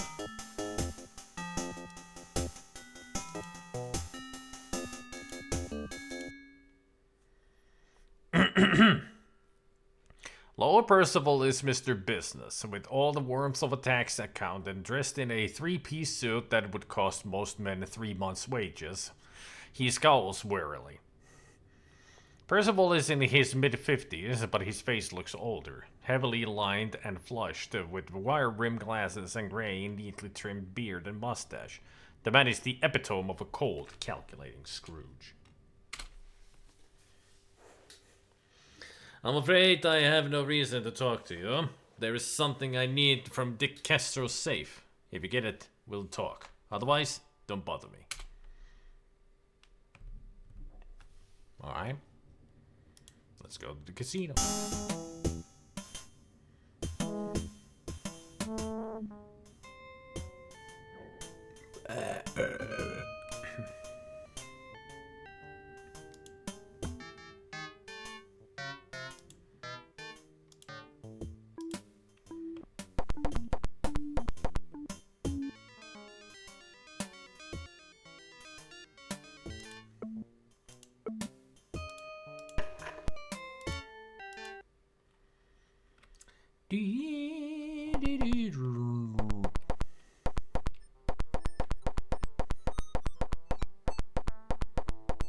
Hey, a wee of still as popular as ever.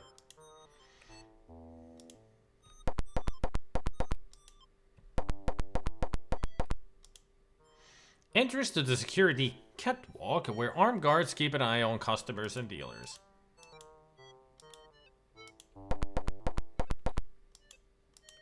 The double doors lead to the tastefully offices of Big Dick Castro. I wonder why he's called Big Dick.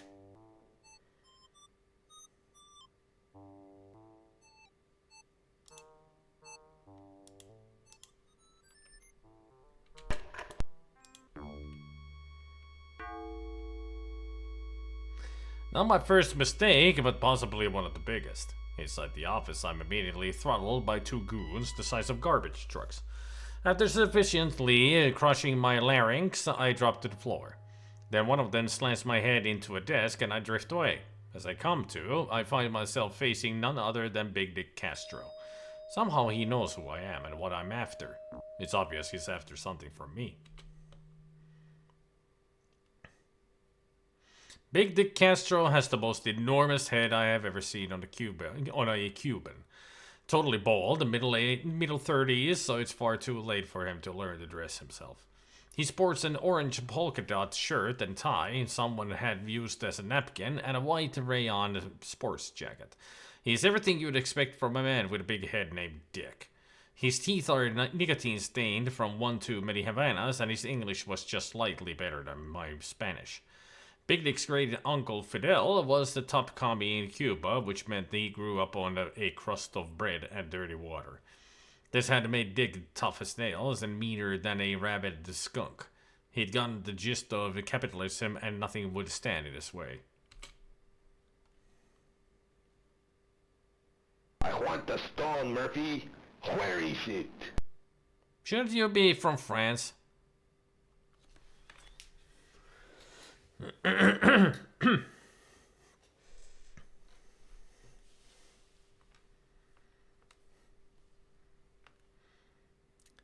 Let's see, I don't know. What's it worth to you? Jam it, you big dickhead. I'm not telling you anything.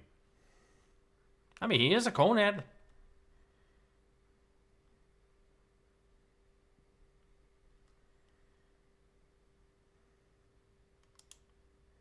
You're lying to me. Why would I do that? Alexander's daughter has got it, and I haven't been able to find her. What do you need a magic rock for anyway? You got all the money you need. I know a bluff when I see it. When?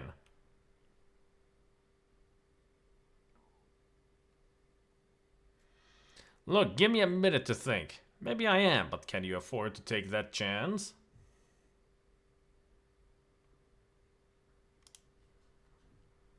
We'll be back in 10 minutes. You tell me then, or die.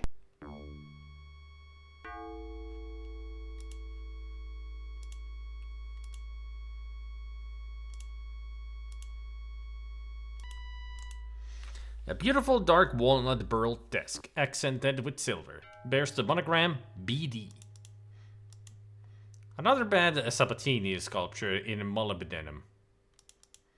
A Honeywell computer access card. A list is written on the date. The first to-do says, kill anyone who doesn't help me get the stone. BDC note number 2, send a birthday card for Uncle Fidel's 110th birthday. A self-portrait entitled Dick's Big Head. A ventilation shaft just big enough to crawl through.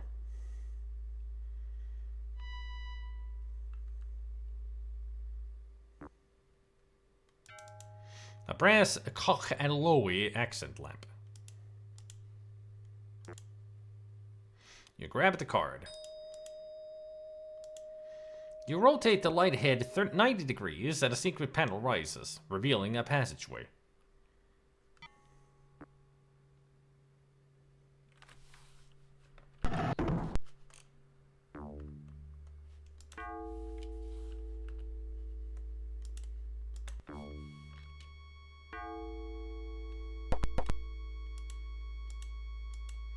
Control box used to turn off pressure-sensitive pads and laser fields. The only one who knows the combination to turn off protected fields is Big Dick, and he's not going to tell you. You'll have to find a way to get through the security defense mechanism. Yeah, remember this part? Oh, boy.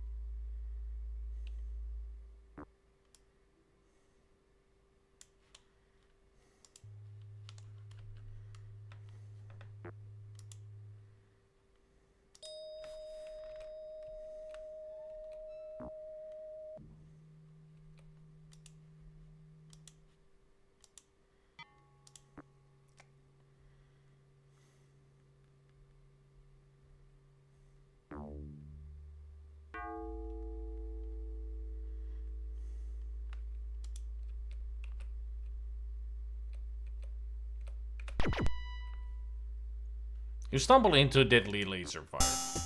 Of course I do.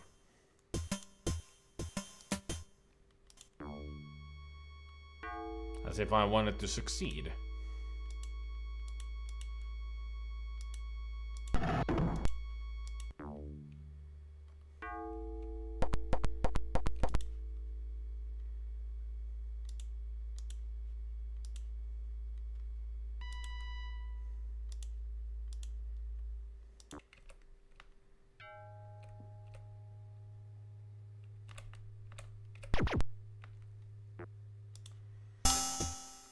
Oh boy, this is gonna take a long while, ain't it?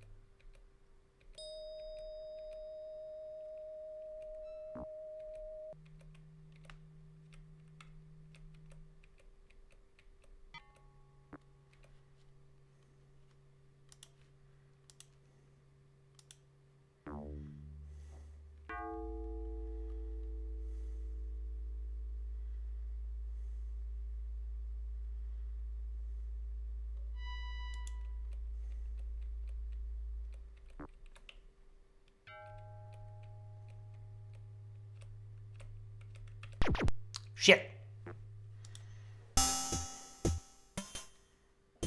I thought I was doing well.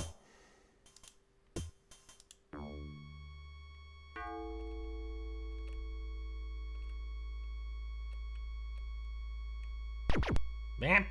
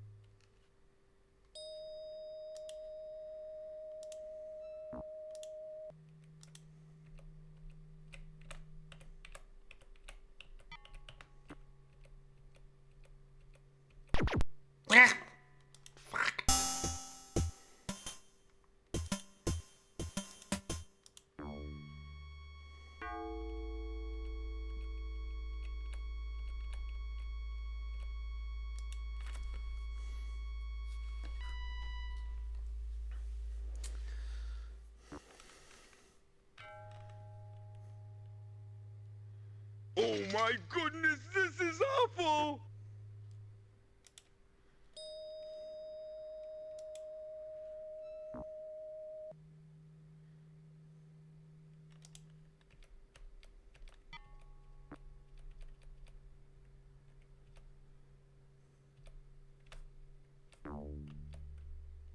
Hey, we made it.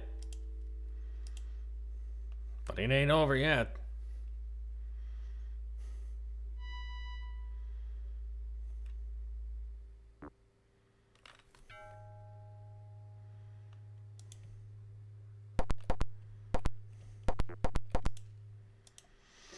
The mechanism is set to scan Big Dick's eye. If the scanner verifies Big Dick, the safe will open.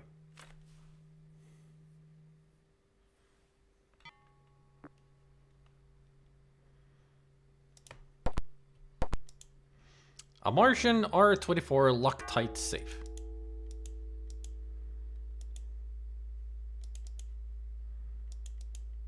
A card slot. A security access card must be used to activate the retina scanner.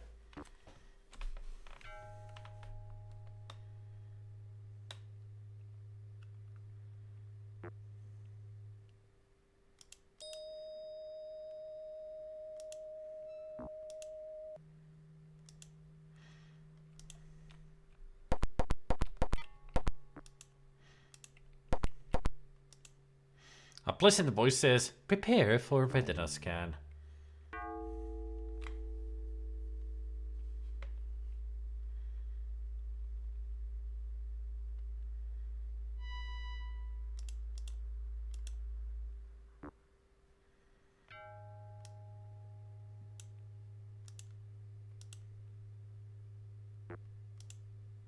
You place the putty on your face and stare at the Dick de Castro trading card. Your face slowly transforms into the exact replica of Dick. The computer says, ID verified.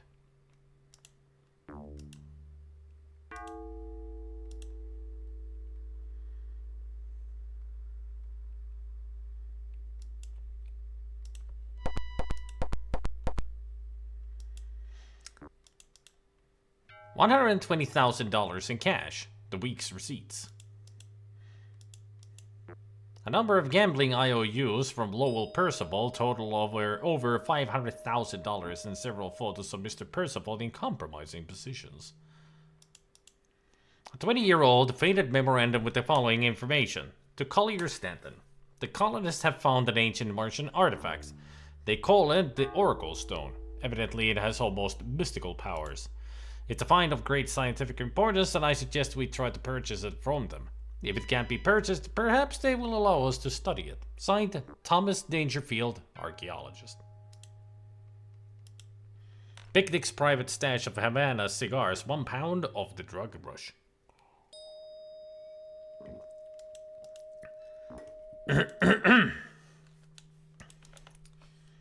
So we get the memorandum. The Martian Memorandum. Name drop.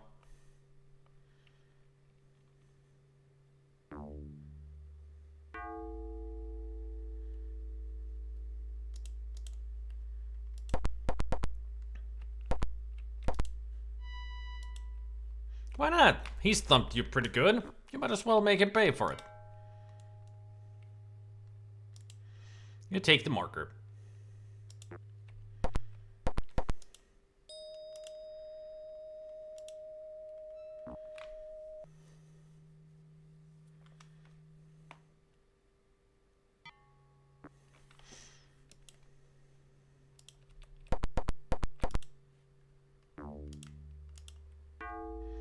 Yes, now we have to go back. The same way we got in here.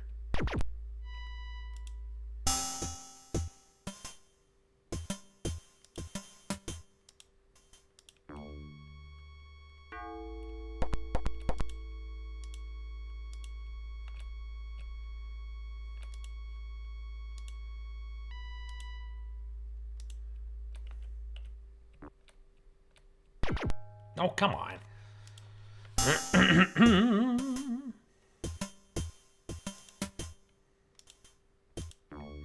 Oh, the fun.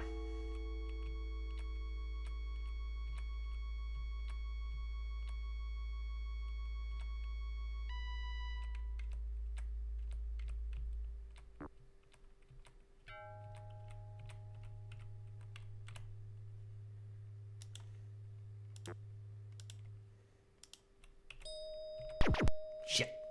I knew I was too close. I could see that I was too close.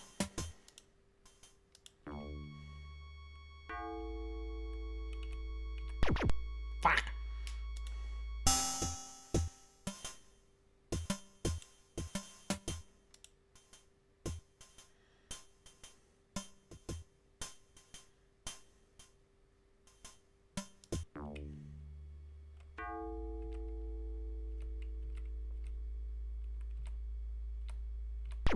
Fuck.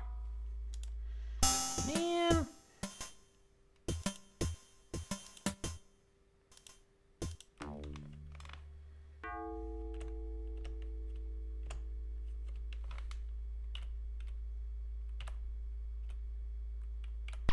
Shit.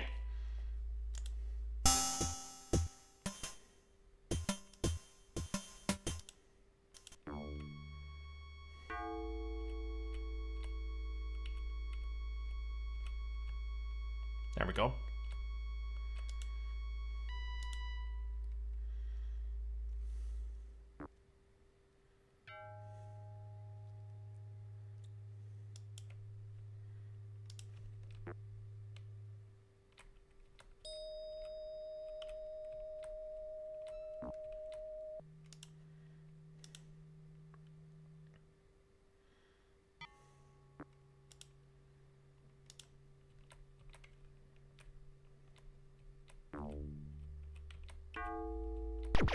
Fuck! How was that the script of scheme battle?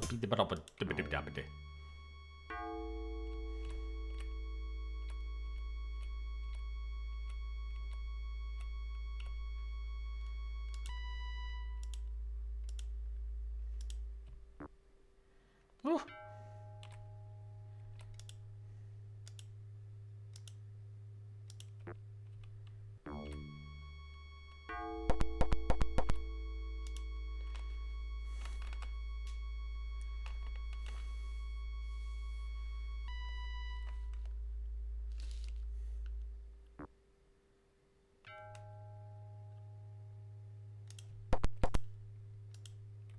The duck swings silently away.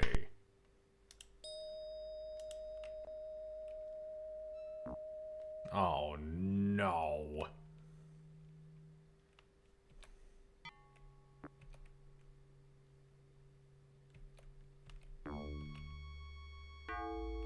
Oh, I turned back apparently.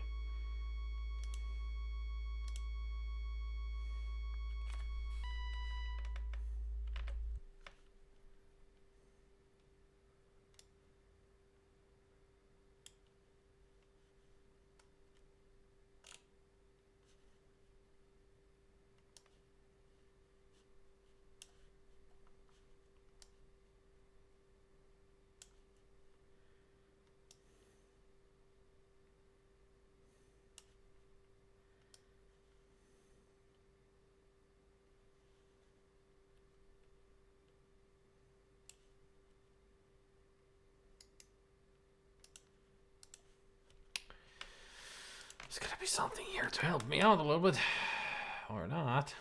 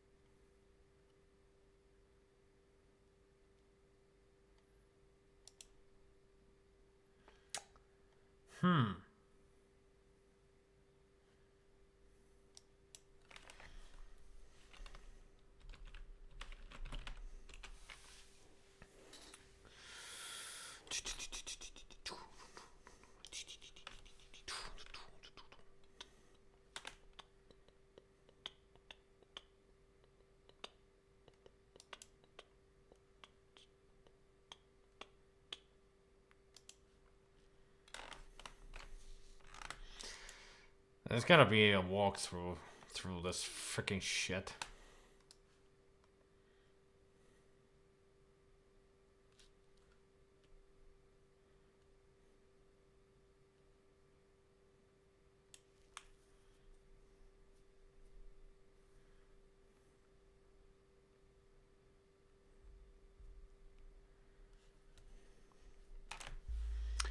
Or not.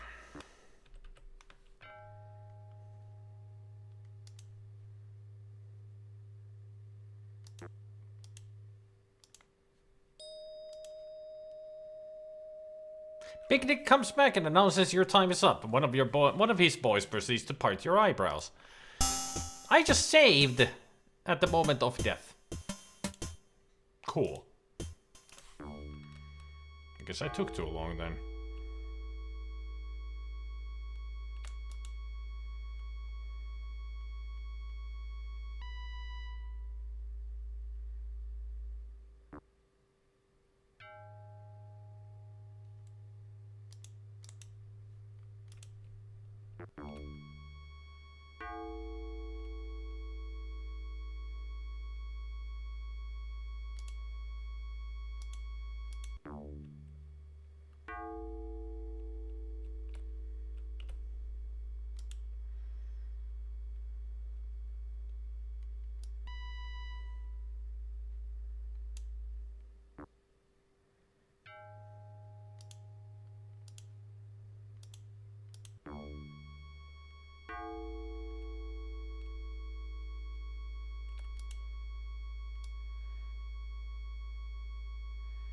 Yep, I got all of it. Good.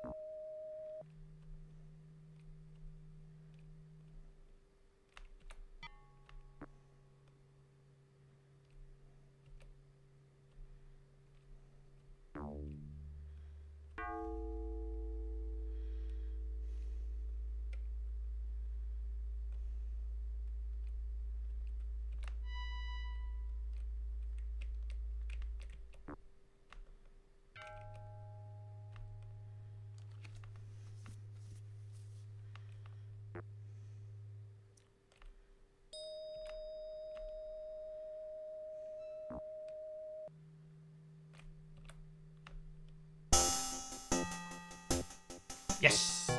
I made it out. Whew. I wasn't sure if I was going the right way.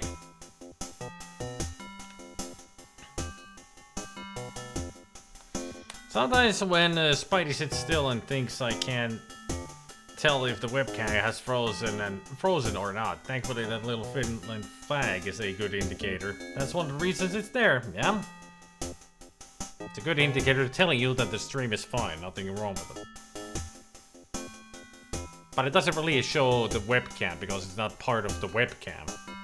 It's a separate image.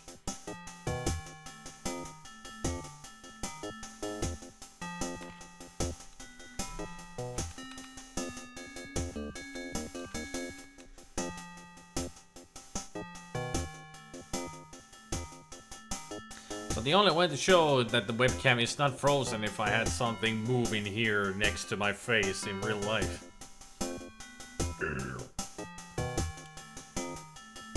Or maybe to make things easier, I actually move every now and then.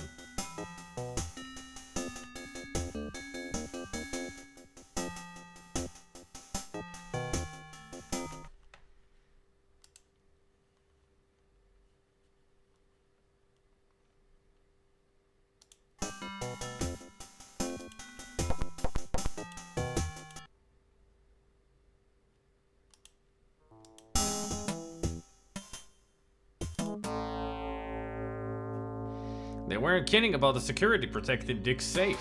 I've never seen such an elaborate system. Since I got the moment I reviewed several items I picked up. Lower Percival's gambling notes. I bet he'll tell something if I give these to him. The Martian Memorandum reads, the Collier Stanton. The colonists have found an agent of the blah blah blah blah blah blah. I know Stanton became Marshal Alexander, but who is Thomas Dangerfield?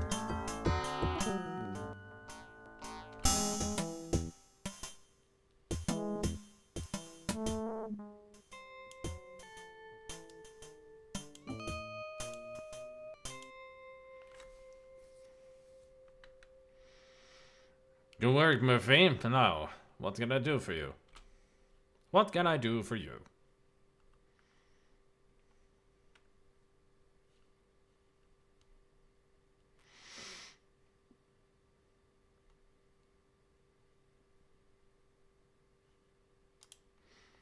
Now that he's dead, I'm going to get control of his empire and add it to my own. Then I'll be the top dog. Glad to hear you have such nice motivations.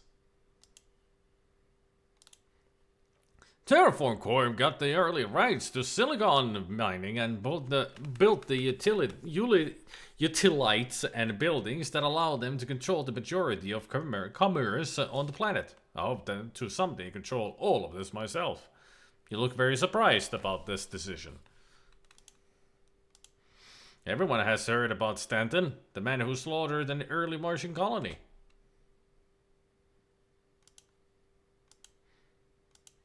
I don't know anything about that. Apparently not.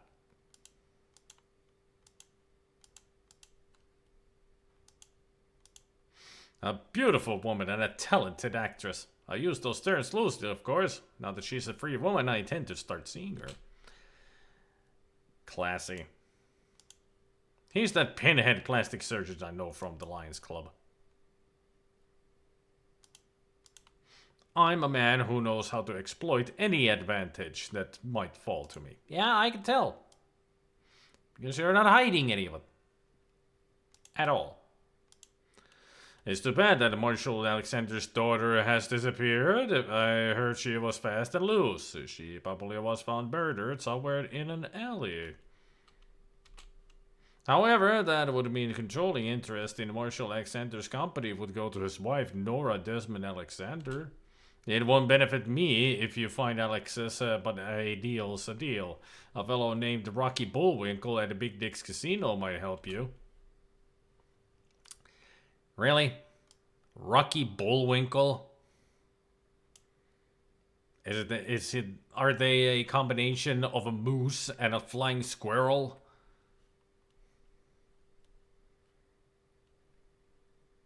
Like a jackalope?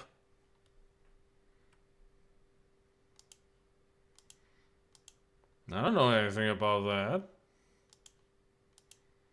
I got contacted about a rock with magical power. A stone that helped Marshal Alexander become the wealthiest man in the universe. What a crock. He got there by being shrewd. That's how I intend to take his place. Dick's got the vice concession on this planet pretty well wrapped up. That could change if Terraform decides to put him out of business and give the franchise to someone else. Now that you mention it, Alexis used to hang out there. Ask the guard there, Rocky Bullwinkle. You can't bother him at work, but he goes someplace near the casino after. I was in pretty deep to Castro. I'm out now, thanks to you.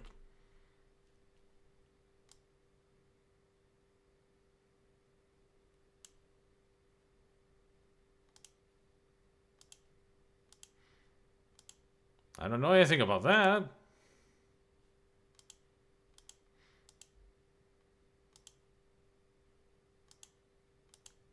Deacon Hook's a beautiful woman who had a little too much radiation on the brain. She believes we desecrate this planet by importing our earthly ways and exploiting Mars the way we have the Earth. She wants to build a society based upon the long-dead Martian customs. But I say, if their customs were so hot, why are they dead and we're here? It's a good question. Rocky's a former prize fighter who's soft in the head. He's the bouncer at the Big Dick's Casino. Try following him sometime. I know he has connections that may be able to help you.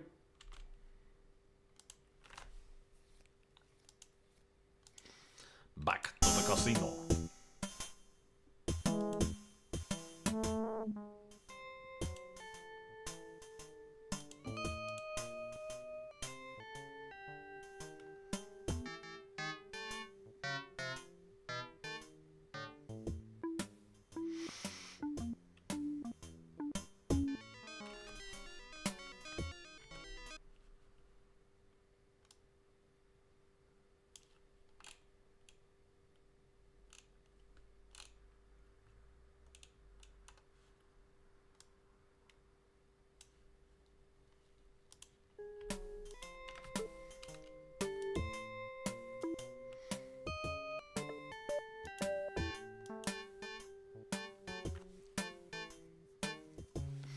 I like that the walkthrough is saying it's a long wait. Sometimes I even play around with the casino door waiting for Rocky to leave the casino.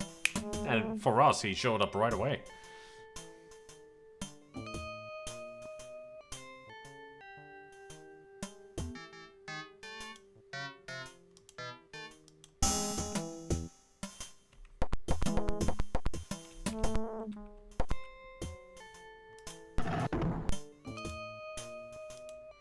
You peer cautiously into the doorway. It's too dark to see anything clearly.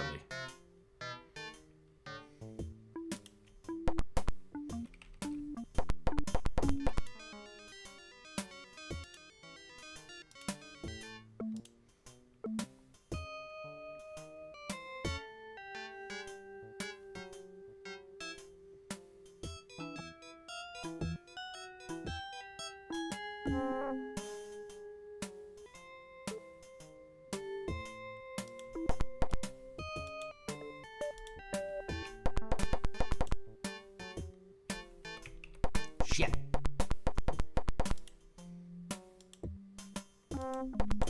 It appears to be locked.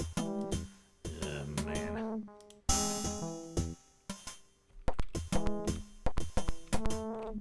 Damn it! Rocky doesn't like being followed. He decides to beat you within an inch of your life. Unfortunately, he missed just the distance.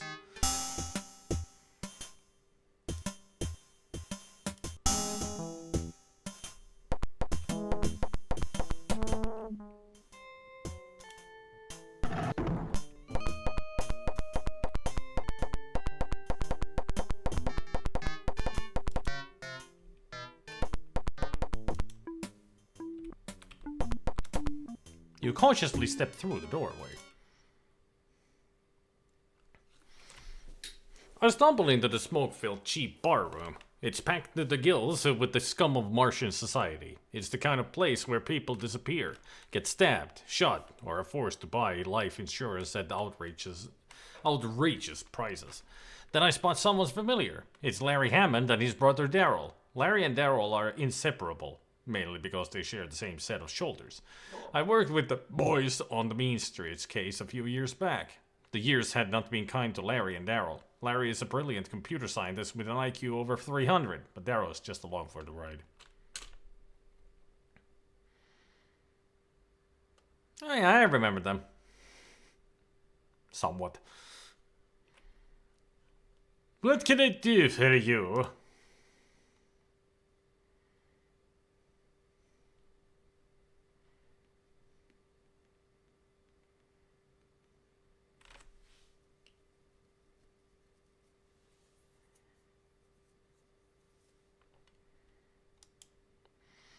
He's the Lord King of industry on this planet.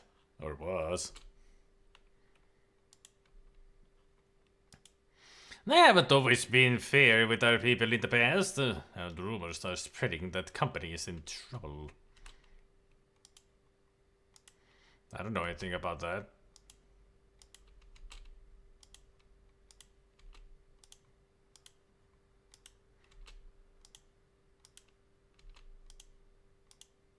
I tried to get him to remove this ugly growth from my shoulder, but he declined.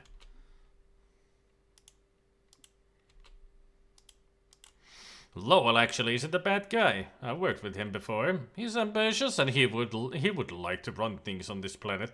But he's always been fair to me. If you treat him right, he'll return the favor. I mean, he did.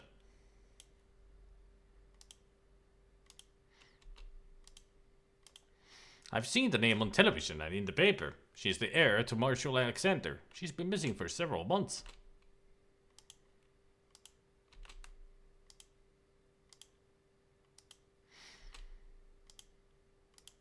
I know that guy. He's building some huge nuclear-powered reactor. I did some work for him on a magnetic field generation system. Big Dick is a vicious, savage gangster. He's gone crazy with power over that casino of his. He drove all his competitors back to Earth. Rocky's okay. He's just a little dim-witted because his brains have been pounded into mush. He's kept his ears open for the mutants at Big Dick's.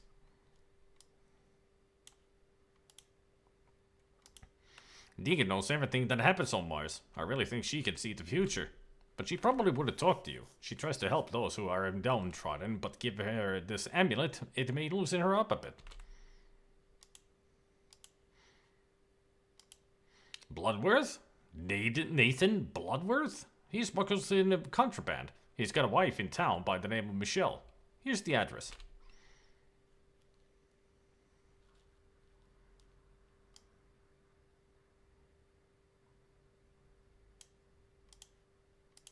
Michelle keeps good tabs on Nathan.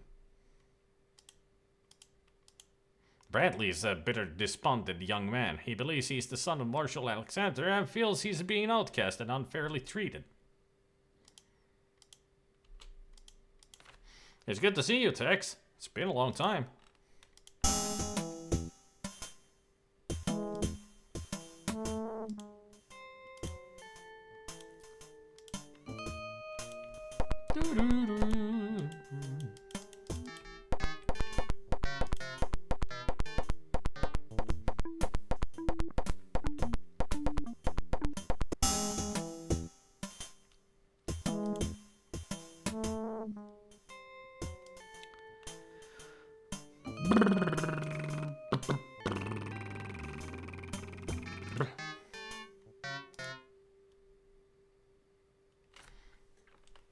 The address for Michelle Bloodworth resembled a rusting steel box more than anything else. There is a small porch and on it a lonely wooden rocker. A wrap on the corroded metal door. A blousy woman blowing her nose passes the window and opens the door. Her face is gray and puffy. Her eyes are bloodshot, tired, and suspicious. It's obvious she's upset. She opens her mouth and reveals rotting yellow teeth. "What can I do for you?" she says. "I'm a detective. I'd like some information." Michelle Bloodworth immediately begins to sob. "I'm so worried about Nathan, I know he's in serious trouble." Yeah. "What can I do for you?" What a beautiful lady. She is gorgeous. "Nathan told me he was going to kill Marshal Alexander because someone had convinced him that Marshal Alexander was Collier Stanton. Nathan's father, Robert, was the leader of the colonists that were massacred by Stanton so that he could get his hands on the Oracle Stone.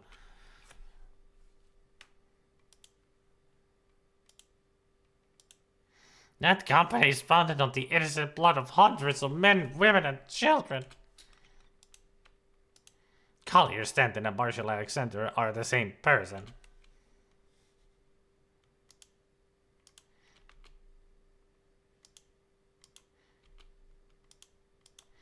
That was the group of scientists led by Collier Stanton. He's just another greedy businessman. I don't trust him.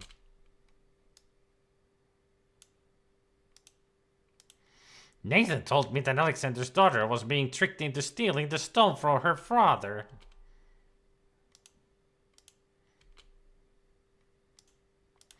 The Oracle Stone was discovered by the early colonists. It was a protective mechanism that one day popped out of the ground. The stone was said to have magical powers that could make thoughts and dreams come true. Now I believe the same man who hired Nathan wants him dead because of everything he knows. You should talk to him and convince him to turn himself over to the police. He's been working at a remote outpost. Look for him there.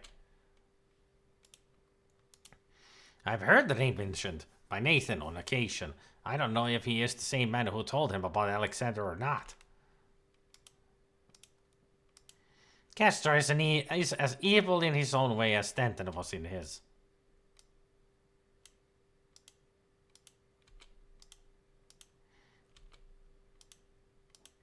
Nathan is not a bloodthirsty killer. He told me that the plan was to trick Alexander into coming to the train yard by telling him he could buy the stone back. When Alexander arrived, he realized it was a trap. Alexander then struggled desperately to get away. Nathan ended up slashing his throat with a broken bottle. Nathan is part Cherokee. He cut Alexander's ears off as part of an ancient ritual. The ritual is to remind Alexander in the next world that he had no pity and did not listen to the screams of the dying. He wrote a curse on the side of the train in Alexander's blood, condemning him to the next world. I'm Nathan's wife. I know what Nathan did to Marshal Alexander was wrong, but it should not have been done by the authorities years ago. I'm glad Alexander's dead.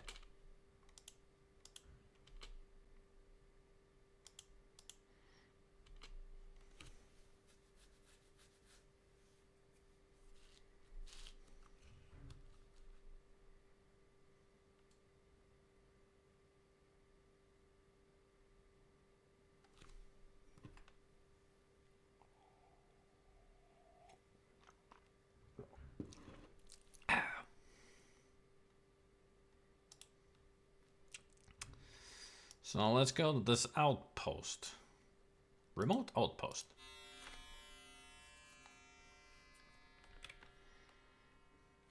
Michelle Bloodworth told me that Nathan has a small mining operation near the Marineris Valley. I enter a small dome at the bottom of a deep canyon. Something is seriously wrong.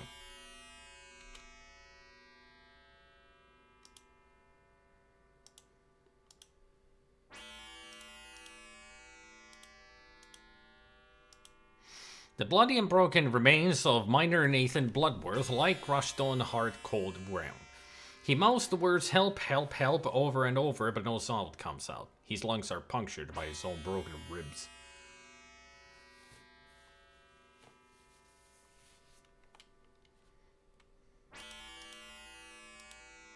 He mumbles something about a trap. A small campfire burns brightly in the chilly Martian air. A cascade of water rushes over the slurry box and drops into a pit to be recycled back to the top. Heavy mining equipment, including a robotic tunnel borer, a processing furnace for smelting, slurry box, and pumps. You look at the box and realize it is an ancient wood and brass military footlocker. A door made of heavy steel bars. You see a standard miner's tools, a Craftstown shovel and pick, scarred with many years of use.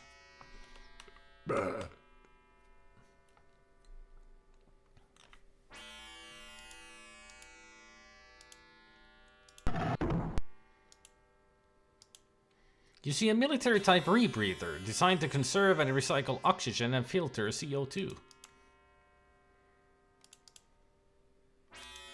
You take the rebreather.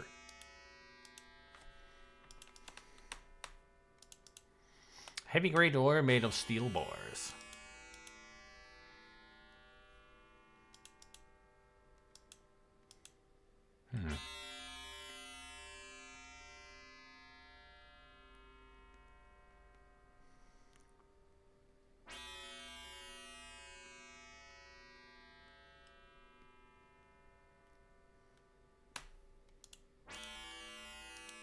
You take the tools.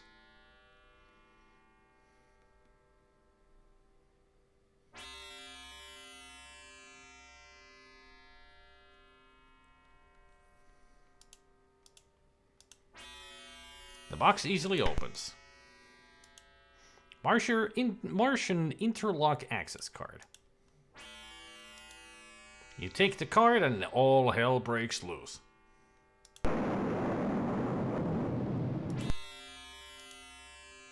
You look at the box and realize it is an ancient wood and brass military footlocker that is also a trap.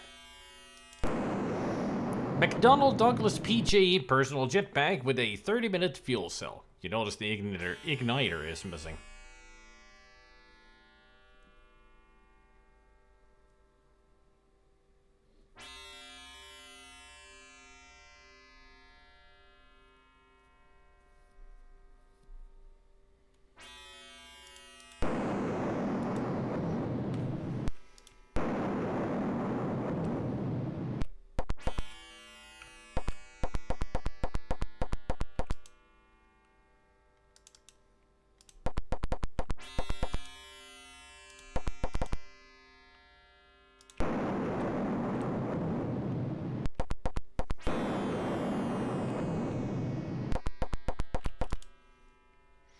Jetpack.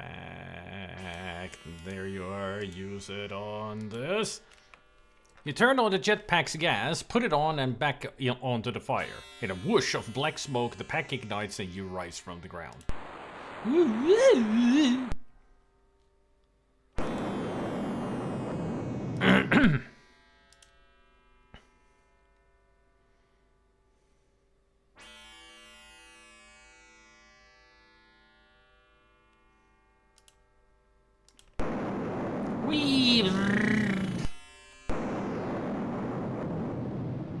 Lucky I picked up that rebreather. I can last for a while. The walk back to a base will be long, but not impossible. You're a bit close there, Tex.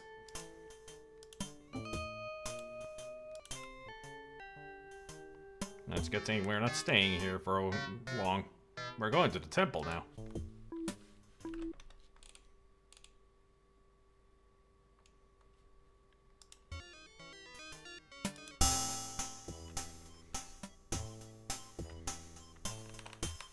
Like the ancient walled city of Petra, the monument of the temple is carved directly from the towering wall of Martian granite.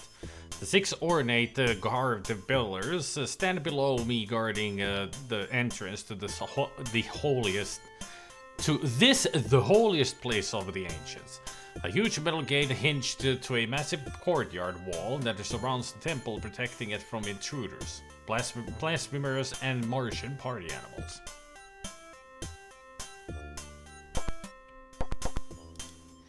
Fence is titanium and steel and masonry, a recent addition many thanks to the Martian Preservation Association.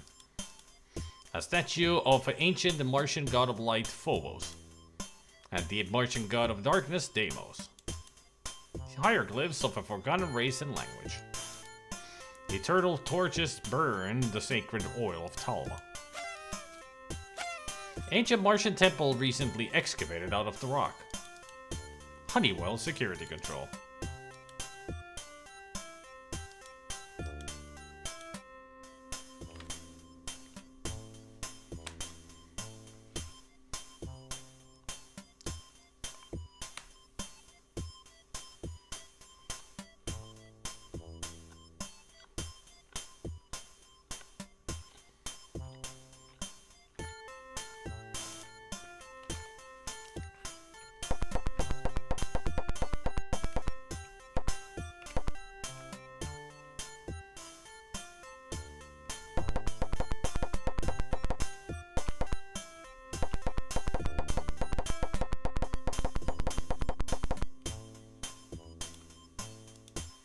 The door is deeply recessed, it's dark and foreboding.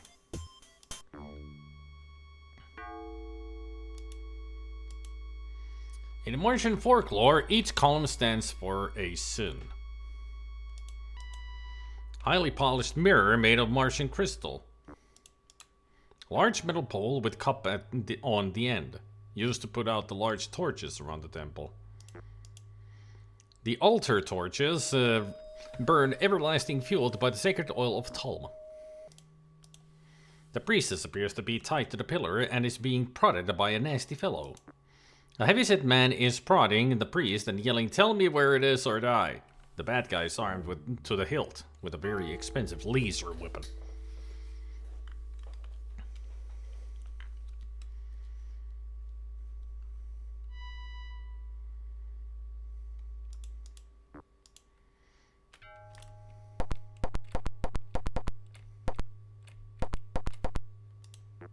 The mirror quietly slides along.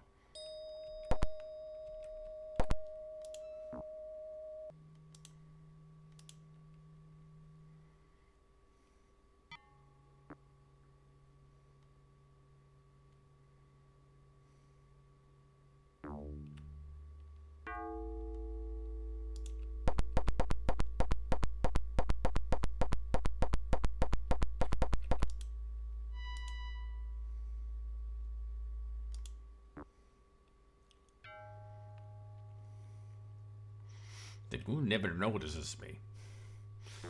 That's what it says on the walkthrough. The goon never notices me.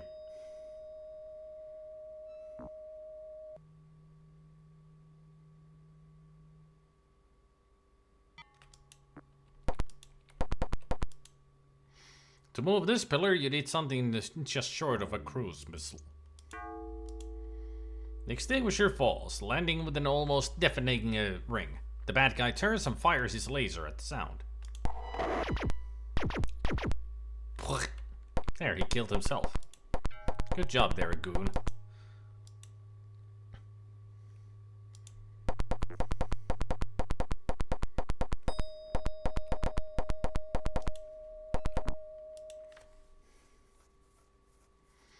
Deacon Hawk may have been a high priestess, but she looks more like a goddess. In her late 20s, she's tall, almost 6 feet.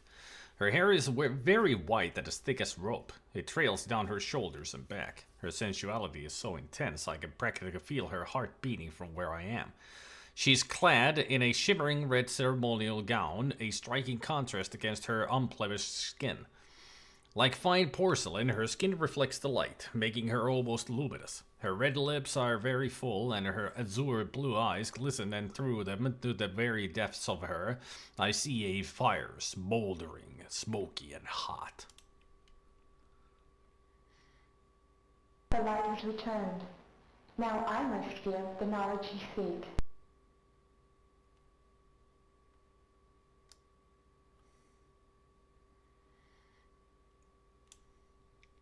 Slow down, cowboy. No, faster, faster, faster.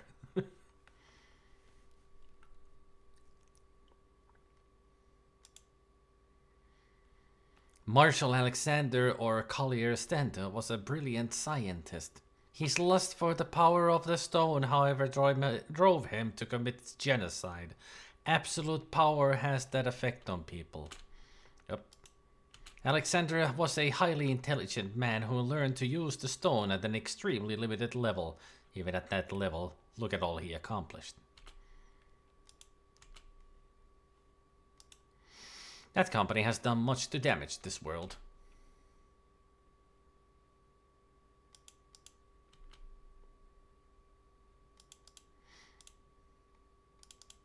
That's the group of scientists that murdered the colonists.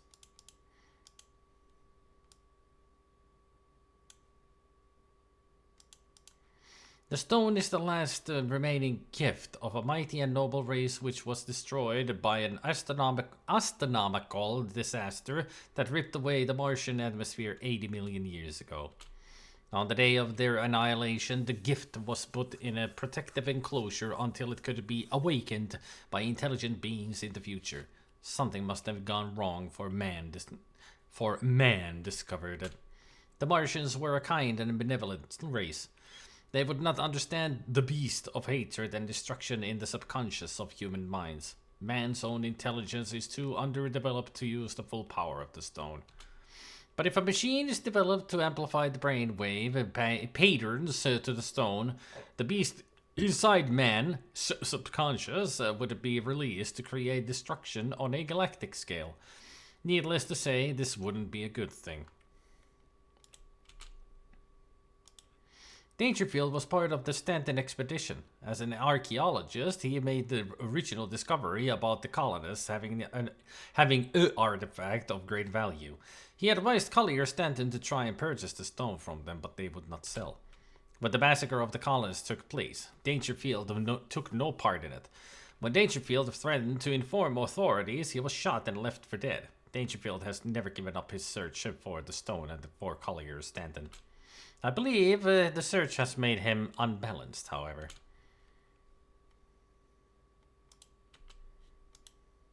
If he obtains the stone, the world is doomed. You have returned the light of my adversary's weapon to save me, and I am in your debt. Big Dick's men were after the stone. It had been foretold that you were the one to retrieve the stone or die trying. If you recover it, it must be returned to me for safekeeping.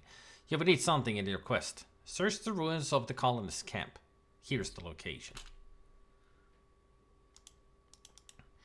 Marshal Alexander's daughter arrived a short time ago. She contacted several people and then disappeared. I believe she is now being held against her will.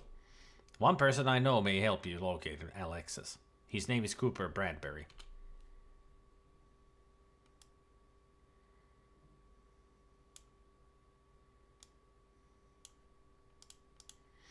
Bradbury is the leader of the mutant faction on Mars. He is not popular with the authorities.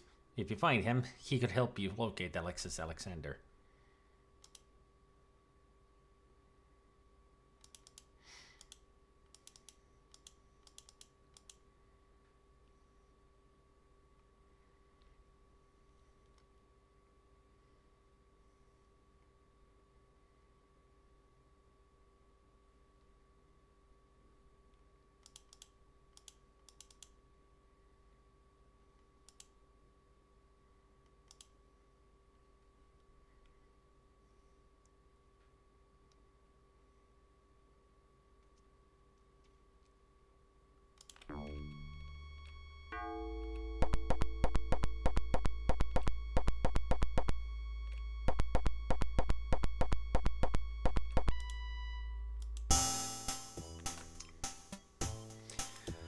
Okay.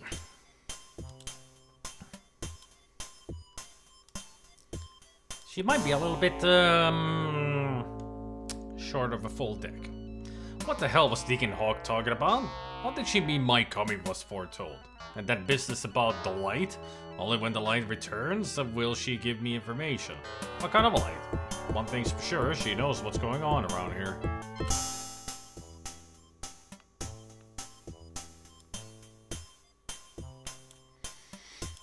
The colonists' camp. The site where the Martian colonists were massacred by the Stanton expedition is still preserved. I walk slowly by blown-out homes and playgrounds as the wind whistles eerily through the twisted wreckage. A Martian geodesic dome made of wound graphite fibers. The dome has blast and burn damage from fragmentation bombs and machine gun fire. A child's sand pail. HCl2 acid in a glass tube. All that remains of a heat-seeking missile which fell short of its target. A slide where the 62 children of the Martian camp once laughed and played.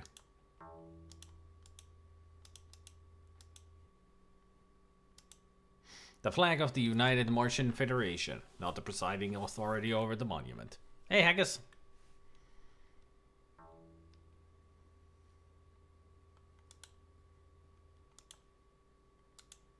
You carefully take the acid. A monument to the original Martian settlers. It reads, here 228 souls made a final stand against an overwhelming force. With just a few weapons, the settlers defended their ground.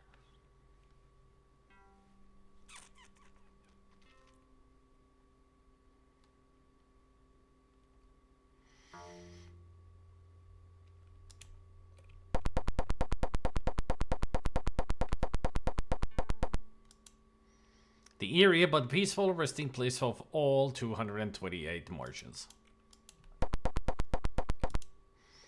Tail fin of a heat-seeking missile. You push the metal aside. An electrosonic fusion-powered tuning fork designed to fracture bulletproof glass.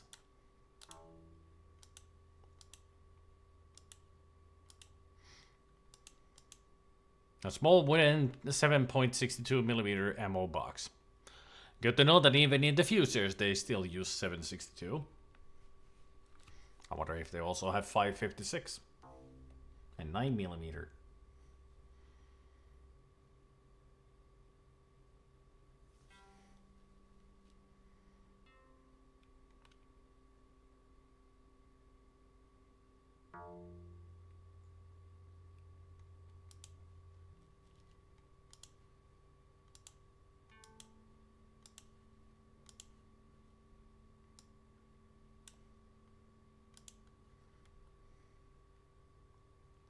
What can I do for you?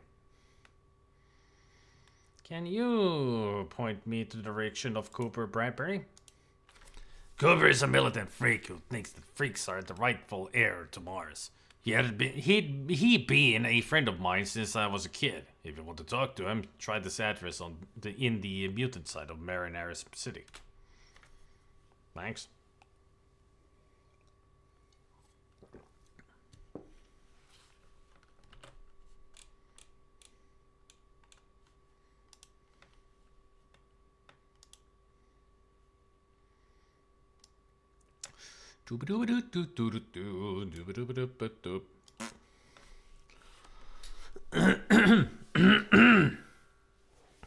Bradley Erickson had given me a hot tip on the whereabouts of Cooper Bradbury.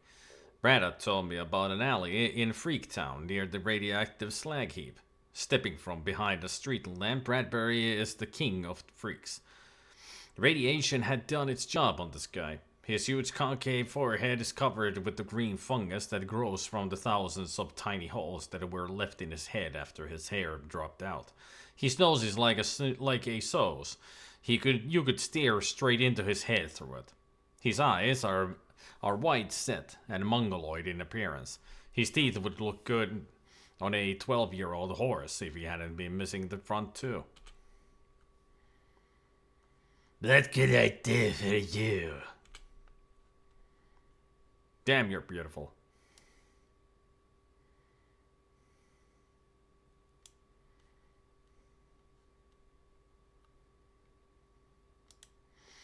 Word has spread fast on Alexander.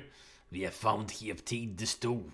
He suppressed us for years, making us his servants and breaking promises. He was always able to thwart our plans, and now we know why. Through the Oracle Stone, he could anticipate our movements and read our thoughts. Terraform will soon be ours. Will we use its resources to make Mars a cleaner, better world than your Earth? Collier Stanton was a very clever man. He tricked Robert Bloodworth, the leader of the early mutant colonists, into allowing them into their settlement. Once inside, they slaughtered these people like dogs. Then they bombed the settlement to make it appear to be an accident. When the truth was found out, he escaped to Earth and just disappeared.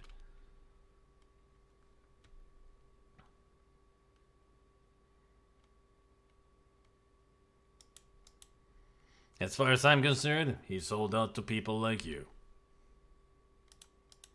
Stanton Expedition was a scientific group that came to study the Martian ruins discovered in 2015. The leader was a man named Collier Stanton. Another Outlander will get rid of him and the other Earth slime when the time comes. I'm surprised you're not killing us right now. Marshal Alexander's daughter? I don't have any idea where she is, and we have sources everywhere. Maybe she isn't on Mars anymore. Perhaps she got back to Earth. Castor is a cruel and vicious snake. He runs the Golden Bucket and has split the people dry as well as forced competition out. He's a freak, but his mannerisms make him more like your people than ours. He's looking for the stone as well and will kill anyone who stands in his way. She may be the only truly decent person on this planet. Deacon Hawk heads a cult that worships the peaceful ways of the long and ancient Martian culture. That may be the way of the future, but first there must be a violent revolution. I've got an idea where you'll find Thomas Dangerfield. It's rumored he's building some machine in the caverns near the terraform power plant, but knowing where he might be is not enough. It seems he's figured out the ancient Martian interlocking mechanism. No one can get into the cavern without a device for the mechanism, but here's the location. That Martian stone should be ours, Murphy, and I'm prepared to pay you handsomely for it. The first settlers on this planet were outcasts, and Alexander killed people like us for it. We deserve the stone and the right to this planet. Mars is our home. To us, Earth is just a nice place to visit. People like you and the others should go back to Earth. We're prepared to push all the norms of our world. The stone will help us do that. If you get the stone, you'd better make sure it comes to us, or you won't get off Mars alive.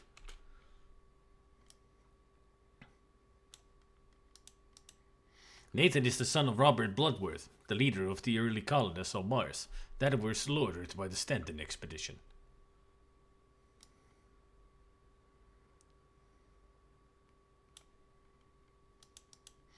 Brad is the mutant son of Marshal Alexander, who was given away because of his deformities. When we take over Terraform on Mars, he will take his rightful place at the head of that company on this planet.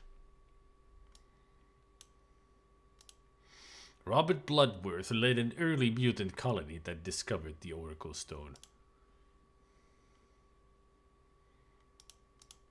I lead the rightful heirs to this planet.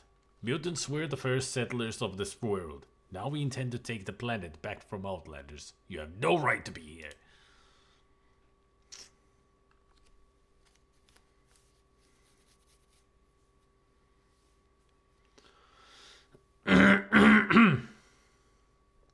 Kind of late for an appointment. But then again, if it's in a hospital, it makes sense. Scratch that, she's just called. Well, sometimes complaining about things helps them to go along, you know.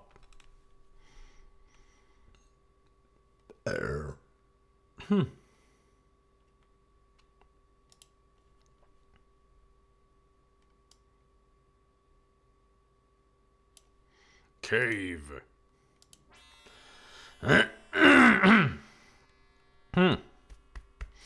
The coordinates for Thomas Dangerfield are near the mouth of a large cavern, about 2 kilometers from the power plant. I enter the opening and find a set of stairs winding down inside the mountain.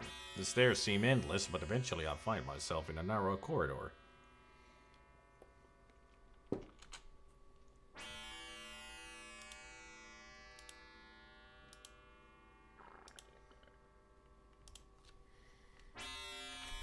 Yep, it's my Green Fandango. I got 2 Green Fandango. The other is a picture of Glottis.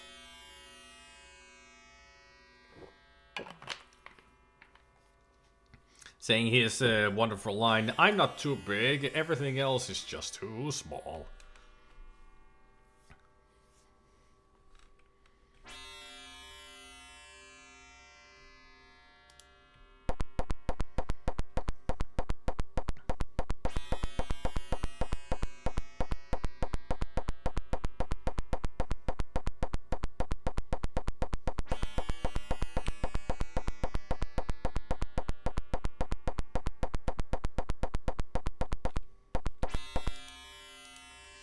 A solid metal alloy door.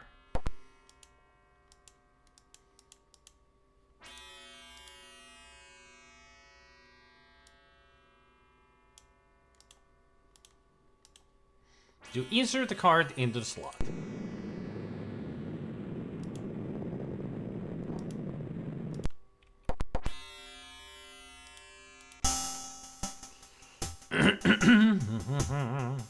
Not a good move. The door slams shut behind me.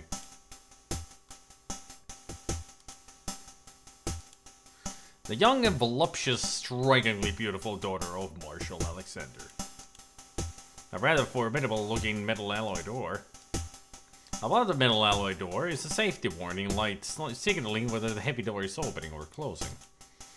The screen covers the duct. A king-size bed with luxurious comforter. Miss Alexander has been staying in style. A handsome antique chair sits against the wall. The screen covers the dock. Several form-fitting miniskirts, some workout clothes, and a few casual outfits hang by a chromed rod.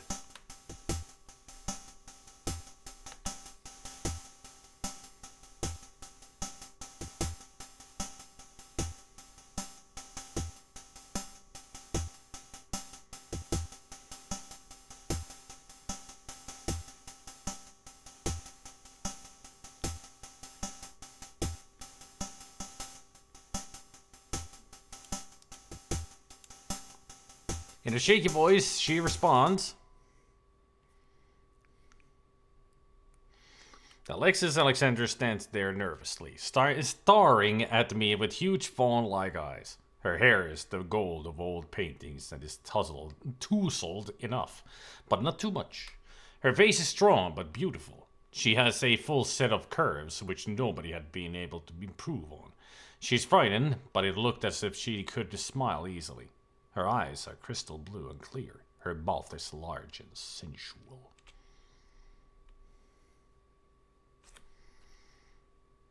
What do you want? I'm Tex Murphy. Have you got a plan to get us out, or did you just stumble in? 50-50? They tell me he's dead. I feel badly because he was my father, but he wasn't a good man. I never knew about my father's past. He was cruel to those around him, but he always was good to me. Then I found out that his real name was Collier Stanton, the man who massacred that colony. I wanted to hurt him. I knew stealing the stone would get back at him. My father's corporation is nothing more than a bloody sham. It was built on the blood of those my father murdered. Collier Stanton and my father were the same person. After the massacre, he returned to Earth and was imprisoned but escaped after the D-Day attack. Good evening, my friends. Hey, go, what's up? Thanks for the resub. He changed his appearance and became Marshal Alexander.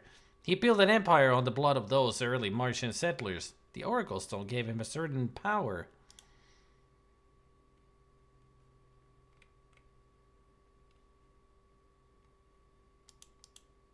Rockwell's a good friend. I could always talk to him when I needed someone.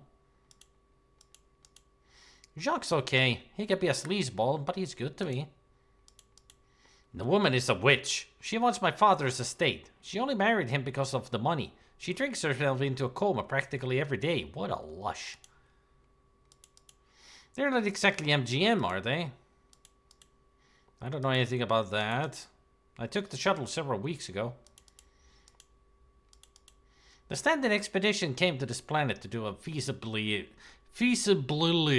study for mining the pure silicon on the planet. My father was the leader. He found out about the stone and devised a plan to get the stone away from the colonists. I was her roommate for a while, but she got so strung out on drugs I had to leave. He's a dirty louse. Thomas and Dangerfield told me how he used the Richter to seduce me and trick me into stealing the Oracle Stone from my father. How could I have been so stupid as to fall for a creep like that? I had no idea stealing a stone from my father would cause such a mess.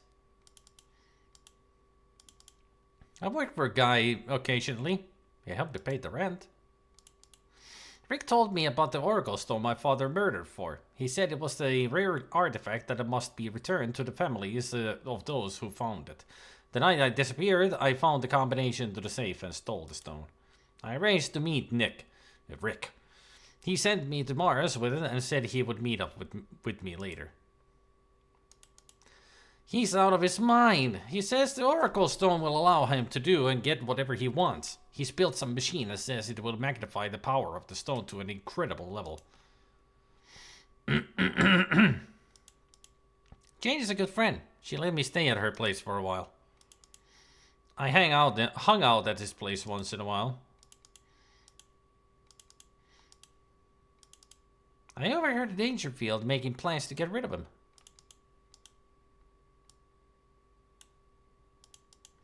My stepbrother Bradley has been horribly disfigured through exposure to genetically mutated material.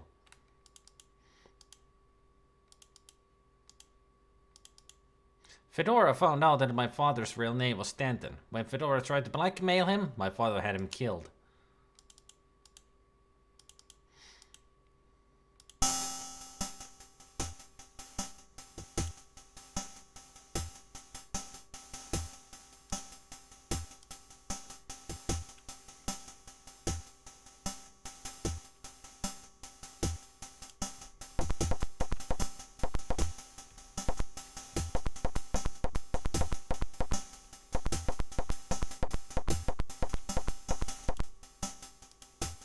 A large cement patch has been troweled into the wall. Where's me HCl2?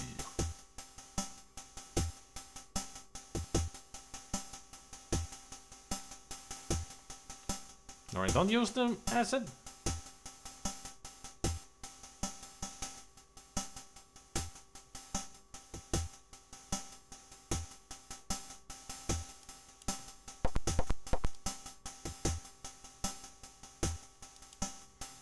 Closet rod of solid Martian chromium.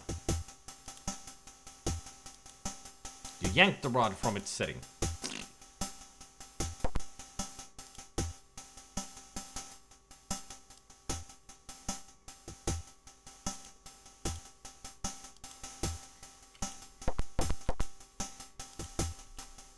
I'm right here. You pound on the concrete until it's cleared away.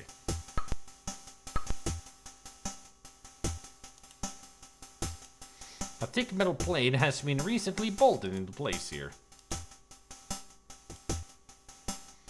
Not for long. Metal away! You pour the acid and watch it eat a hole through the metal. The button controls the electrical door.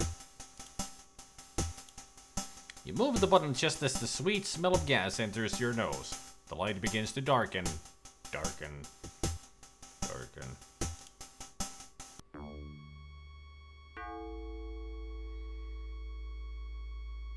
When Alexis and I come to, we find ourselves in a small chamber surrounded by a mesh force field.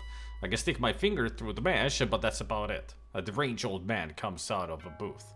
He walks up to us, looking like the cat who swallowed the canary.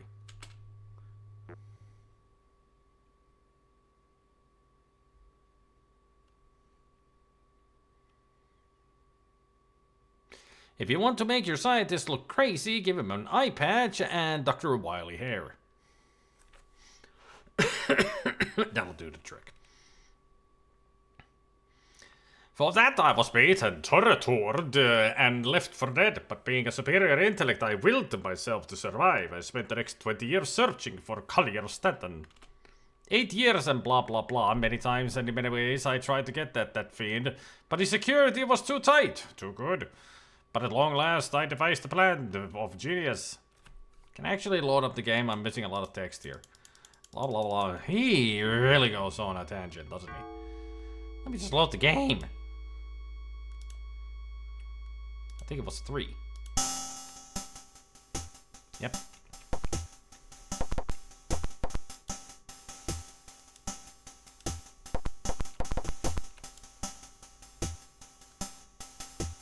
Hey, Levis.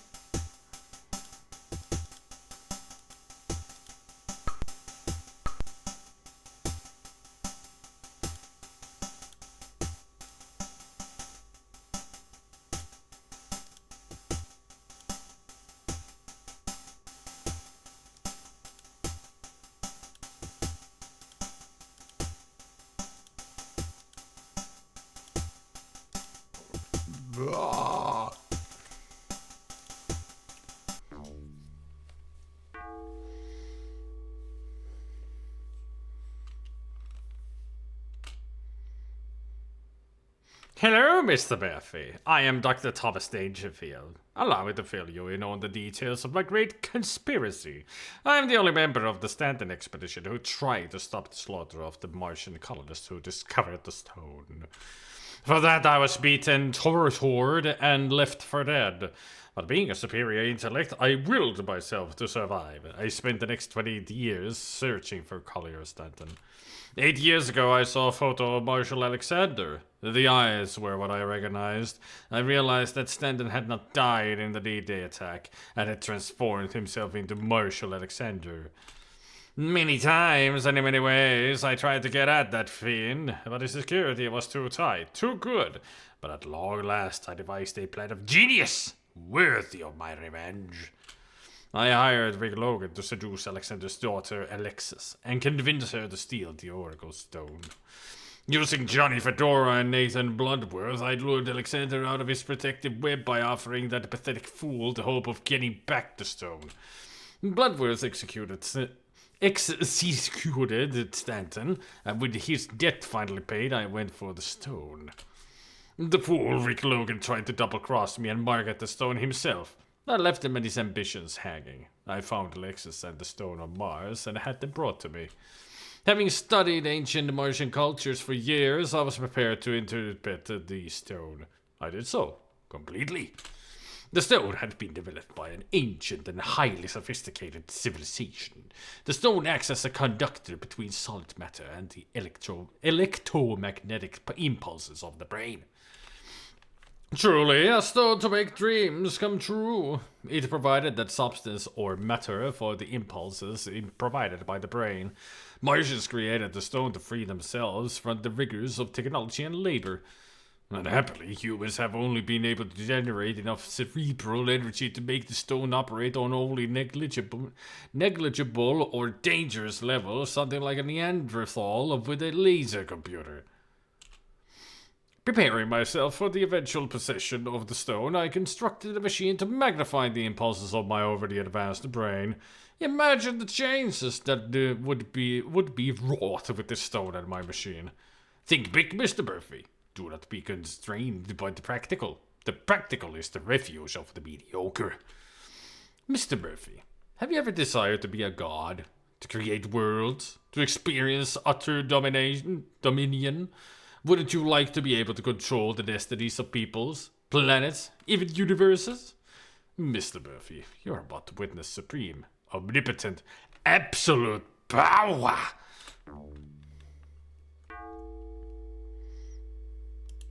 Yes, they are scanned pictures. Yep.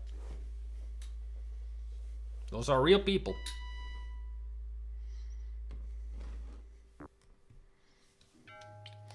It really gets my OCD going that you have half of your save files with no names. What do you mean half? They're all numbers.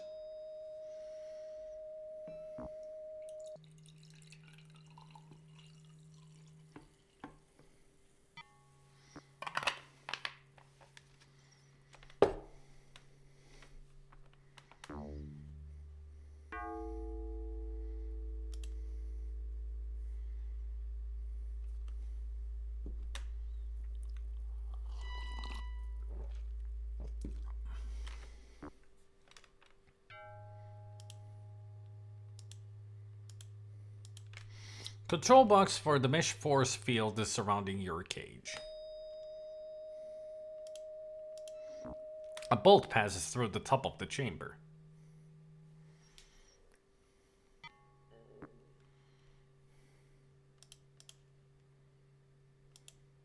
You try to extract the bolt with your fingers but are unable to. You climb onto the bolt with your teeth and slowly turn it free.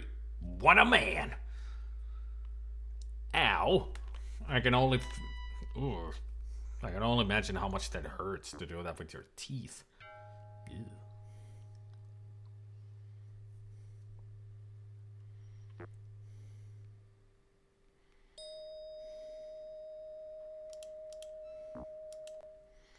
Do something, Tex!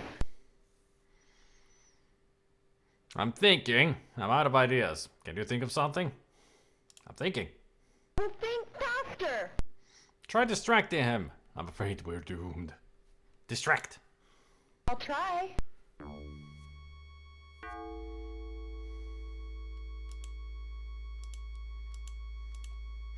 It appears to be the control panels that the nuclear generators and its use to increase the signal power of the brain to the Oracle Stone. It appears to be a large number of 50-carat diamonds. The ancient Martian stone changes color while suspended in a magnetic field. A tube car sits at the tunnel opening.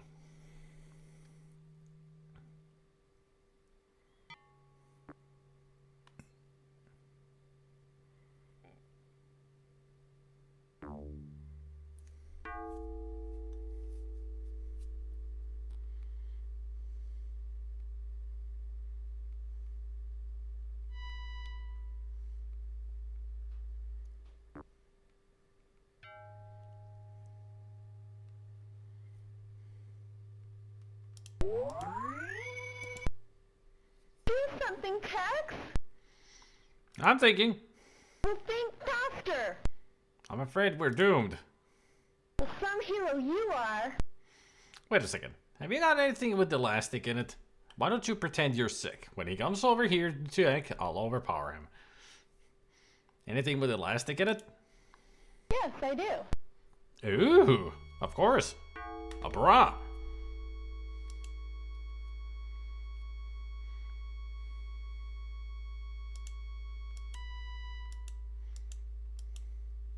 A beautiful, buxom blonde bombshell appears on the pad.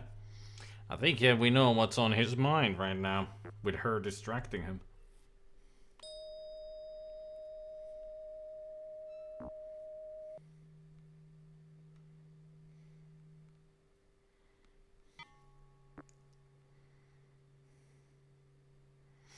Why so many emotes?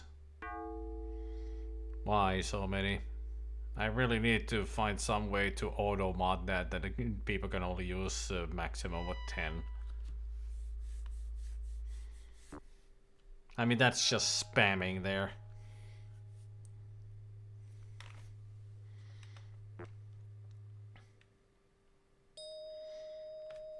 I mean, you could just say hello and see Top Cat. I mean, it's as easy as that. I just get annoyed when people use more than 10 emotes in a message. That's all. You know, just letting you know. That in the future, don't use that many emotes. Especially when you're just saying hello.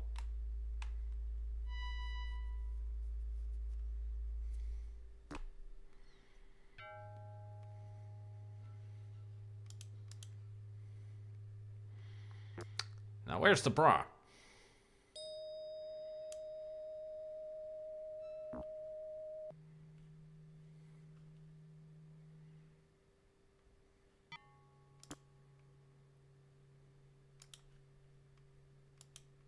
You gingerly take the jumbo bra. Jumbo. I don't think she had jumbo boobs.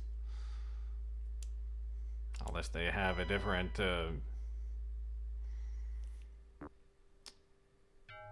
Okay, so now I got the...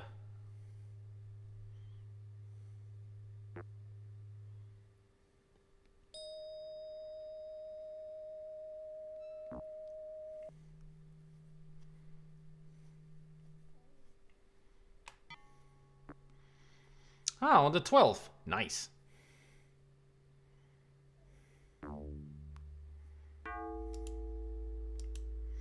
You place the bolt in the bra, pull it back, take aim and let it fly. The bolt strikes the lever controlling the cage and shuts it off.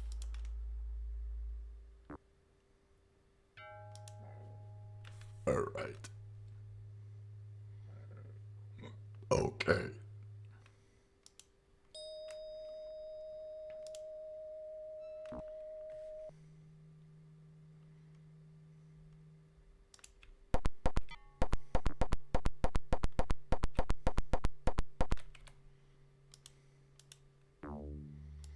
Tuning fork, tooty tooty tooty toot. You strike the tuning fork and touch the chamber glass. The glass shatters.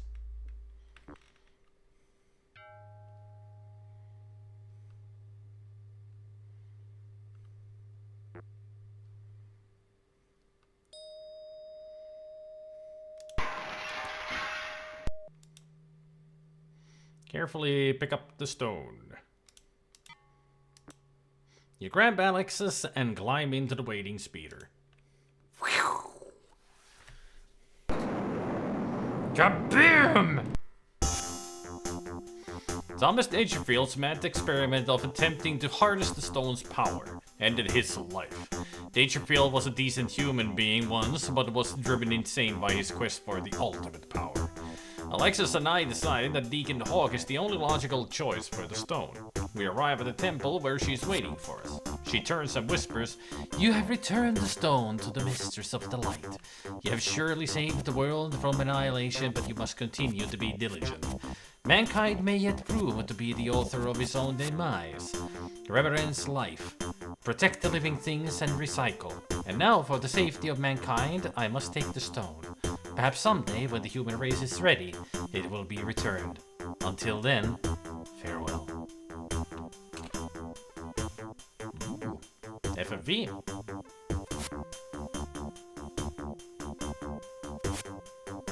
What was that about? I don't know, but how about a hot dog and a beer from Weenie World? How about a hot dog? Sounds good to me. How about a beer and a hot dog from Weenie World? GG! One stream. It's a shorter game than I expected.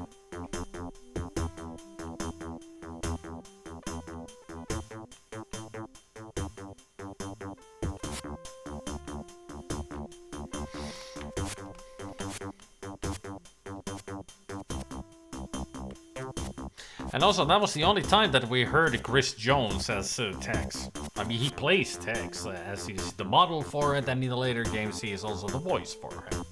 I mean, Chris Jones, he's one of the creators of these games, and he plays Tex Murphy. Even in Mean Streets, it's his face that is on the cover of the game. So they just made him be Tex Murphy. And in the later games, he literally plays Tex Murphy. And it's great.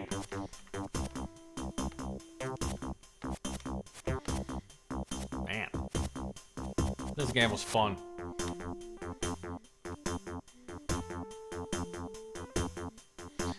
I don't think she was a time traveler or anything like that. She was just the only one who knew how to control. So a lot of people speculate that she was a Martian that somehow had survived. Or at least a Martian descent somehow. So that's why she knew what the stone can do and all that. And once we gave her the stone, she just went to wherever she went to.